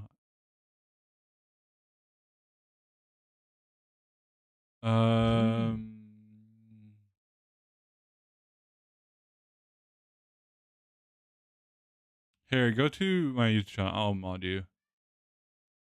Which is obviously not a choice of NRG, just losing the map that they picked, 13-1, which was Lotus. Now, historically, you might be wondering as well. I'm chilling at the moment. Oh, you are. All right, good. You know, what was the idea behind NRG picking that? Didn't go their way. The only thing you can do Wait, now is look forward. this show? You can. Oh, it does show. This is another map they are yet to lose. It does show. Like, hi, YouTube chat. New Waylay comp and have been Ooh, great on W. it both times. John in particular, he has been feasting here on Ascent. But for NRG, hi, first time Twitch. they're playing this in 2025, so a chance for a new look. W, my YouTube chat, dude. It's actually showing my YouTube and my Twitch chat same time. Well, now, yeah, W. I was going to bring up the fact that they have played Yoru on this map and that kind of stuff before, but this is actually just the most Barry basic comp that you could possibly run on Ascent. Whoa, Josh. They're playing Cypher instead of Killjoy. It's very exciting. Right. This is kind of last year, 2 years ago kind of meta. It feels like there is actually more innovation that you can get done. For anyone who's, less familiar with Valorant, I guess. Ascent, the meta has basically just been stuck the same way for years. Everybody has played the Jet, the Sova, the KO, the Omen, but now we are finally seeing enough meta diversity with the compositions that people are starting to go outside of that and play stuff like the I would pick the Waylay, Deadlock over the Cypher. There is a ton more diversity that you can tap into. And this feels like it's lacking a bit of creativity. It's not that it's going to be terrible, probably, but not accessing anything super interesting off the agent select. But if you want it to be exciting, watch Judgmo. I gotta say, if I'm the coach for Energy, I'm switching the Cypher over to Deadlock, or switching the Deadlock to a Vice. Getting a taste of it, I think. You can see G2 Because gearing up onto the pistol. Looks like a slow. Because, like, honestly, like, you had the Waylay. Away from a potential early dart. Anything that might come their way. Like, no, you don't switch out the Cypher for the Deadlock? Looking to send it further forwards here, and there it is. Not anticipating that Matter was cut up close into the corner. That was just okay, straight into the wall, but lucky to be alive, and he still scurries away to the safety of the site. Ethan is going to be able to supplement with a bit of covering fire. Very early read here from Valen as well. If things went wrong, he's gone and taken A main control. So he's offering his team an ability to pivot back. Dude, look at where Jonah P is and Valen. Not devastated just yet for G2 on the pistol round, but they're forced to call an audible because NRG's original setup was pretty good. Smoke's blooming. Oh, some. Nice little perch for some to sit on. Easily takes Trent out of the fight already. Still the plan going to be going down. Needs to be some level of coverage there from G2, making sure that there's no repush. All right, ready? Blind. They need a few picks. They need it now. The blind missed. Not quite connecting. So nice round for NRG. Matter towards the end there as well. So a pistol round win for NRG, a big deal for them. Those are the players you need coming online for NRG if they're going to rally back at all in this series. Mata, who has been great even in this team's failures across kickoff and stage 1, and Sam as well, who's been looking right up there alongside Valen as one of America's best controller players. They were pretty quiet that first map, but taking control here on the pistol. It was an unusually quiet map from Sam. He's almost always up towards the top of the scoreboard for this team. And you see him up there here on the pistol. It was a good defensive setup. They had Mata pushed deep into B main, but they also had two players ready. Let's go Energy. Let's go. And it's a force buy for G2. Yeah, this is it. They want to just send it. G2, they often do this when they're on their attack side. I think it's just something of their philosophy, I suppose, of the game. They want to snowball the advantages on attack side. If they lose the pistol, they're often going to be forcing with the stingers. They're going to be sending it flying forwards now. Salvos try and pave a way onto this B site. Close. Dude, look where you're talking about that. Oh wait, the camera. Through and double dash over. Along with the flash, Jogamo being blinded up, darted up, but luckily he's got an escape mechanism. Straight back with the refract, and now we start flooding out. G2 spilling into the site, looking to see if they can gain an advantage, any sort of position onto it. Finesse, flashback forwards. There's a refight occurring, but no one's watching the there's back of the stairs. no shot. The stairs are being picked to pieces. NRG, what was looking like such a great beginning to the map, might just be tilted. Swiftly spun straight back onto their heads here. Mada's just holding, hoping and praying that somebody will walk into that. The paranoia is good. Putting a squeeze onto this one. There's a critical kill to try and find Jonah P, but they still can't remove this guy. God damn, bro. Playing off one another. NRG had so many opportunities there to be able to try to find the kill. That's not the round, you guys. Dude, that's not the round that Energy wanted. Just missed the timing, and nobody watching stairs as he snuck all the way around behind. A tough one to lose just after they'd had such a great pistol. And these are the problems that were manifesting map 1 for NRG. Getting into winning positions, being up, and honestly having a solid position, and then fumbling the team fighting a little bit. Not being in How you doing, position to Matt? trade each other out. Not considering where members of G2 could get to. And now they're stuck back down onto an eco, and G2 going fast over towards A to start here. That previous round as well wasn't even one where Giacomo had a huge level of impact with the Waylay. He dashed his way in over towards lane, got caught by a recon and had to leave. And Yeah, I kind of fuck with that knife. The blue and white variant. So that they couldn't get trapped there. But that's one of those rounds where you see the Waylay not actually creating a ton of space, and they still found the value with the site exec. That is part of the beauty of the Waylay, though, that even if that set play goes wrong, she's just going to refract all the way back towards the rest of the team, and you're just basically playing the same way you would if you had Jet no dash. Doing good? How are you? Doing good. There. You're not always sacrificing your Waylay for these set Oh, plays. Mada. Island here. Maybe able to take one head off, not quite. Leaf is far too sharp. Woke up early today. You see it, Thorns going up and overhead. This is G2. They've been searching Dude, for a late Mada need to backstab. win that one. Tucked himself down into mid while the site take comes through. G2 will be able to get access to this one. It's left open and freely here for NRG, and here comes that backstab. And Nafinet's just AFK. All right, cool. He's gonna have to worry about his back here. Double dash, light speed all the way from the side. And He's there's no okay. Oh, dude, he's so nasty. Yeah, it literally looks like Damn. bullying in mid from Giacomo. And I love the way he plays this agent, because when he's not going for one of Yo, those fast Giacomo is plays, so fun to watch, bro. down the round. You'll see rounds like Damn. he gets embedded in mid, is going to refract and just contact all the way up. You see someone and you either kill them or you're getting out immediately and escaping with that information. Dude, I don't know how he won that. That this agent has. He's brought some of How does Giacomo win that one? From when EG used to play Ascent in 2023 on their incredible run. That's the kind of stuff that Demon 1 used to do when they were, doing incredible runs at Tokyo and winning champions. Now, Mada's picked up the operator here, and he's taking it over towards Cat, but it's actually Ethan that's going to be taking first contact in B main. Without really trips or much utility to defend this site. Ethan is going to be under potentially a tremendous amount of pressure, but refract used, pulled back. There will be no dash engaged from Giacomo. Slow and steady. Chance for Mada with maybe in mid. Does Mada read this? He's waiting for it, an opportunity for the peak potentially, but a jump spot. He's just missed the timing onto that one. As smoke's going to be blooming up into his face, up through mid now, straight up the gut. The attempt and the approach now from G2, at least to see if they can pull some sort of reaction. Cutting it close, rebound off to the side, a flash as well. It's all picture perfect. Still Ooh, that's a really good flash. Or that's a really good like arrow. Picks up the one. Looking to try and slow this one down, and he's going to need to be honest, because Ethan is on an island.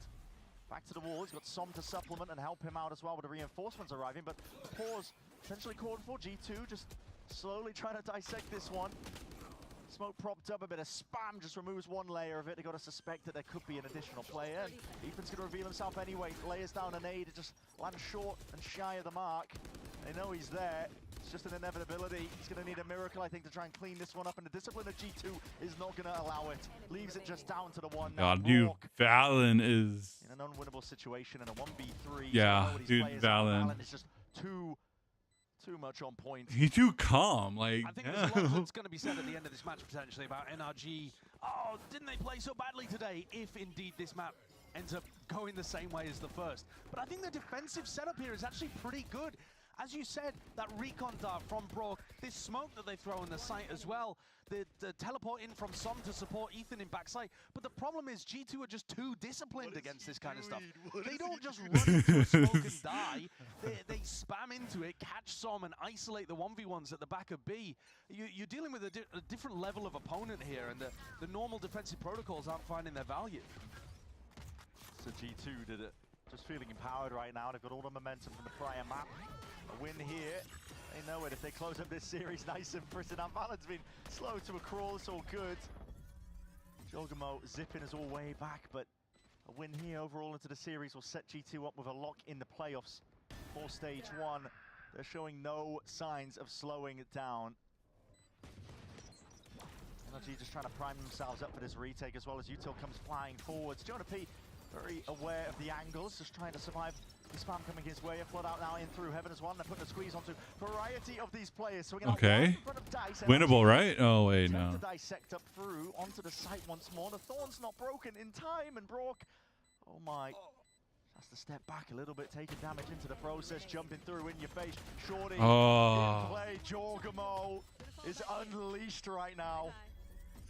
We talk a lot about how strong this composition is at going for execs, the set plays, but G2 do such a great job at their post plants in this map, always having layered utility, be it the rechargeables on Teo, the thorns from the Vise to keep bro. from coming in. But I don't think there's nothing like Energy can do.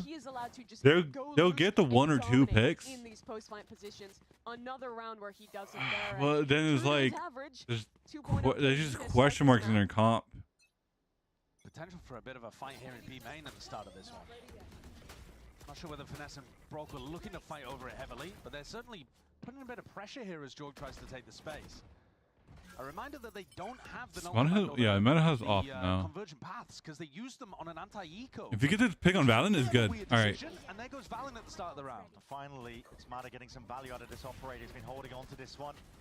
Taking pot oh. shots as well. It's a straight spam. That's meant to punish Mata onto this angle and line and even go for another peek. Another chance, another pop at it. Jonah P slowly crawling up onto the line of sight on the angle. Ethan looking to fill in the holes in the potential defensive setup here for NRG. Mata's walked all the way through. He might have a timing onto Trent. Oh. They're still ready. Any position where you think a G2 player might get caught off guard, just turn and punish. Potentially overzealous there here. Steel Guard is going to be overlapping, clearing most of the way. Opportunities for Ethan to potentially avoid. That's the refract, gets the info, knows that at least there's one there, but it's going to be fading away in the gun. Line straight back up. A rare mistake potentially here from G2, and Ethan's quick to capitalize. Choose up. All right, 2v2 now for NRG into this retake. I think Dart about to come back on Brock's side. Jorgamo used his ult in the previous round. He's almost got another one up. He's just missed the timing on that one. Trent might have just been spotted as well. Backing off into main. Okay. Brock has question marks being Dar again. NRG when they're trying to play this retake. The timing on this reflank is perfect from Jorgamo. And he's already slipped straight behind. It seems to be that. Oh. Potentially. No, Brock is just all over the place here, and he's none the wiser. Dude, Jogamo's just too good. Jogamo. He's a menace. Every single post fight. This guy going huge with multi-frags. Another 4K. He is just too good. He's 5 rounds in a row, 1 for G2 now. 10-3. Yeah. He's 10-3 after 6 rounds played. Just keeping up the same level of momentum from map 1, the same level of momentum every time he's played Waylay on this map. And I swear, he used his ult in the previous round and he has it online again immediately afterwards. How has he done that? That's ridiculous. It's light work for a timeout already. It's forced the timeout from NRG. When we used to think about finesse-led teams, the energies of old, Optic back when that was his thing, what we always prided them for was how good they were at in chaotic mid-rounds, finding the perfect time to pause, slow things down, and be ready for the next fight. But I think G2 has really taken that on perfectly. When they're in their mid-rounds, they're almost always finding that moment to slow things down, commit together to one direction of a team fight, and punish NRG. Dude, even 2G can beat Energy.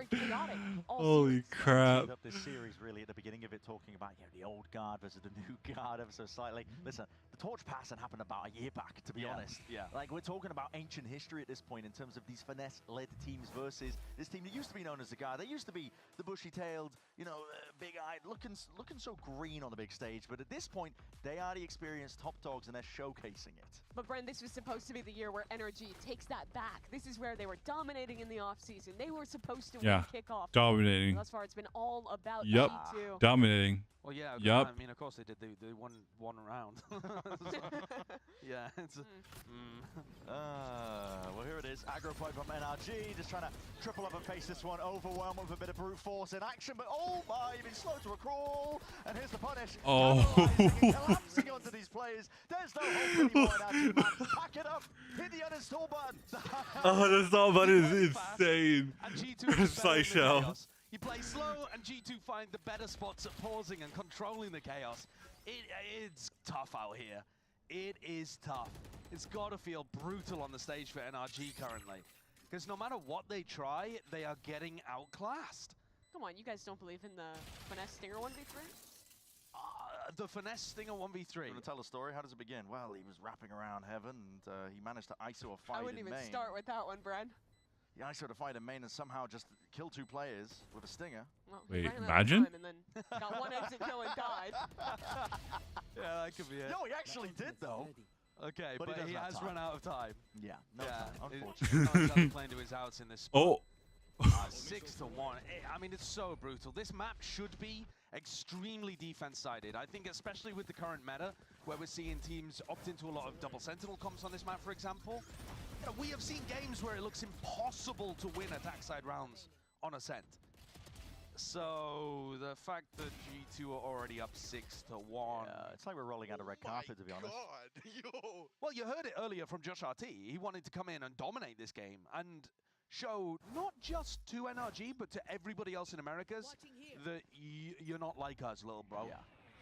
I think that's a big part of it. Obviously, there's something to play for on top of it that we keep alluding to, but G2, a win in this series, locks them into playoffs of stage 1.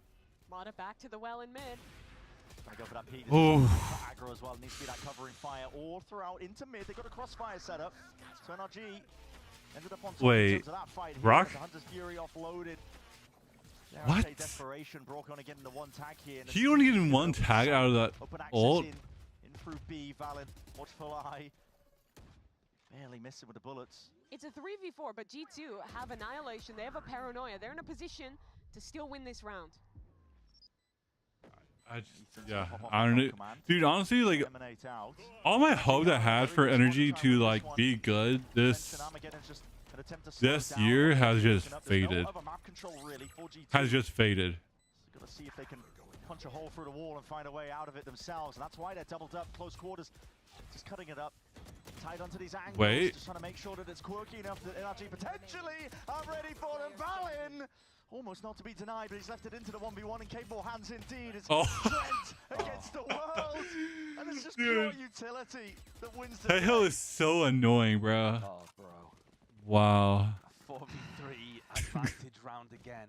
I've seen too many of them at this point. There were a few like this on Lotus. At the beginning of the map especially, where NRG had the advantage. What is that? That's how he gets the kill. Yeah, well, what is that? They're not playing a Sova. That's not a dart. That's just a spam in the right place. Yeah, no, perplexed. I mean, Trent looks perplexed at how he managed to kill Finesse there at the end. But I think Finesse, even if he had tried to force the fight, probably just didn't have the time to be able to win the round after that anyway. Trent's played that round wonderfully. And even with NRG having a good game plan at the start and the good trades off Mata, it just comes down to naught. You try and sell a story of hope for NRG. You think, oh, Mata's going to be good. Every time he's gotten the op, he's maximum gotten 1 kill before getting punished. You think, Sam's going to have another one of those games, anchoring things down on the Omen. I don't know like what to do here. Well. 7-1 to this point. All right, Juggernaut. Here's Jaws. Ult coming in, split towards A. Conversion pass. Oh. Jumping in. That's low grab mode for you, Finesse. Straight back to the space. Bro, he just tanking those things. Snips it out. He knows where Jorgmo is. Wait, Out. It's going to be coming is into his team, he aware? You already know where it is. Wait, so I'm aware. It's a difficult position to try and fight as well. Never mind. Doesn't know which way to look in a spot like that. This is just a complete dismantling from G2. Picking apart the defensive plays and setup of NRG. Rapidly going out towards heaven. That's given up a kill with Jorg going down. Mata, quick dash off to the side. Attempt to cut it up. Now now a bit more disciplined, tempered, and instilled really from these G2 players. I love that engagement. Mada trying to make the most out of this particular spot, dropping down. Winnable? Even finding another one. It's one of the best opportunities that NRG have had in a long while. Tap out, forcing these players out wide. And now for the close quarters engagement, they got to know exactly where he is. And Trent, barely alive, shredder health to his name, yet still wins out that fight. And time has been bought with the salvos. Don't tell me he wins this. Oh, but no time. He's got no time. Oh, the circle's already shrinking. What Oh. for NRG. Energy had 2 winnable rounds. You see salvos coming out from wine, you know he's in his iPad. Swing him! Swing him! And he's jiggling the corner. He's worried about being killed by Trent. Like I understand at some point after you've lost 13-1 on map 1 and you're down 7-1, you're going to lose some confidence, but you have to find it in those spots. Because that's the kind of round. All they do is play post-plant. But they shouldn't have been allowed to play post-plant in that spot. They already had the retake going. You can apply pressure. Don't do a timeout. Suppress Trent early. You know he's on his salvos. Swing him. Just swing him, bro. Another time, dude. That 2 timeout in the first half. That round proves to me this game is over. I'm gonna be honest, because it's like that is like, if your confidence is that cooked, you need to get it back. It's been 2 rounds won in the last 2 hours of gameplay. And G2 is just, they're chilling. You see it in every reaction cam. They're feeling good. They're a step ahead. And thus far, both timeouts this series, or all 3, that is, that we've seen from NRG, G2 has had the perfect change out of them and has won the round. If we roll it back to the beginning of the round, though, there's an example of Jorgamo getting huge value out of the Waylay. The hinder and the conversion path. Dude, Mike's is quitting after this. Huge spread for hinder. Combine that with the paranoia, and he just had a free pick onto Finesse. There's nothing Finesse could do about that. So, huge amount of value there. Dude, he is quitting after this fucking map. The fact that he gets crazy stats on this agent, but that was some Waylay value. Yeah, and NRG have been learning to respect, I think, these A main fights that be going through. G2's util, a little bit too good for that. Giving up access to the orb as well, one away. I mean, honestly, like, no command. if this is a 13-1 again, I can end my stream and watch them They hear the drone being used go to sleep early. The smokes are coming up, though, and that means Paranoia knife out through the back as well. So, good luck in this one, son. Puts down the anchoring smoke, at least, just in time. He's able to get that one down, and NRG just kind of biting from the sides, aren't they? Making it nice and difficult for G2 to get comfortable in this spot and position. But he wins clear out that pesky problem that was Som. Lay it down to the bottom. NRG just trying to flood their way straight back into this one. As that cloudburst fades. Mada. Yeah. That Finesse is still sitting back. It all down to Finesse. A 1v2 this time. And a bit more time to play with. The spike still yet to be planted. This is winnable for FNS. But Leaf's been providing great artillery fire from A main this entire time. And they've got across. I mean, Leaf can essentially just bait the plant here and get the kill. Finesse trying to make sure that he isolates. Oh, good try. The stinger in hand, though, and dropped to low enough HP that it's trivial for Leaf at the end of the day. 9-1 here. And it really does feel like, I mean, we're just rolling out the red carpet, aren't we? G2, here's your invite for the Sage 1 playoffs. And any other team, you're in a 1v2, 9-0 up. You expect them to maybe make a little mistake, give an opportunity away. No, G2, they're holding off on the plant. They're setting up a bait. They have the perfect crossfire, and they don't let anything slip away. They want to give Josh RT that stomp he asked for. Back to it. Gathered all up towards B main again. With the KOL, with the Visel. It's really slapdash, really, from Ethan, I think, as well. There's a lot of util being used. That no command finally getting some usage. G2 have been slowed down into the choke point for now, but you're going to see it overlaying up with the ults. Now, they don't actually have a smoke. Finally, one for CT, but out towards the back of the site. How are they going to be dealing with this player?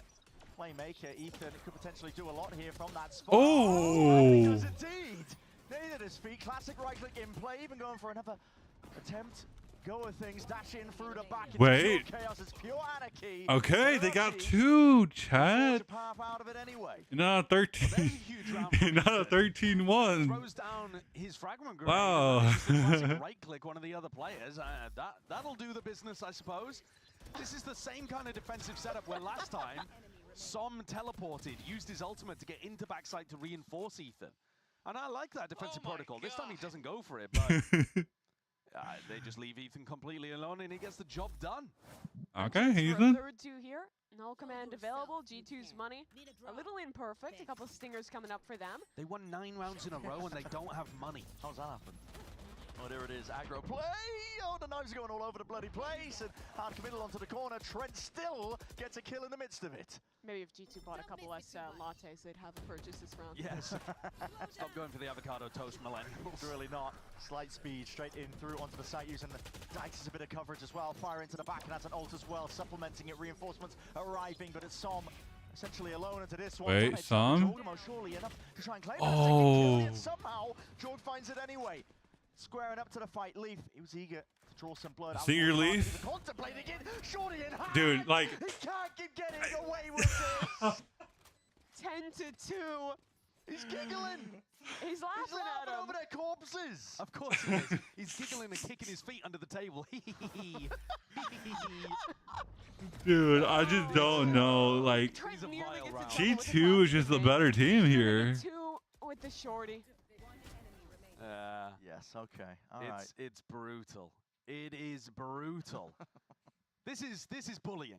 What you're watching today, this is bullying in Valorant. This is absolute bullying. Half, and listen, we're gonna see how does this get wrapped up. Any guesses? Whatever. We'll just go Call to the break. bully Go to the hunters. break. Go to the break. We're going to Pearl. Oh, I don't think we're about going to Pearl. Such trolls. Oh, shit. Well, this is a quick stream.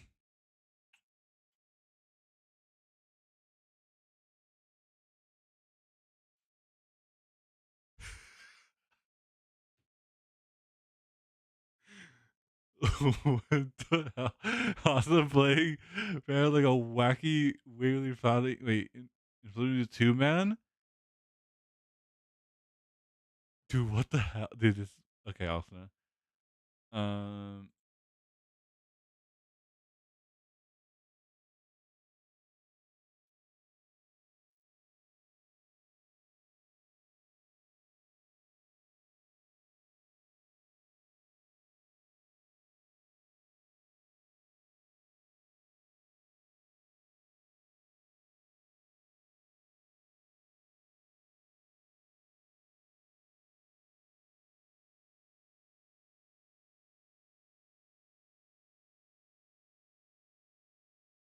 Okay. Dude, this is like devastating for. This is so devastating for like energy. Americas, and yeah, it's all giggles, it's all laughs. Obviously, quite jovial. This is their chance to prove it. They couldn't take home the trophy in Bangkok, but they are still the best team in Americas. They want to show the rest of the field of competition that close game against MIBR was just that, one close match, and they are still undefeated here. I'm sure they're not even thinking about qualifying for Stage 1 playoffs. I'm sure that was never even in doubt for them. They're looking purely towards winning again in Americas, making it to Toronto, winning in Toronto potentially. Especially for Jonah P, as a Canadian, having the opportunity to try and do that. Quick contact caught here. Jorgamo's going to get his time to shine. Not like he's been lacking it so far in this map. Now he's had to bide his time for now, but there it is. Okay. Bullets finally flying forward. GG. The supplement. Doesn't matter if you're lit up behind the screen right now. That is overwhelming presence. It's an GG. 2-11. You're going to see this one sail off into the sunset, I think, at this point. They're in the walls at this point. Mid-fight had the entire team ready to go and just sent NRG packing. Dude, this is so. Dude, this is such a quick, like. The players in mid, hoping that it was so quick. Be distracted by the rest of his team. No. By the time he arrives, everyone on NRG has already died, and Jonah P is already going back to deal with him. This is brutal. There was a disgusting comment in the chat There's as many casters as rounds that NRG have won. We're not quite one off, but we're getting there. I mean, there's no, three. No, there's three of us. Threes. Okay, sorry, I wasn't considering the prior you map. you went through the map as well. Big picture. No. My bad. Yeah, that was 3. All right, G2 better wrap this up. I don't know. Podcast might be too much. NRG are forced here. Yeah, they certainly have. Straight into the Owl Jorgamo. Not much pushback from that one there. G2 are happy to play this one cautiously. Yes, you can close the door. Yes, you can get control of the site. They're very comfortable play retaking this spot. All right, make this quick. Jorgamo's got to be careful, cautious here. Maybe even anticipating. Lovely flash peek. Som was ready for that one, primed on top of it. Ethan who was really setting this one up, but still. Oh. Well, it does go both ways there. So Jorgamo's going to be peeking straight through onto that smoke, and that's a huge connection, underhanded. Everybody blind as absolutely anything, and this post-plant positioning is dire. It's GG. atrocious. They've been completely cut out of the site. Full stick. Yeah. 12 rounds for G2. There's no answer for G2. For NRG holding over towards tree when the plant is not for them. I think they might be out of it mentally, a little, perhaps. But yeah, they go for the force buy, and it doesn't quite work for them. Really nice flash peek here. This is the kind of thing that I think they were missing on Lotus, but yeah, rough. Yeah, they're literally just getting caged off. One player's working back through Cat, and each and every one of these guys is just trying to desperately race to the spike. I think they were trying to get off-site to kind of relieve the pressure that all of the flash and dash engage from Jorg and Jonah was going to be applying. The issue is that G2 is always so good at identifying where to pivot when they're going for these retakes, saving utility for that fight into tree. Dude, Jogmo's 18 and 8. This really could be it here for G2. Rebounded a flash. I don't think it even stretched far enough to hit into tree there. Matagon exploring up through mid. I think that might have been was that an old lineup that doesn't work with the flash changes coming through? I'm not too sure. I think I'm overthinking it. I must No. I must like 30 KO ever. I mean, some of those KO lineups now will not work as well. Absolutely, because some of them will pop too early now. Ooh, Mata. It's a great shot. Yeah. Mata. The head. He just, dude, he just wall banged Mata into the wall. Ah, buddy. Okay. With an Aries. Okay, Jog's like, I hit him 140. You could spam in the market, actually. You might be able to get a kill. And Trent's like, okay, all right, I'll do it. Now he's feeling the heat and the pressure, but is being relieved immediately. That's Valin returning, ADS'd up, just having a field day here. It's like he's in the training room. Yeah, this is so sad, bro. 2 players against the world, backs against the wall here. Finesse is making the most of it. He's carved out a bit of a path into mid. Gonna be able to cause without evacuation, but hold on. Finesse, hold on. This guy's woken up. He's a bit angry now. You cannot let Trent win this 1v2. It's Finesse and Som. He's catching it, surely. And Finesse is holding. That's a pixel angle, Finesse. And a pre-fire. Trying to send it for him. Trent still has options to really play spoiler. Uh-oh, they're walking into each other. Yeah, the collapse might be occurring. He just needs to bide his time and wait for the right moment here. Putting it up. Oh my, that's snappy. And now Trent. Close the door. Oh, away from his own salvos. He's trying to isolate this fight out. This is it for all the marbles for the 13th round on the board. He wins that. Roseman is that one. Okay. He hits an insane 4K to drop the lead down to 42. Oh my God! I mean, it's a great round for Finesse. Collateral. It's a great round for Finesse. Yeah, he does roll back the years a little bit, but I think this game might still be over. One round at a time, buddy. It is 1 round at a time. It is. But 9 of them on the attack side of Ascent with default comp. We need to bring in another caster, by the way. They've got 4 rounds now. That's true, yeah. When do you want to hop in? Where's the extra headset? Yeah, we need 4. And then if they win another round, listen, at some point we're going to run out of people. We're going to just start grabbing random people from the... Oh, you're working at LTA today, right? Yeah. You know a little bit. To overtime or don't. We a podcast of like 20 people. They've dropped G2 down onto an eco, so... honestly, it is these kind of rounds where you... often see... Yep, almost every time, actually. Yeah, team convert. Because sometimes the team just takes their foot off the gas, but... Yo, I would assume that NRG so is like... still going to be very focused in a round like this. Normally, I'll be so down has a Bucky on if this is overtime. I've never seen him get with a Bucky, though. No, not on I'll be down. Not towards the A site either. See overtime. Never. Never. Flash up. That's Suppression 3. Drone's going to be catching onto Ethan. 45 seconds left. Dogamo. Now, we played this too He's cautiously. just waiting for the pick here with the shotgun. Into the close quarter. Weaponry that's being purchased. Brought up by G2. I'm getting worrying signs here. The gang. Bucky's still there. I'm really quite concerned. Uh-oh. I'm really quite concerned. I'm really quite concerned. Oh, it's the bait.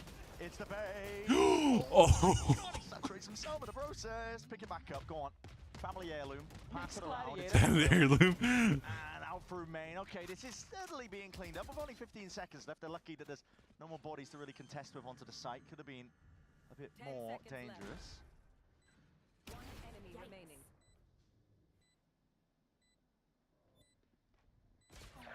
I'm looking for the ultimate snowball here. Not quite seeing it, but Ethan is one away from getting his online. So maybe NRG can work something around that. But Jorg is going from a Bucky to an operator, so taking things into a slightly different direction.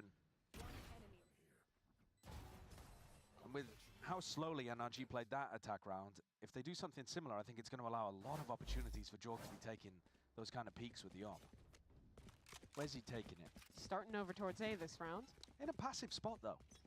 It's a bit harder to be proactive with the waylay when you're opping. You have to basically take your timing to... 8-4. Jungma finally put an op. Deep down of NRG. Looking to take Dude. A main control. Smoker's not going to be obstructing where Jorg is. That's their own main smoke from NRG. Yeah, because you see the defensive one that cuts you off and threatens that the defenders could be getting into wine. So then NRG smoke a main, which allows you to clear out wine, and it kind of helps you take full A control. So it is a bit weird, but that's the kind of smoke meta on Ascent. But you also use one of your smokes, a second in mid here. So you kind of have to keep the round a bit slower, wait for that to come back online, as they will work into mid. Reactive. So no command, flash rebounding, pop straight off here, Jonah P.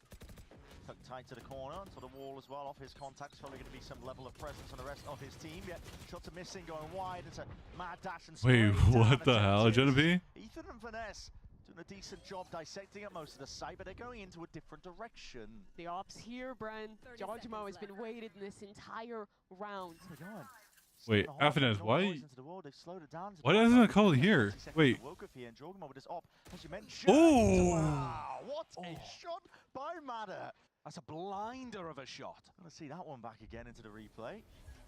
Nasty work. And for G2, just looking to see if you can save some of these guns. Wait, full investment from timing?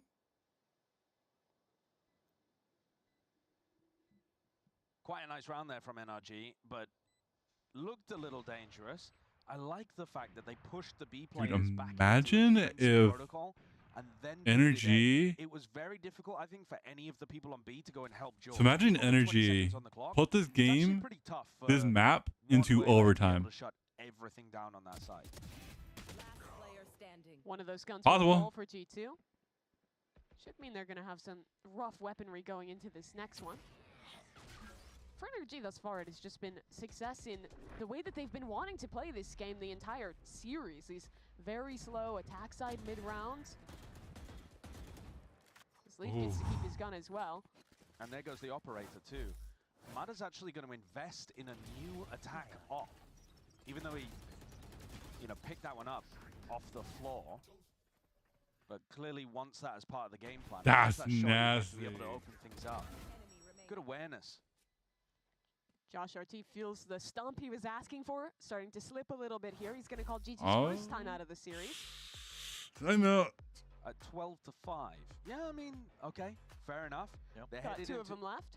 Yeah, I mean, you've still got plenty of timeouts, but you're headed into an eco round, so you're not looking to really make the adjustment for round 18. You're looking to make it for round 19, probably. But you can definitely have some kind of set plan here to throw NRG off. And I think some level of early round aggression, some fight towards mid, for example, could really pose a problem for the way that NRG have been playing.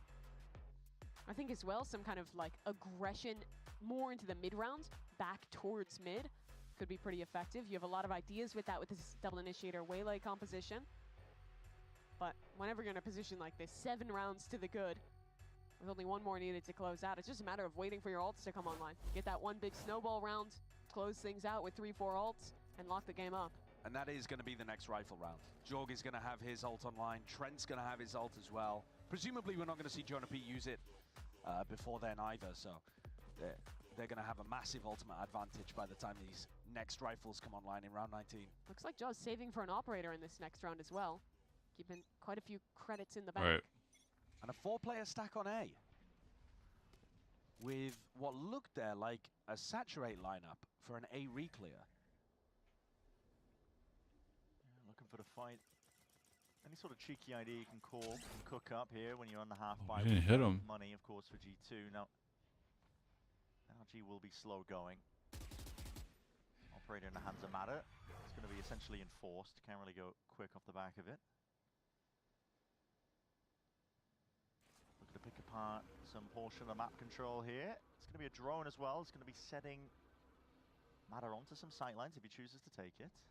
But this stack is still stable. Oh. I flick to the side. Bit of a reveal of the hands, to be honest, in terms of that one. And the, well, He get that pick. Matter was trying to make the most of this one. Still earns himself a kill in the process. You see here the G2 are trying to reclear towards the extremity portion of this split.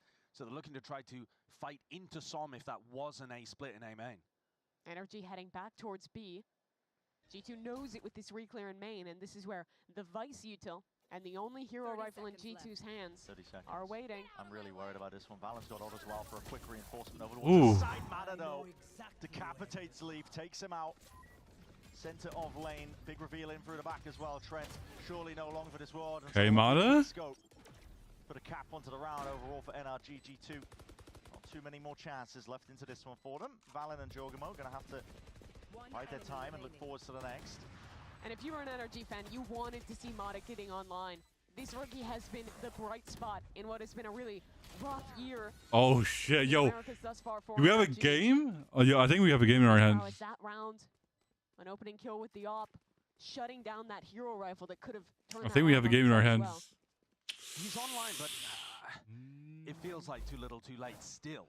It's 12-6. It would have to be another 6 rounds of perfection in a row just to get it through to overtime. And this was perfection from Matter. He played, apart from one missed op shot, everything else was immaculate. But this is the round that we were talking about now, where G2 is stacked up all but one of their ultimates. They have full weapons online. This is their best chance to close the game. No contention here from G2 early, not into main. Just a stray shot popped off here by Matter. Looking to gain control of this one, but a later knife sent flying and potentially the refire. Here it is, Salvo's into the flash, looking to hopefully catch a player, but NRG evacuate in time. Gearing themselves up to fight tooth and nail over this space once more. Stealth drone going to be broken arm again. Wait a second. Is he gonna put an Armageddon like? He gonna put an Armageddon across here? Offloaded. Energy again, Wait. letting the clock drain down, and G2 with Jojimo position deep in mid. Wait, Jogamo just picked off Ethan. What the fuck? Was Ethan going for a jump spot there? It looked like it potentially, just from the look of it. Yeah, Map, we'll have to see. That might have been a mad shot that George just hit on his old colleague from EG. That's going to make things a lot more difficult. EG. And the time is starting to tick down. I think Let's go. What up, my boy? Got to be so worried about the Dude, being in this area. I'm enjoying multi-streaming. It's fun. Take or plant denial. Where are you going? Wait. 35 left. Peak needs to be perfect. Finesse lucky that he's still alive into that one. Falling for the evacuation play. It's 100's Fury. This is desperation. Is a fake? From NRG. Survival is what they're counting on, and it's all over the bloody place. 20 seconds left. TP's all over the place now. It is a SOM, not with a card in the middle, just looking for that information and a paranoia to sweep forwards. This is the guy with the spike. Armageddon. Armageddon from G2. He needs to plant this. It's in no man's land, and it's done. This is how they lose? Drop fade to black. G2 are going to playoffs no matter what. Oh my god. That's how That's how G2 wins. Consolation kills. We knew it was going to be difficult for NRG to navigate that round. Way too many ults in play, but the attack side calling just getting absolutely Holy shit. Yo, Kalunas. They couldn't figure Bro. out what the best call was. And a wry smile from Mata They were so locked in that single round. They did not. You can't look back at that as an NRG player or fan and think, oh, well, you know, we had a shot, we just squandered it. You didn't have a hope. No, they really didn't, and that's exactly what G2 wanted to show today. Josh RT wanted a stomp. They only let 7 rounds go across 2 maps, and they're the first team in Americas to clinch the playoffs here. Wonderful work from G2 as per usual. Slipped ever so So slightly, both Crew and G2 clinch playoffs just really didn't feel out of their grasp. out of the groups. Talk about Ascent and Jojo on this waylay. It's another display of excellence from him. Nearly 20 kills to end that game. Yo, I gotta say, Jogamo though is him. He's kind of letting his KD slip.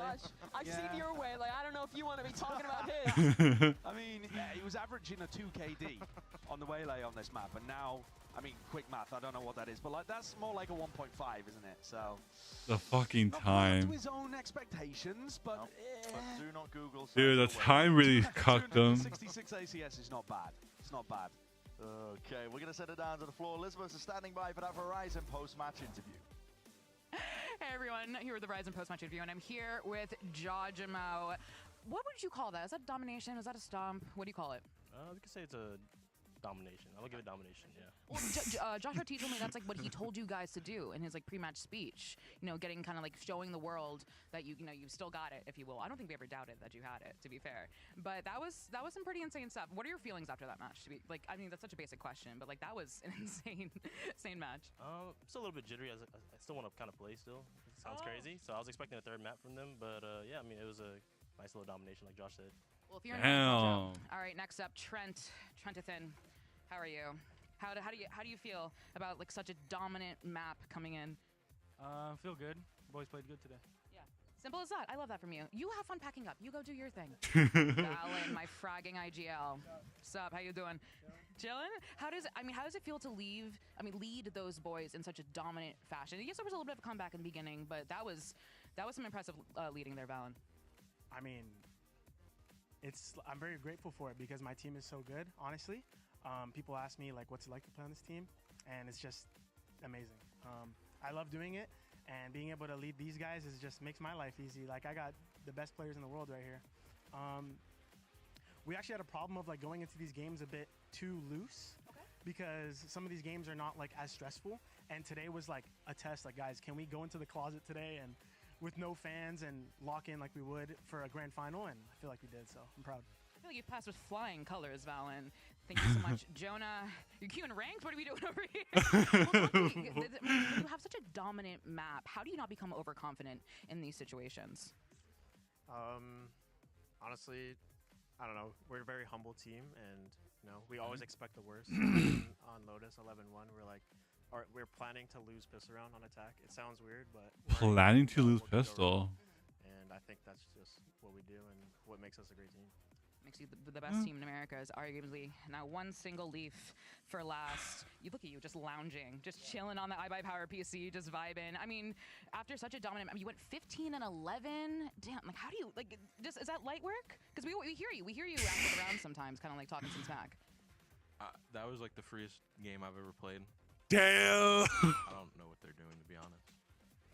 And that's what the post show is for. And guess who I'm kidnapping for the post show? Valen, where did you go? Oh, he's there. Bro, so I'm gonna go Lisa, that's the freest game that he played.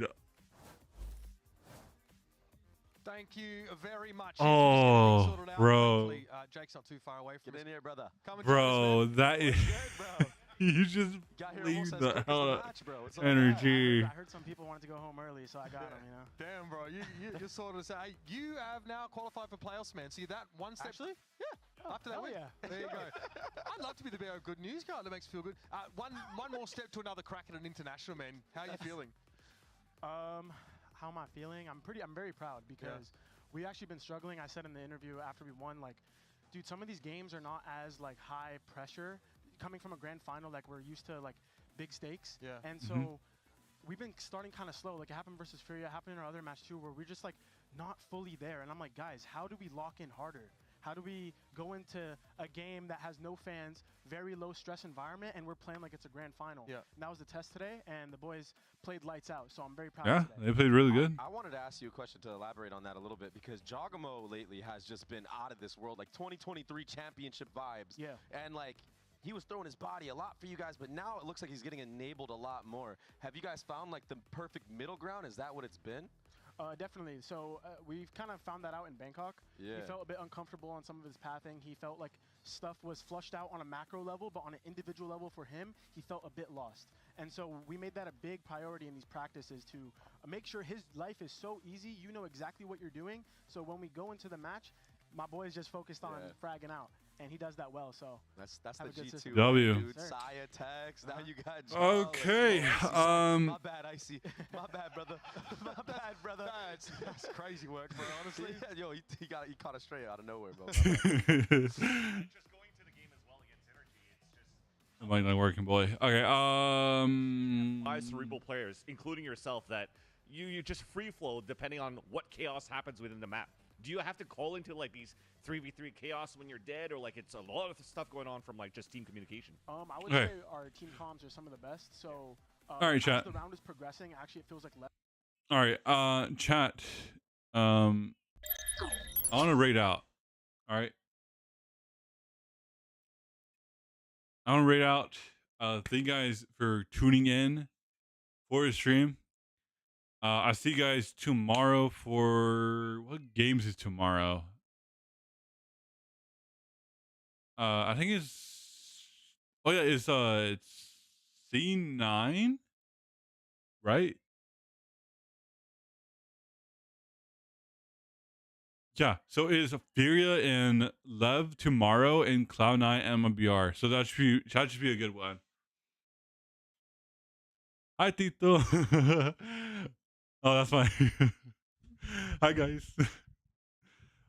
Wait, Brandon, do you have me on the big screen? I hope you don't, bro. I better rate out. Hope I'm not, dude. I hope I'm not on the big screen.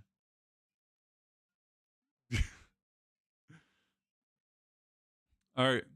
But yeah, I'll see you guys tomorrow for the games tomorrow. Love. Wait, what? Yeah, we have you on the big screen. What are you doing?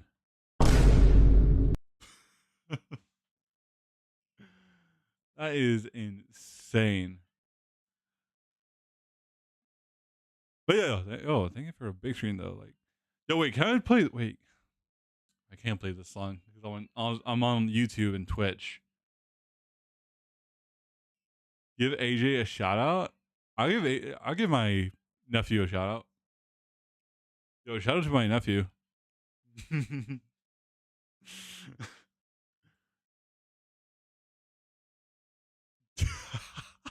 Dude, Evan Ness just tweeted out, said absolutely shit on. Oh, bro, they got collapsed, dude. They got wrecked. Like, what do you do if you're like getting like crapped on? Like, not that you could really do. But okay, guys. Honestly, 4.5 hour stream, good. So, all right, guys. I'll see you guys all tomorrow. All right. Tomorrow's stream. Wait, unable to raid at this time? Wait, what? What do you mean unable to raid at the time? What the hell? Okay, can I do this one? Okay, maybe that one works. The hell? apparently that raid works, but not the other one. Okay, whatever. All right, guys. I'll see you guys tomorrow, okay? Have a good night. Have a good day. Thank you guys so much for being here. Yeah, YouTube chat, Twitch chat. Love you guys.